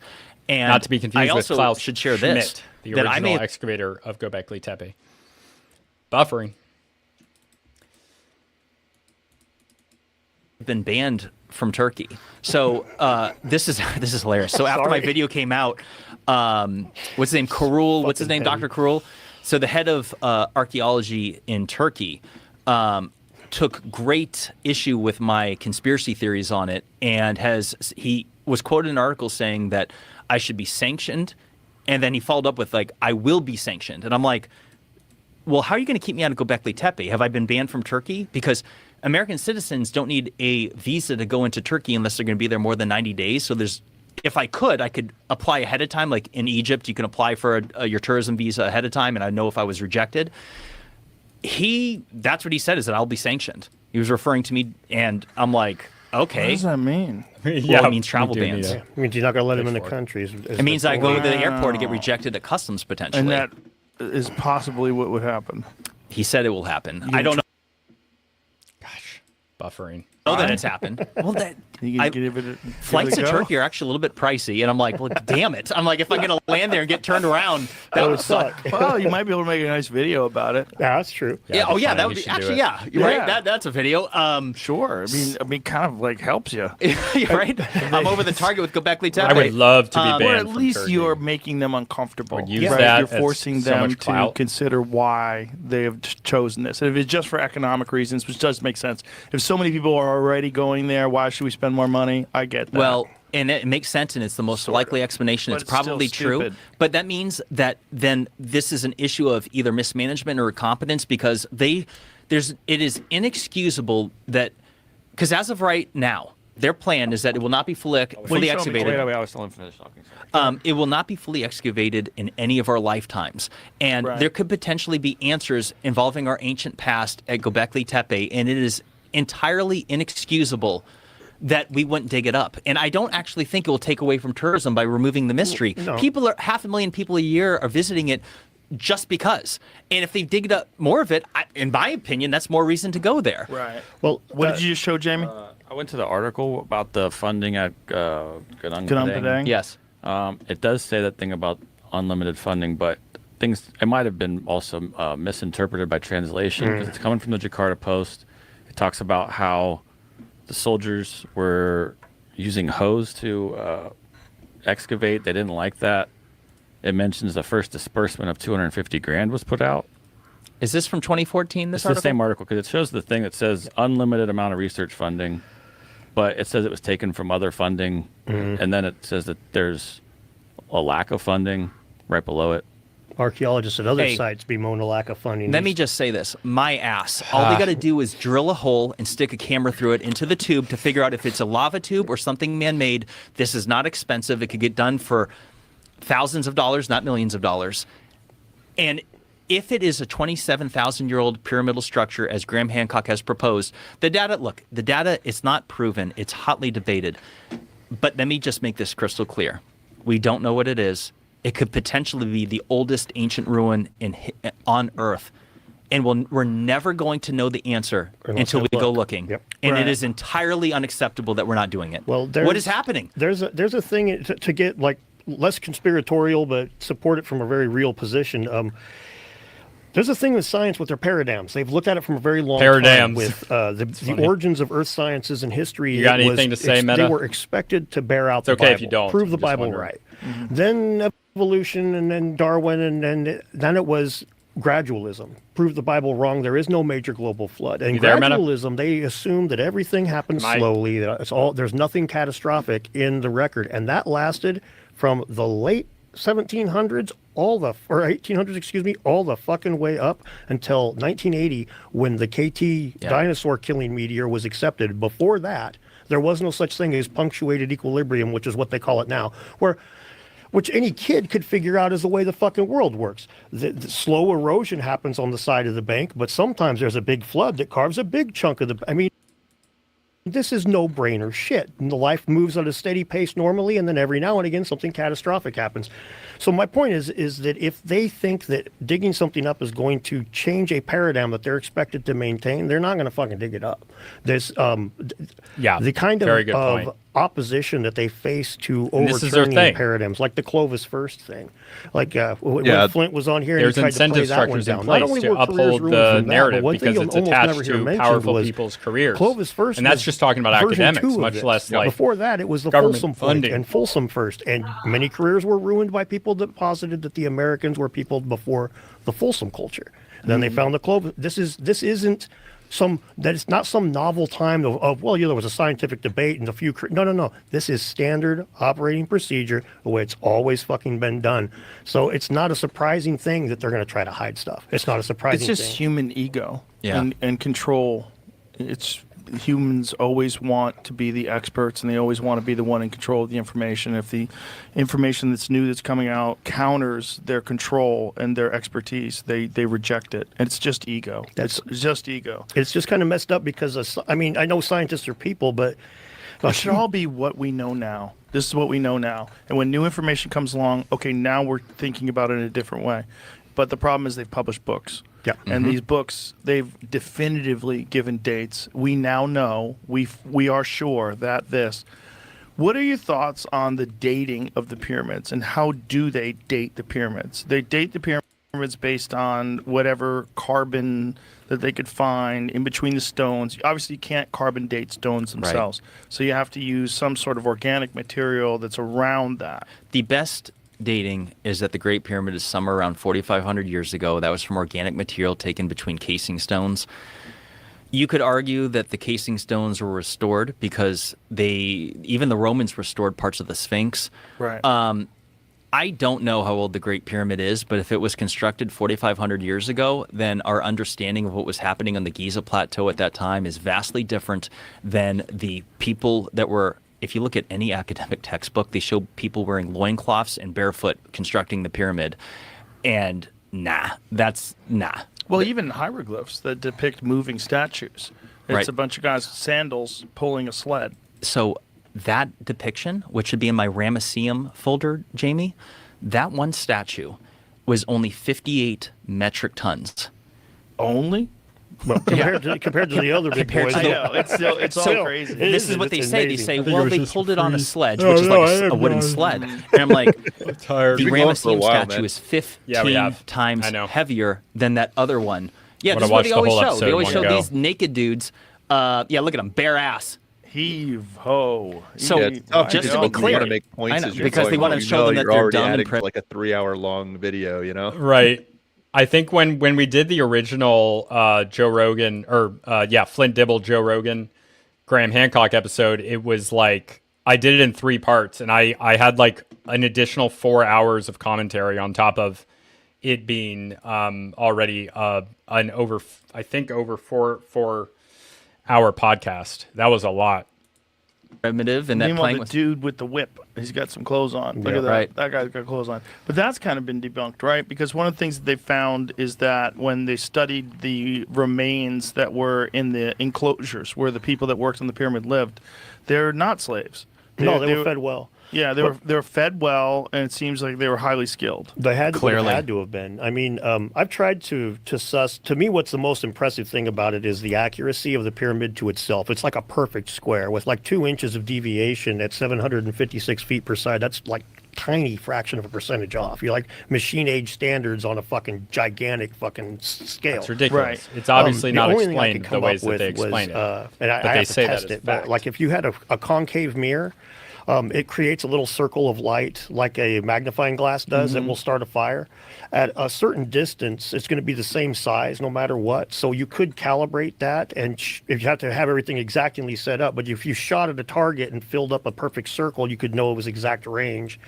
That kind of thing would work because you can't measure this with ropes. You can't measure ropes sag and they're affected by humidity and stuff. Right. And again, it's 2 inches at 756 feet. That's not.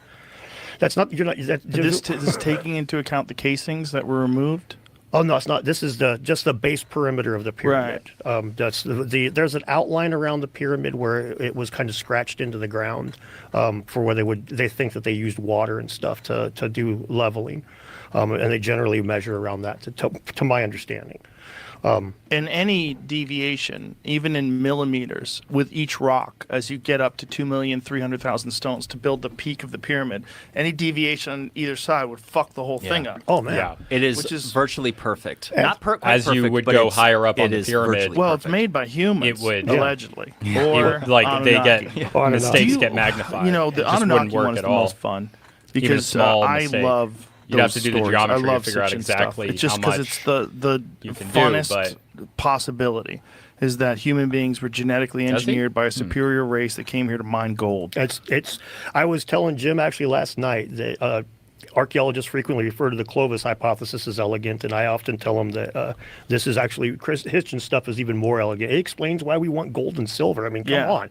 That's all around the entire world. The gold one's the weird one because you can't make any tools out of it, you can't make weapons out of it, and yet it was the most prized metal. And it works pretty good for when you get to a higher level of tech all of a sudden. It's pretty useful, isn't it? It's very useful. And then there's also the idea of suspending particles in the atmosphere. Like Chris talks about, Right, which is what Bill Gates wants to do today. It's that done. fucking kook. Hey, fuckface, there's a lot of people living here. You don't get to choose when the shades get put on the earth because you have this goofy climate change narrative. I don't believe you.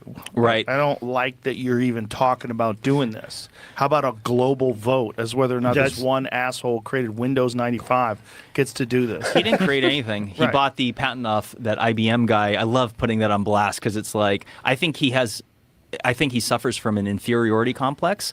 I think that he's jealous of Elon Musk and others. I think his time in the line is shorted Tesla.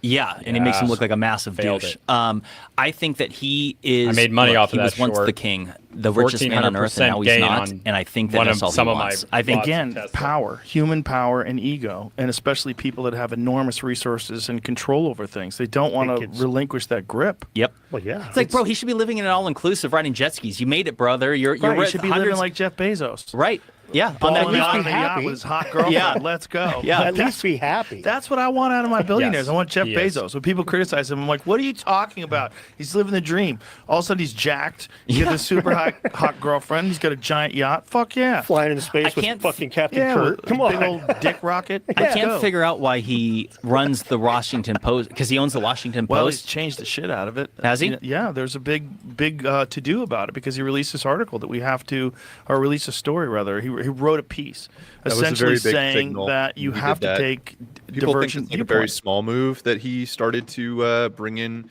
kind of less woke writers, but I think that the fact that he made any move at all, it's a huge signal that should be interpreted. It really is. I fully agree with you that this is massive. I mean, there's like, these guys, they follow different incentive structures. Some of it is ideological, but a lot of it is just them following the culture to make money. Like this is what corporations do. Corporations, their structure is built around making money at all costs. And so they will support, I love the gifts you're using, man. That's awesome. They'll support policies like the current politics if they believe that it's something that benefits them monetarily. And there are laws in place that corporations have to do this. They have to do this. They are beholden to their shareholders. So anybody in a corporation that doesn't do that, and especially, Jeff Bezos, yeah, he owns Amazon, but not really because it's a publicly traded company. He just has a large stake in it and he started it. I think he started it. And so if like Volkswagen, pride flags now, look at what Volkswagen was doing in 1944. It's the same company. It's just following the incentive structure of the culture itself. Yeah, if you want to understand why people do things, just look at the incentivization structure of the system. And I think that's the big signal, is not so much that like Bezos himself is making this big stand. It's like, no, he just sees that the winds are shifting, right? The tables are turning, and so he's got to adjust accordingly. Oh, how the turntables. Yes. I don't have that GIF. That's okay. Yeah, I'm upset. I own a 2006 Jaguar XJ8, and I think I'm going to sell it. Their new logo is terrible. It's absolutely terrible, and I'm mad. You have to take a bunch of different perspectives. We can't just be this left-wing echo chamber. I don't even think it's woke. It's the reason why the business is faltering. They did release this weird all woke of ad these, for the rebrand. I was just reading something about CNN's ratings and MSNBC's ratings. Buffering. Post-election, they've crashed. All these left-wing because they were kooks on lying YouTube the are whole time. hemorrhaging subscribers. Where people go, you guys are out of touch. You're not accurate. You're delusional. And people are speaking with their subscriptions, and they're speaking with their purchasing of the Washington Post, and they're purchasing the New York Times. The New York Times just debunked, in the most insane way, debunked RFK Jr.'s assertion that the ingredients in Fruit Loops are different in Canada than they are in the United States. They fact-checked it while saying saw he this. was accurate. So their fact check, it's so dumb. They when you said see that the it's wrong, but then you look at it. It's crazy. The fact check is so dumb because the fact check says it's not correct. They have the same ingredients except for these harmful chemicals. What the fuck? Look at this. Mr. Kennedy has singled out Fruit Loops as an can't read example it, of a but product with too many talks artificial about the ingredients, artificial ingredients. questioning why the Canadian version has fewer than the U.S. version. But he was wrong. The ingredient list is roughly the same, although Canada's has natural colorings made from blueberries and carrots, while the U.S. product contains red dye 40, yellow 5, That's and blue literally 1, as what he well as said. It's so butylated weird. hydroxytoluene, they're or just, BHT, they just want a to say he's lab-made chemical wrong that is used while for also freshness. being like correct. It's so ridiculous. It's crazy. It's like because a lot of people are just going to read the headline. A lot of people, probably most people, are just going to read the headline. Yeah, it's the like I think for a long time a lot of us have seen the mental gymnastics that the mainstream media has to go through to kind of justify their position. And I think the problem that they have now is it's just going to get worse and worse for them now that, Elon is, making sure that X is free speech, and you have all of these people who are switching. And the other thing too is like truth is practical, right? It might not always be comfortable and fluffy and nice and utopian, but it's what works. You need to accurately identify problems in order to solve problems. And if you're not accurately identifying problems, then like you as an individual you're in trouble because you're if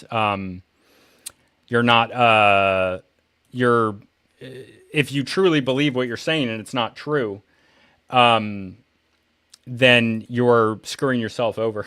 Do we have a hater in the comments? What am I crying about now? I don't know. What am I crying about? We don't get a lot of haters. I love it when they jump in. Yeah, say more stuff, Mandy. Let's argue about it. According to the ingredient label, that is the fucking dangerous chemicals that are banned in Canada Truth is practical that we're is trying a to get rid of in great America quote, and that have RFK. So they're literally saying I will cry he as was much as wrong, but I he was want. right. This is my YouTube that made channel. my brain hurt just reading that. That's it was just the like New fuck. York fucking Times. Well, PewDiePie hadn't dressed like a Nazi for a while, so he didn't have anything to talk about, right? I don't know what that's about. Oh, but, sorry. But this is what the New York Oh, Times... here's the thing about Dan, by the way. Dan loves, like I do, he loves like YouTube commentary stuff. Me and him are both interested in like YouTube commentary, like these random arguments that happen on YouTube. Like we both watch videos on this, and that is something we've connected on. It's really funny, and that's what he brought up. Is doing. So of course you're gonna hemorrhage subscribers. Of course. Yeah, I think I'm a weird. Crazy. I think like I know a lot of people in the comments. I recognize your names, so I know a lot of you guys like are common viewers, and I'm sure it is ridiculous to you guys to see me being a controversial figure. Like oh yeah, I'm because I'm not. Like it's crazy. I'm very much not. But that's okay. Come on, Mandy. What else? What else you got? Say more things. We got to radicalize you, scholar. But the funny Many thing are is saying this. So somebody's in the comments saying Rogan is tied to the mafia, blah blah blah blah blah. And it's like anytime people have these kind of like conspiracy theories about, oh, this person is controlled, and that person's controlled. Like, you hear this about Elon all the time, and I'm kind of like, well, look, like all of these guys have their own incentives, right? Like even if you like Trump and you think that Trump is like, the orange-haired savior that's gonna, save us all or whatever, right? Like, it's like you can't expect that he's gonna like fix your life, right? Like you still have to do all of this stuff on your own. A lot of the mainstream stuff, it's like it's entertaining, it's interesting, but it's like, yeah, none of us up here are like arguing that like, oh, Rogan is, the man to listen to, or, whatever. It's like, we're all figuring this out, but I think it's much more about the conversation and the nuance and all that kind of stuff. Yeah. Yeah, seriously. And everybody's got, like, I don't know if Rogan has mafia connections. I've never heard anything like that. But at the same time, like, if he does, then like everybody has connections to different groups. Like, I'd be disappointed if he didn't. It's like you have one of the largest podcasts and you aren't like leveraging that to like get in with like the mafia or something like that. Yeah, seriously. And he is Italian ethnically, but his Italian dad was like not in his life. There's some drama with him and his parents. There's like videos of like his dad and I guess sister like coming in like, we're family. You're Italian. You should care about family, even though his dad like abandoned him kind of. But then he says like, no, it was your mother. But like, that's an excuse. I don't know. Stuff like that. Saying something that's nuts. And also, what is your motivation? Like, what's your Where's Mandy? motivation Say more, for talk more crap. Be more removing specific. potentially I harmful legitimately and toxic want it. chemicals? Please. If someone is trying to do that for the greater health of the population, if we're saying that these things have been eliminated in other countries because they've been proven to be dangerous, what is your motivation for saying he was wrong? Money. Well, I mean, what else could it be? Clearly. Monsanto, ideology, left-wing rejection of RFK Jr. because now he's connected to Trump, which is connected to Nazis. It's like you go down this fucking weird rabbit hole with these people, and you're like, what are you trying to do? Are you trying to remove all leftover credibility? Are you trying to eliminate because you lost so much credibility? Are you trying to kill it all? Are you secretly working for the Chinese? Like, what are you doing? They're all what in. What are you doing? It's probably backed by Monsanto or something. Because if you look at like That these is cereals, a crazy statement. It's to think that the media was once called the fourth estate in this country is mind-boggling. Yeah. Honestly, to think that we used to consider them the fourth estate of government, that it was like this our father's generation. That's what they considered. Ted Koppel, man, that's fucking. Well, what I'm hoping is that what Jeff Bezos has said about the Washington Post, and I know what CNN is considering doing, and they've made some sort of a trend towards a more objective form of journalism, but they're still compromised by the sponsors. They're still compromised by the advertisers. They're so compromised that I don't know if they can ever get to where they really need to be to compete with actual objective, real journalists that are independent. Because I don't think they can. So it's kind of crazy. It's like they're digging their own grave every day.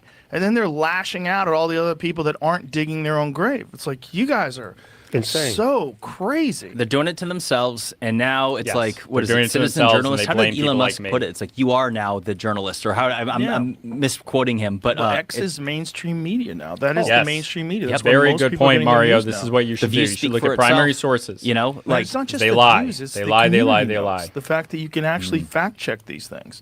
And then you have all these brilliant people that are participating in this live debate in real time online about what's real and what's not. Yeah.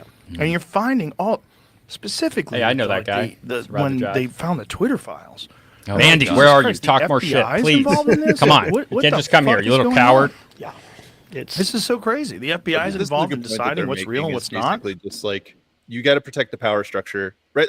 I wrote about this recently, a very short article on my Substack, but it's like, if you want to understand why people are doing stuff, you look at the power structure that they're trying to appeal to. And I think guys like you, and I like to put myself in this category, and there's a lot of other people who's like, we don't care about, like, we have our own jobs, or we made money, or whatever it is, right? So for us, it's not about like, appealing to some like kind of established group or whatever. It's like appealing to the people, and the people care if like you're honest and you're straightforward. And like this also, just kind of your point earlier, it's like it gives you the ability to say like, I don't know, right? And be kind of like accepting of that. I had the guys on from the North Carolina group, and there's this guy Shane Hazel. He leads the Bitcoin veterans, but his I know that guy. Yeah, I know that guy. I've known that guy for a long time, actually. I was cool. mutuals with him a long time ago. I haven't talked to him a lot, but I think I was in like a anti-war veterans group with him. Now that you mention it, yeah, I know him. I knew that name.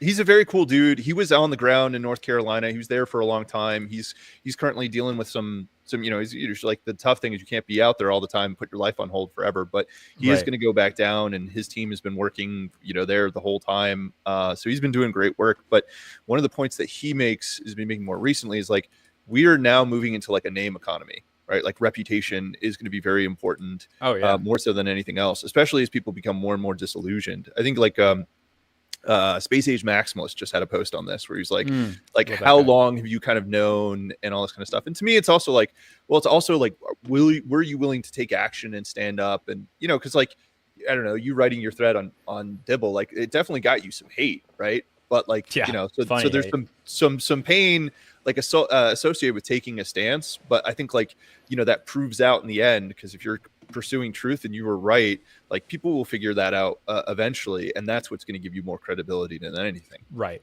And it's okay. Like the right people not liking you is fine. Like it's okay.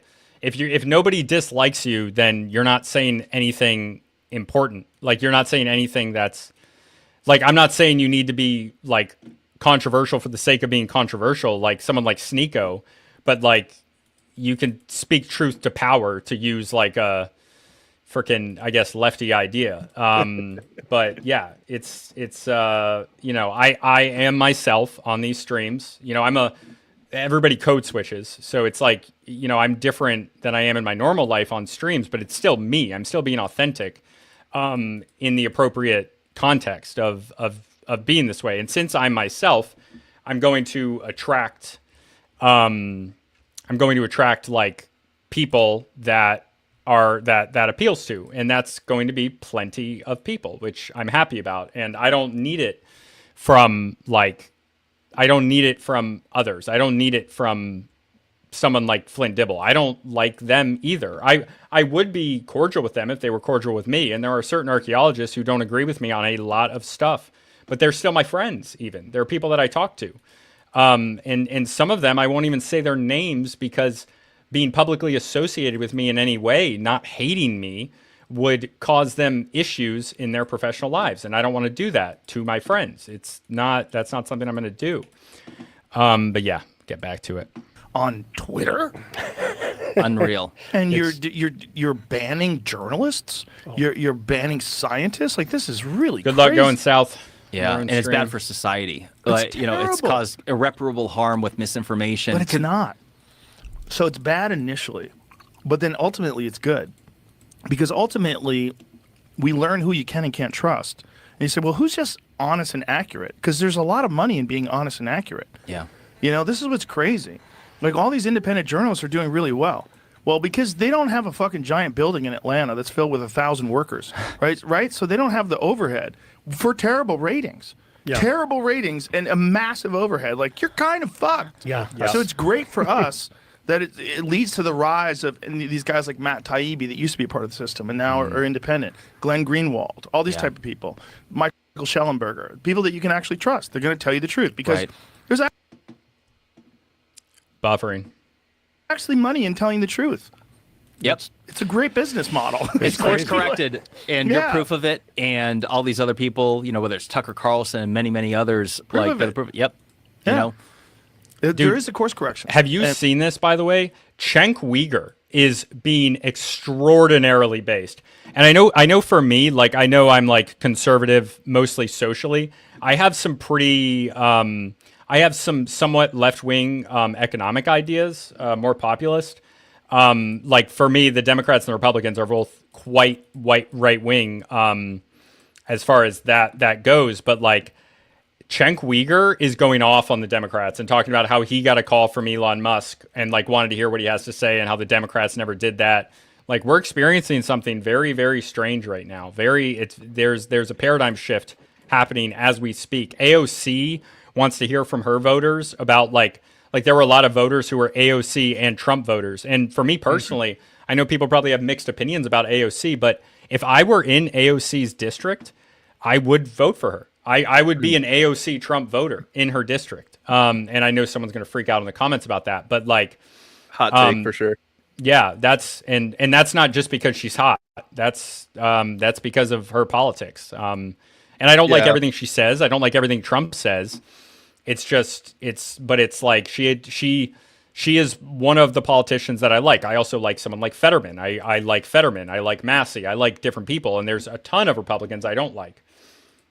Sure. I mean, I think basically what's happening is the politicians, for whatever reason right now, they're like, again, you just like look at the incentive structure and where things are like, and this is the other thing too, is like, since Trump won, you've been seeing like, still you have people who like, I think LA recently like said that they're going to be a sanctuary city and blah, blah, blah, blah. Right. Or you still have like people who are like going hard about, you know, wokeism, and you know, women who are like shaving their hair and saying that they're going to go celibate and all this kind of stuff. Right. Yeah. Whatever. That's great.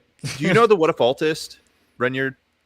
Are you familiar with him? in his content? I need to do more. I've done a lot of reaction streams on What If Alt Hist in the past. Really? I like the guy, but he also has some funny bad takes. So I like to go to his videos. Yeah, so I met him when I was in, down in his neck of the woods, and we had a good conversation. And he's like he was on Orange Show recently, and he was talking about how like he's pretty convinced that in the next 3 months, like something's going to pop off, right? And his whole point is like there's too much pressure that has no other way of being like released. Right. It's just too many people have like gone too crazy. And I think like the ones who are smart enough are realizing, oh, this is where power is going. This is where the sentiment is going. We need to adjust course. Right. And so you see that, and that's what those people are moving. But then you see like another group that's just so committed. Right. It's kind of like anytime you try to, waken people up to a certain reality or truth, depending on how you do it. If you do it poorly, you're creating it where they either have to admit that they're wrong, which they don't like to do, or they're going to go like they're going to dig in. And I think like that's kind of what we're seeing some people like begrudgingly admitting and starting their redemption arcs, and then you have some people who are just going off the deep end. Yeah, and those people, depending on how it goes, might be like they might lose power as a result of that. I mean, you see that even with like neocon versus MAGA Republicans in primaries. I did vote for Trump. I wouldn't describe myself as MAGA, but I did vote for Trump, somewhat begrudgingly, but not publicly begrudgingly. I would love to talk to What If Alt Hist. I have criticized him quite a bit. I don't know how he feels about that, but like I've criticized him pretty severely, but all of that is just like, I always put in the videos as a caveat that I like him. I think he'll be better. He's a young guy. I would love to talk to him. People in the comments are saying he's in the chat group that I run that you're in as well, so you should reach out to him. I think he'd Are you be down. serious? I didn't know that. I don't know if he knows that I have criticized him quite a bit. I'm not sure he's aware. I think once you get to a certain point of like, intelligence and wisdom and just social skills and all this kind of stuff, it's not a matter of like dick measuring contest. It's more of like you realize that disagreement's more about figuring out the truth and having the conversation. Right. And I think he's on that level for sure. He's not gonna. I don't think he takes disagreement personally or anything. Well, I might say something to him in the group chat then. I've wanted to talk to him for a long time. He's actually one of my inspirations, and I say this whenever I criticize him. He was one of my inspirations for starting YouTube. And part of that is just because like I see his videos and like there's a lot of other people that do this, but specifically What If Alt Hist is who I was like watching at the time. Like I realized that I didn't have to start with this super high production quality to make YouTube videos. Like, and some of my YouTube videos are like more similar, are like based on what he does, and what I've seen since doing more on YouTube is like I've seen that a lot of people do it like that. But What If Alt Hist is one of the first guys that I saw. That's not like, I know that sounds like a backhanded compliment, but it's not. It really is saying like, oh, you don't have to, produce a movie in order to be on YouTube. Yeah, let's keep going with the podcast. We got to get done with this.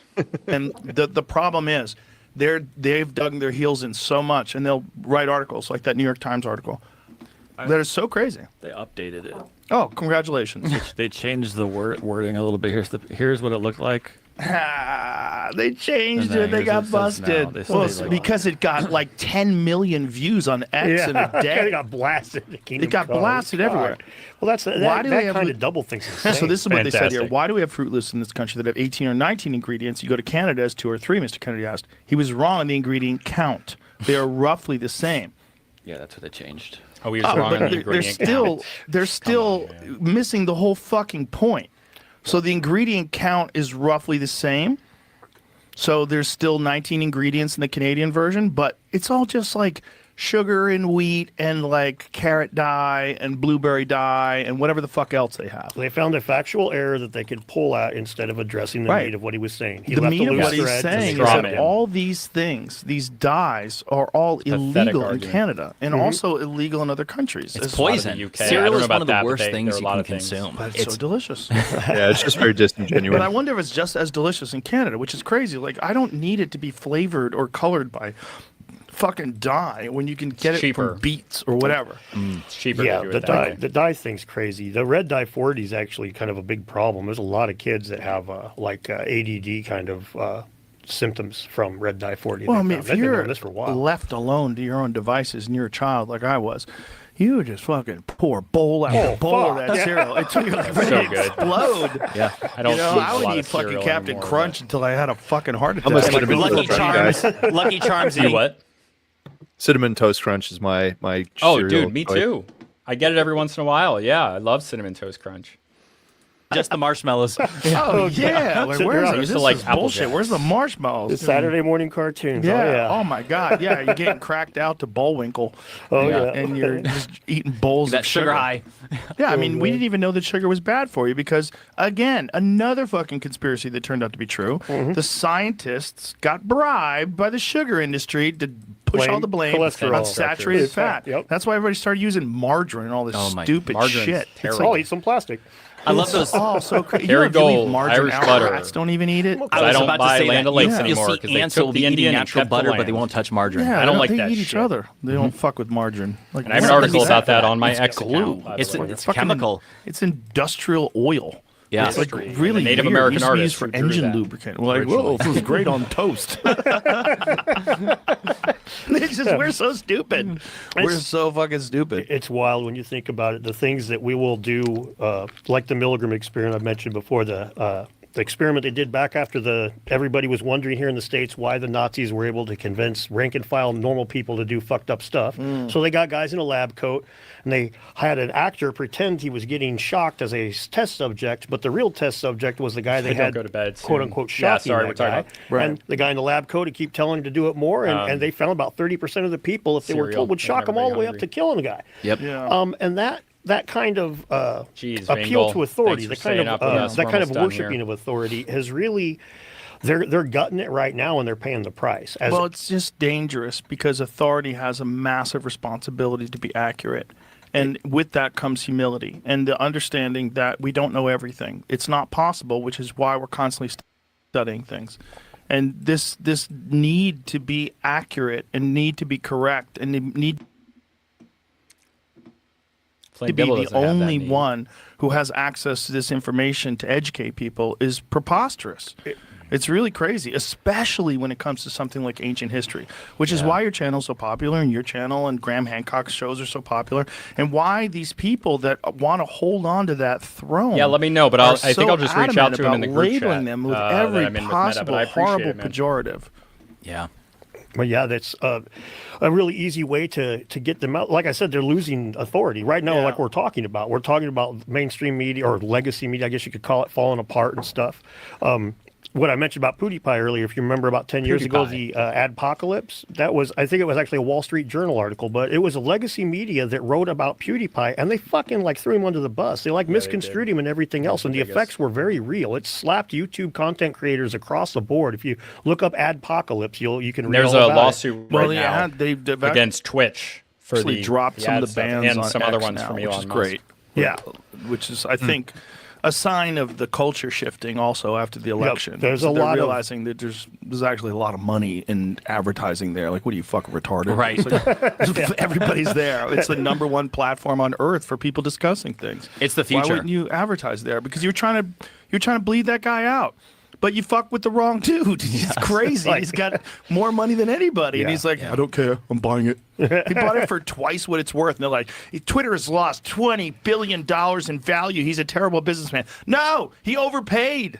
He overpaid substantially to try to save free speech. Yeah, this was not. This was what you would call an activist investment. Well, he's just a rare And also cat it's who's willing to do like, something this is like what rich that. There's people not do. a lot of people that are willing Buy to like companies. lose billions on something. They buy But when you got media, 200 billion, social media or you're otherwise. like, let's fucking shift this apple cart. I'm so glad he's on the right Like side Jeff of history. That Bezos. guy's Oh a my hero. God. He's a living hero, and X is the future. That is going to be the biggest platform on earth. That's his goal, right? It's Yeah, gonna, well, it certainly already is, everything, and probably will grow. And you know, they keep saying people are going to Blue Sky. Do you know if you go to Blue They're not Sky going to and you Blue type Sky. there's only 2 genders, you're banned instantly? Yes, I saw this People recently. are doing it. Oh my Yeah, God. Blue Sky is just the newest echo chamber of the old Twitter. Oh, There's all All kinds of these people Stephen on- King dorks. Yep. They're going to go over there and let their brains rot out in an echo chamber. I've been picking on all of my friends in the real world that were laughing at, I forget the name of the site that, Rumble, when everybody was like, oh, the right wingers are going to Rumble, ha ha ha ha ha. Now it's like, and all you guys are running the Blue Sky, ha ha ha ha ha. Isn't it fucking funny how that works? Yeah, Shout out to Rumble. Chamber. Rumble's been so good to me. Let me give Chris Pavlovsky a shout out, the CEO of Rumble. I had the pleasure of meeting him, and they've been treating me real good. Rumble's great. Yeah, they're fantastic. Yeah, full on free speech, whether you're on the left or the right, whatever Say it is. anything I want. Anything I want within, as long as it's not violence or something like Right, that. of course. Yeah, so I recommend people. Everything that's legal, which Yep. is what it's supposed to be. And that's what the First Amendment is supposed to apply to. And this is one of the great things about this administration that's coming in is that Donald Trump wants to apply the First Amendment to all these sites. He wants to stop all this big tech banning, which is, by the way, was terrible for him in 2020. I mean, it's election interference. It truly Buffering. is, because you're eliminating one complete side of the argument. It's supposed to be one side thinks this, the other side thinks that. They get together and discuss it, and you, as the person outside of it, gets to see who makes a more compelling argument. And the wonderful thing about community notes is you get to see whether or not someone's bullshitting. Right. So let's find out what's right and what's wrong, what's true, what's not. That's what it's supposed to be. But the problem with that is then you don't really have control of the election. And that's what they found out in 2024. They don't have control of it anymore. And you can get Beyonce and pay her $10 million. It doesn't fucking work. It doesn't work anymore. No one cares. No one believes them. They don't trust them. They make terrible Destroy life their choices. credibility. And you're like, well, clearly you're not a person I'm going to listen to when it comes to who's going to run the fucking world, Taylor Swift. Right. Like, shut the fuck up. This is crazy, Eminem. What are you talking about? Eminem's How much have you Wasn't lost? Eminem I mean, at the I want Diddy to sit parties, too? Eminem down with like a political scholar and like tell me what you know about the One more invasion time, of and I'm gonna Ukraine. go to the What do you know bathroom. about the Leave it coup going. in 2014? What do you know Sounds about great. NATO Mom moving spaghetti. weapons closer and closer? What do you know about the violation of the treaty that we have? What the fuck are you doing, man? You shouldn't be doing this. This is not the thing for you to be doing here. These people have no idea what they're talking about. They're all puppets. They're people that don't do any research on their own, and they're just told what to think, or they're compromised. Well, I think they were getting paid. And I think that's what's even weirder, is that you're allowed to pay people to endorse you for president, which is crazy. Yeah, Oprah, That- $2.5 million. Not But- $1 million. They thought now it's $2.5 million. But I sent that to Jamie, but that seems to be like production costs would seem at least slightly elevated for an event. But the weird one was like the Beyonce one. If it's true, and you know, there's a lot of sites reporting it as it is true, but we tried to look, Jamie, look, it's hard to find what's true and what's not true, because there's a lot of money that was paid to staff, but it's like unclear what that means. And then it's unclear where they burned all the money. And then there's also the money that went to these activist groups.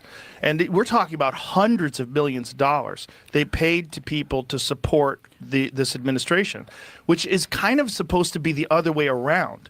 Aren't these groups supposed to be paying money to prop up the campaign because the campaign believes in them? No, you're paying these activist groups to support you, which is just crazy. Also, it didn't work. It didn't work at all. Like you went through $1 billion+ in 3 months. This is so crazy, and you're in debt.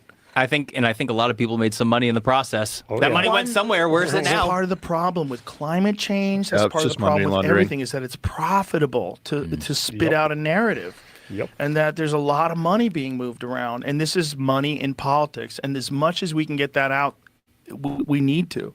And I think one of the most important things about getting that out is this whole thing about pharmaceutical drug companies being able to advertise, which changed in the 1990s. We Yeah, have to that was a recognize big that deal. before the 1990s, pharmaceutical drugs could not advertise on TV. And guess what? We were taking way less and we were way healthier. No so this shit. is not good, folks. This is Yeah, not my good good. mutual Brian Romelio You know, has and been other posting than about this, Ozempic, which and is like Elon at replied least recently, curbing too, obesity so to a it's certain interesting to extent. hear that they're also what talking are about these this drugs narrative. are doing good? Like if you look at the overall health of people, it's declining. Yeah. Obesity is rising.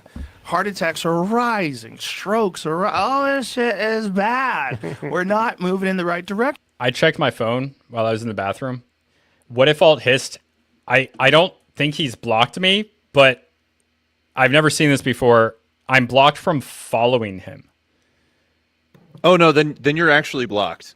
Oh, yeah, you hell just yeah. scroll down and it'll say you're blocked. I'll reach out to him. Okay. I think it's one of those things where, you know, if somebody's criticizing you, it's very easy to like knee jerk to be like, I'm just gonna block them. Oh yeah, I get that. It's probably what happened, but I think he'd be down to have a conversation. Like I said, I think you guys can disagree, and there's no animosity there. It's just, you know, having a conversation. Yeah, that's funny. I didn't realize that at all. All right, let's play it. And yet there's tremendous resistance for change. Oh yeah, he has blocked me. It was just showing up differently on my phone than computer. I mean, it's kind of clear that when one person's platform has me blocked. this, and this, the other person's platform is not him. I mean, that's like you know, that's like riding somebody else's coattails deliberately. Right. She came in with the platform. I'm just gonna, you know, I'm not Trump, so okay, well that's great, but I mean, once people have pierced through the veil of Trump's going to make everything illegal and put everybody that's not white into camps and shit, once they've got past that, what do you have? Well, it's also, if you're going to develop like a real platform, like you're going to run for president, I would think you would want to do that over a long period of time and be very careful about, treat it like a defense attorney. Like if you were prosecuting this as a case, you would want to have all of your facts that show that you're correct and have all of your arguments, and you would want to have mock arguments. If someone comes to you and says, well, what about this, this, and this? That's not the case, and this is why that's not the case. And you would want to have all your ducks in a row. To me, it's like a fighter that takes a last-minute fight, and they've been sitting around drinking beer, and they haven't gone through a 10-week camp. Like, don't do it. Don't do it. You're not ready for this. Right. And if your only strategy is just like a wild punch, which is basically, he's a liar. Like, meanwhile, you're lying about him every fucking day. The Russia collusion shit, the very fine people shit, the fucking, all the thing about, the thing about taking Liz Cheney and executing her. That's all lies. You guys are just lying. And you're saying he's a liar, but yet you're lying all the time. Kind of like Flint and you're Dibble. doing it like it's 1995 and there's no social media. But you can't do that anymore, especially when the people that are paying attention to the podcast, well, guess what? Podcasts are 100 times bigger than anything you guys have. And people are listening to that, and they know you're full of shit. And then your numbers decline even further. Yep. So I think they were saying that CNN, how much is CNN down? Because I was seeing this on Twitter, and it's hard to know whether or not it's hyperbole or whether or not it's fact. But they were saying that CNN's ratings are down like 80% of their peak, and MSNBC is some other preposterous number. And they're both on the chopping block. CNN is talking about mass layoffs of talent because nobody believes them anymore. So it's counterproductive for you to use the same voices, which is why they got rid of Brian Stelter and then they brought him back. Which was so odd. I'm like, I'm looking forward to. Talent is missing. They don't have any talent. They're all going out of business. They're going to have to rebrand. They're going to have to get entire new management. Like, I'll never watch those programs ever again, those networks. Literally never. Like, they're dead to me now. It's forever. propaganda. It's at least a percentage of it is propaganda. That's unacceptable. That's unacceptable if you're the voice of the news in the world. It's unacceptable for you to have a large percentage of what you're saying to be completely full of shit. You know, it's funny. You can see the same pattern of attack that they throw at Trump being used against Tulsi Gabbard the last time around when she fucking nailed Kamala in the debate, and she was just awesome. Like, you can stand here and say all cops are bad, but you got hundreds of thousands of people in jail and prison. Leftist viewers deal NBC, CNN, a Trump slump ratings crash. Here's why. So what's the numbers? What does it say? Does it say? The Rachel Maddow Show, for example, easily MSNBC's top-rated program, though it only airs once a week, drew just 1.3 million viewers on November 10th. 5 days after the election, a drop of 1 million viewers from the month before. 40% or so. In the key 25 to 54 demographic, the advertisers most covet, Maddow's numbers mark the smallest audience since her show has seen since April of 2022. And she's the #1 show, which is like, Good night, Jenny. Thanks. If I only got 1 million people watching her show, I'd be so pissed. Hannity nearly quadrupled her with 420,000 views to her meager 109,000. She got 109,000 people in the 25 to 54. Yeah, and so that's a bunch of old cat ladies. Nothing. And airports. Yeah, and airports, right. Outside of Maddow, MSNBC has seen an unprecedented plunge. This is the really bad news. And what is that? For example, on Tuesday, November 11th, a week after the elections, MSNBC attracted its lowest 25 to 54 demo ratings in 23 years. Over on CNN, the demo number was the lowest it has been since June 27th, 2000, when Bill Clinton was president. For the overall week of November 6th through 13th, Fox News averaged 2.23 million views, while MSNBC attracted a paltry 550,000 and CNN just 399,000. Think about how much money is being pumped into CNN. So go scroll back up a little bit. In fact, Fox News saw its viewership jump by 38% overall since November 5th. That's after insane, dominating dude. election night by Not that topping they're all very networks, good drawing either, more than you know? 10 million It's just- viewers. It's so bad that MSNBC's Joe Scarborough and Mika, how do you say her name, crawled to Mar-a-Lago on Friday to kiss Trump's ring, drawing scorn for their utter shamelessness after years of on-air attacks. Real quick, let me just, what they're not including is that on Rumble, Dan Bongino and Steven Crowder had the number 1 and number 2 ratings on all of election night. So they're just mentioning mainstream networks. They're leaving out the fact that. What did Dan Bongino have? He had over 500,000 real-time viewers live, and same with Steven Crowder. They were very comparable. They were the number 1 and number 2 platforms in network? the world. Really? Yes. So what did CNN have at that night? I'm not entirely sure, but it was back way tar less. and It was feathering way less. and Yeah? That can't be. Look it up. I would agree that online they probably had the highest, but Just to look it up, compare Jamie. Shut the up. world watching Shut CNN up, and Jamie. Fox News Watch and it. MSNBC that night was less than 500,000. That's not what Maybe, Jimmy said. maybe it's Jamie. online streaming I'm referring It to. must be, because didn't it just say Fox News had the highest ratings? They were 5.5 This doesn't million? have anything to do with online. That's even Okay. saying like the 25 to 54-year-olds could all just be people. They're like, why would I turn on the TV? I'll just watch it online. So Watch they my phone. dominated it online. Okay. So either way, this is what happened after 2016 as well. You know, like or after 2020 rather. Once he's out of office, you can't complain about Trump anymore. Your ratings crash. Like your entire business is operated on fear. It's like, oh, the orange man. And hatred. I mean, let's be real. There's a lot of people just tune in just to get angry. Oh, They hate him. I tune into Joy Reid just to laugh. I like to get blazed. Watch that lady. Like, what the fuck are you saying? Like, when she's talking about, like, she spent an entire part of her program comparing Trump to Stalin, Hitler, and Mussolini. And MSNBC compared the rally in Madison Square Garden to the Nazi rally from the 1930s. Oh, my God. Well, they were all in the same. You know, I performed in Madison Square Garden, so that must make me a Nazi as well. Yep. Obviously. When I had a Here show we are. there, I was telling jokes. And you just had a guy on your show talking about the swastika on 5 continents around the world 10,000 You years did ago. have Graham Hancock Fucking on. Nazi stuff. I And know then, Graham and then I Hancock. defended the Martyr Maid guy. Let me just say defended that this. guy, so that's more Nazi. I encourage everyone to go watch. Everyone go watch Ancient Apocalypse. Graham Hancock's on Netflix. Yes, it's good. Think for yourself. But one last thing to mention about that is that even John Hoops had compared Ancient John Apocalypse. Hoops, He associated the man it with himself. Sandy Hook. Yeah. I am not kidding. This was a week ago, 2 weeks ago. Yeah, Disgusting. He's talking about the archaeology is the canary in the coal mine, and you can tell that because you see this horrible thing happened before 9/11, and therefore they're connected. And Sandy Hook happened right around the same time as the 2012 thing. Ergo, it's just like, dude, Puke.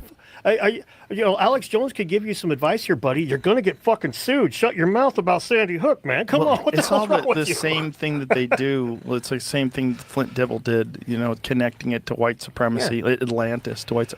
Atlantis. It's really a funny. We're at 3 hours plus in, but Okay.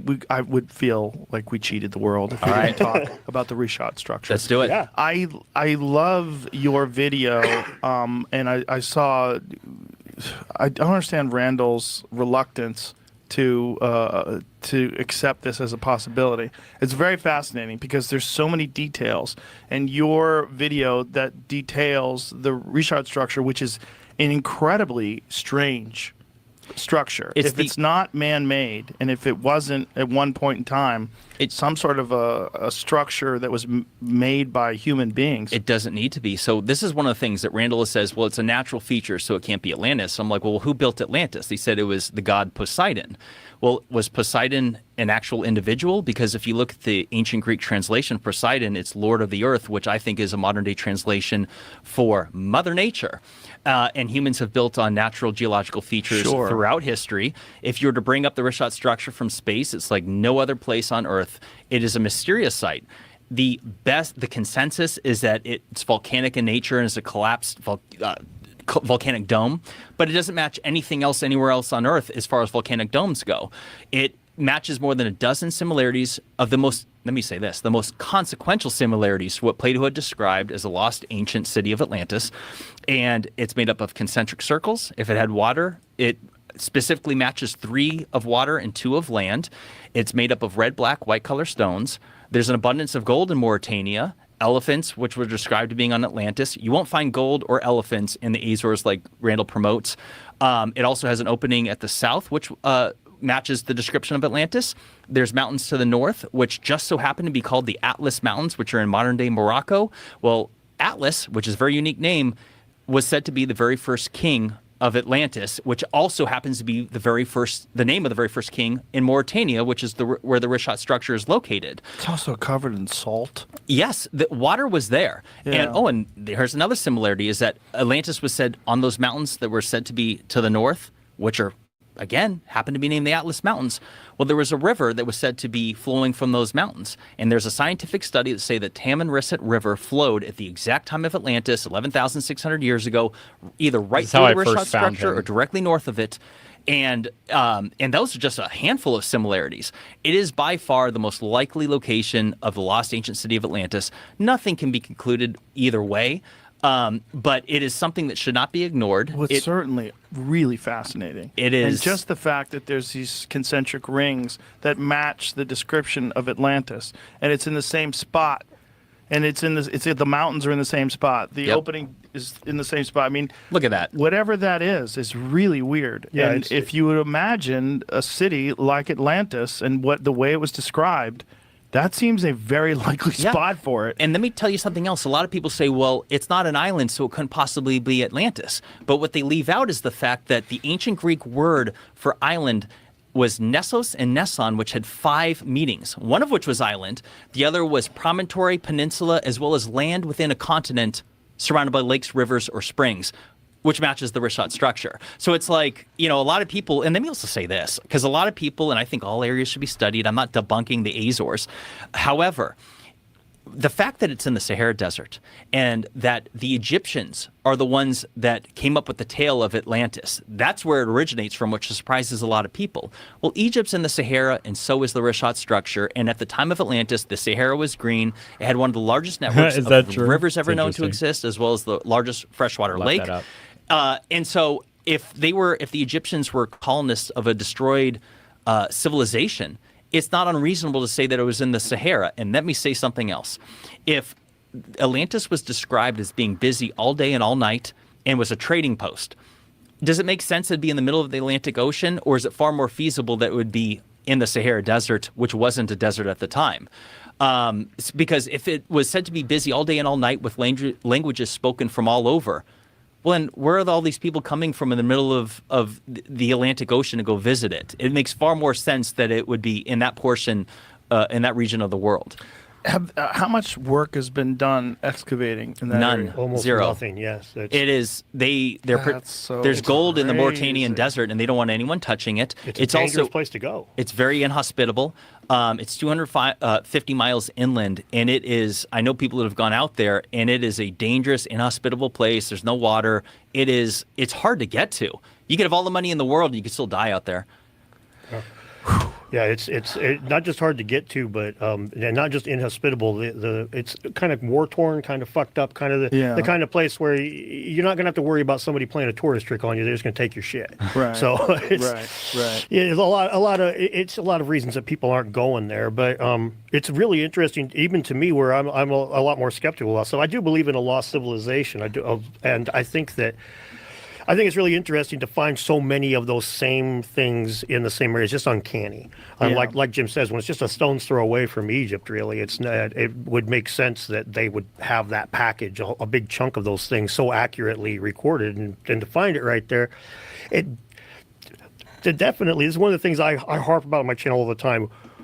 we need more honest skeptics. This is definitely the kind of thing we need real scientists to go out there and do. We don't need guys to knee jerk and say, well, you attached it to Atlantis, so fuck that noise. It can't be. We don't need guys to say it's definitely Atlantis, but there's nothing to see here. We need boots on the ground. And how the fuck could Atlantis, if it really is in Africa, be connected to white supremacy? Oh, fuck. Let me touch on this one really quick. Yeah, so ridiculous. If I can hit this really fast. It's so stupid. The Africans are black. Hello. I'm saying the Atlanteans are black. Supremacy. This is what John Anthony West said on your show. He said, he's like, not only did Atlantis exist, but they were black. African Hey, man, how you supremacy. doing? Look, They did it.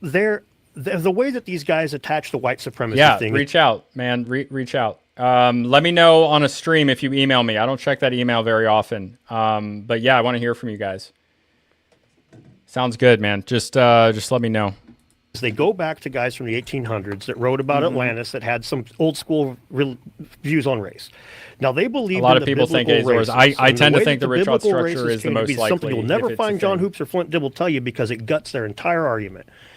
Before the flood, there was one race of humans. After the flood, Noah gets drunk. Three of his sons are around. One of them picks on him, laughs at him. Two other ones don't. The one that picked on him was Ham. The African people were considered to be the Hamites. The Sam, the Semitic people, were in the middle. And then the other one, the Japhethites, which eventually became the Aryans, were considered to be the white people. That was the European view of race for up until about 150 years ago. So 200 years ago, a guy writing about Atlantis would not have thought it was an Aryan Atlantis because Aryans didn't exist until after Noah. It was one of Noah's sons. So before the flood, there was no Aryans. So anytime somebody says that this old school shit believes in all you have to do is scratch the surface and you'll find that's not the case at all. This guy is funny because in my videos where I'm looking into his thread, I'm looking into Flint Dibble's thread. He talks about how it's a white supremacist idea. He actually shares a screenshot from Atlantis, the Antediluvian World, which is what he's using to say that Graham Hancock is some racist because it's a racist book. And there is some generally racist stuff in there. It's a book from 1882. But even Donnelly, who wrote Atlantis, the Antediluvian World, in the screenshots that Flint Dibble shared, it shows that he talks about the Semites, as in the old definition, Jews, Arabs, Berbers, those types of people, as well as, the ancestors of the Semites, the Aryans, and the Ethiopians. He used a different word, but they became the Ethiopians. He talks about them being the people who settled Atlantis. So even that is not true. It's all just BS and lies, man. It's crazy. Didn't believe in a white Atlantis. Ignatius Donnelly did not believe in a white Atlantis. There we go. Despite Flint Dibble making sure to name drop that fucker anytime he gets a chance. He's going to say it right now. But they're going to make sure you think that. They're going to eliminate, because the biblical races are something most people don't know much about. Listen, let me just say this one point. I don't care what their color of their skin was, but the legend comes from Egypt and they're fucking brown. So get fucked with your racist argument. I don't care. Yeah. Anyway. Go get fucked. Yeah. Gentlemen, thank you very much. This has been a lot of fun. Joe, Really been fun. Jimmy, always great to see you. Good to see you again. Very nice to meet you. Nice to meet you too, Thank Joe. you for your channel, both of you guys. Fantastic. Dedunking, Bright Yeah, Insight. I did just hit awesome 3 channels hours. Follow me YouTube. on X, Rumble, and Instagram. Love you all. I'm going to Thank be you, at Joe. the Cosmic Summit speaking this that's summer. true, If you guys want to Injun. catch me there, I agree. I'm one of Cosmic them. Summit, yeah. Beautiful. All right. Thanks again, Joe. Thanks, everybody. Thanks, Bye. Joe. Bye now. All right, guys. Any last questions before we get out of here? They're heckin' brown. Okay, thanks, guys. Bye. That was funny. Yeah, he did. I think it was just the time he hit them. They were past 3 hours at that point. Joe's probably got to go to the comedy club or something and go, hump stools or whatever he does. In the summer of 2018. Let's start with a Wendover video. All right. Yeah. Any last comments from anybody? I'm not really familiar with that. Is that Mayan in Guatemala? I don't have any thoughts. Meta, you got anything to say at the end here?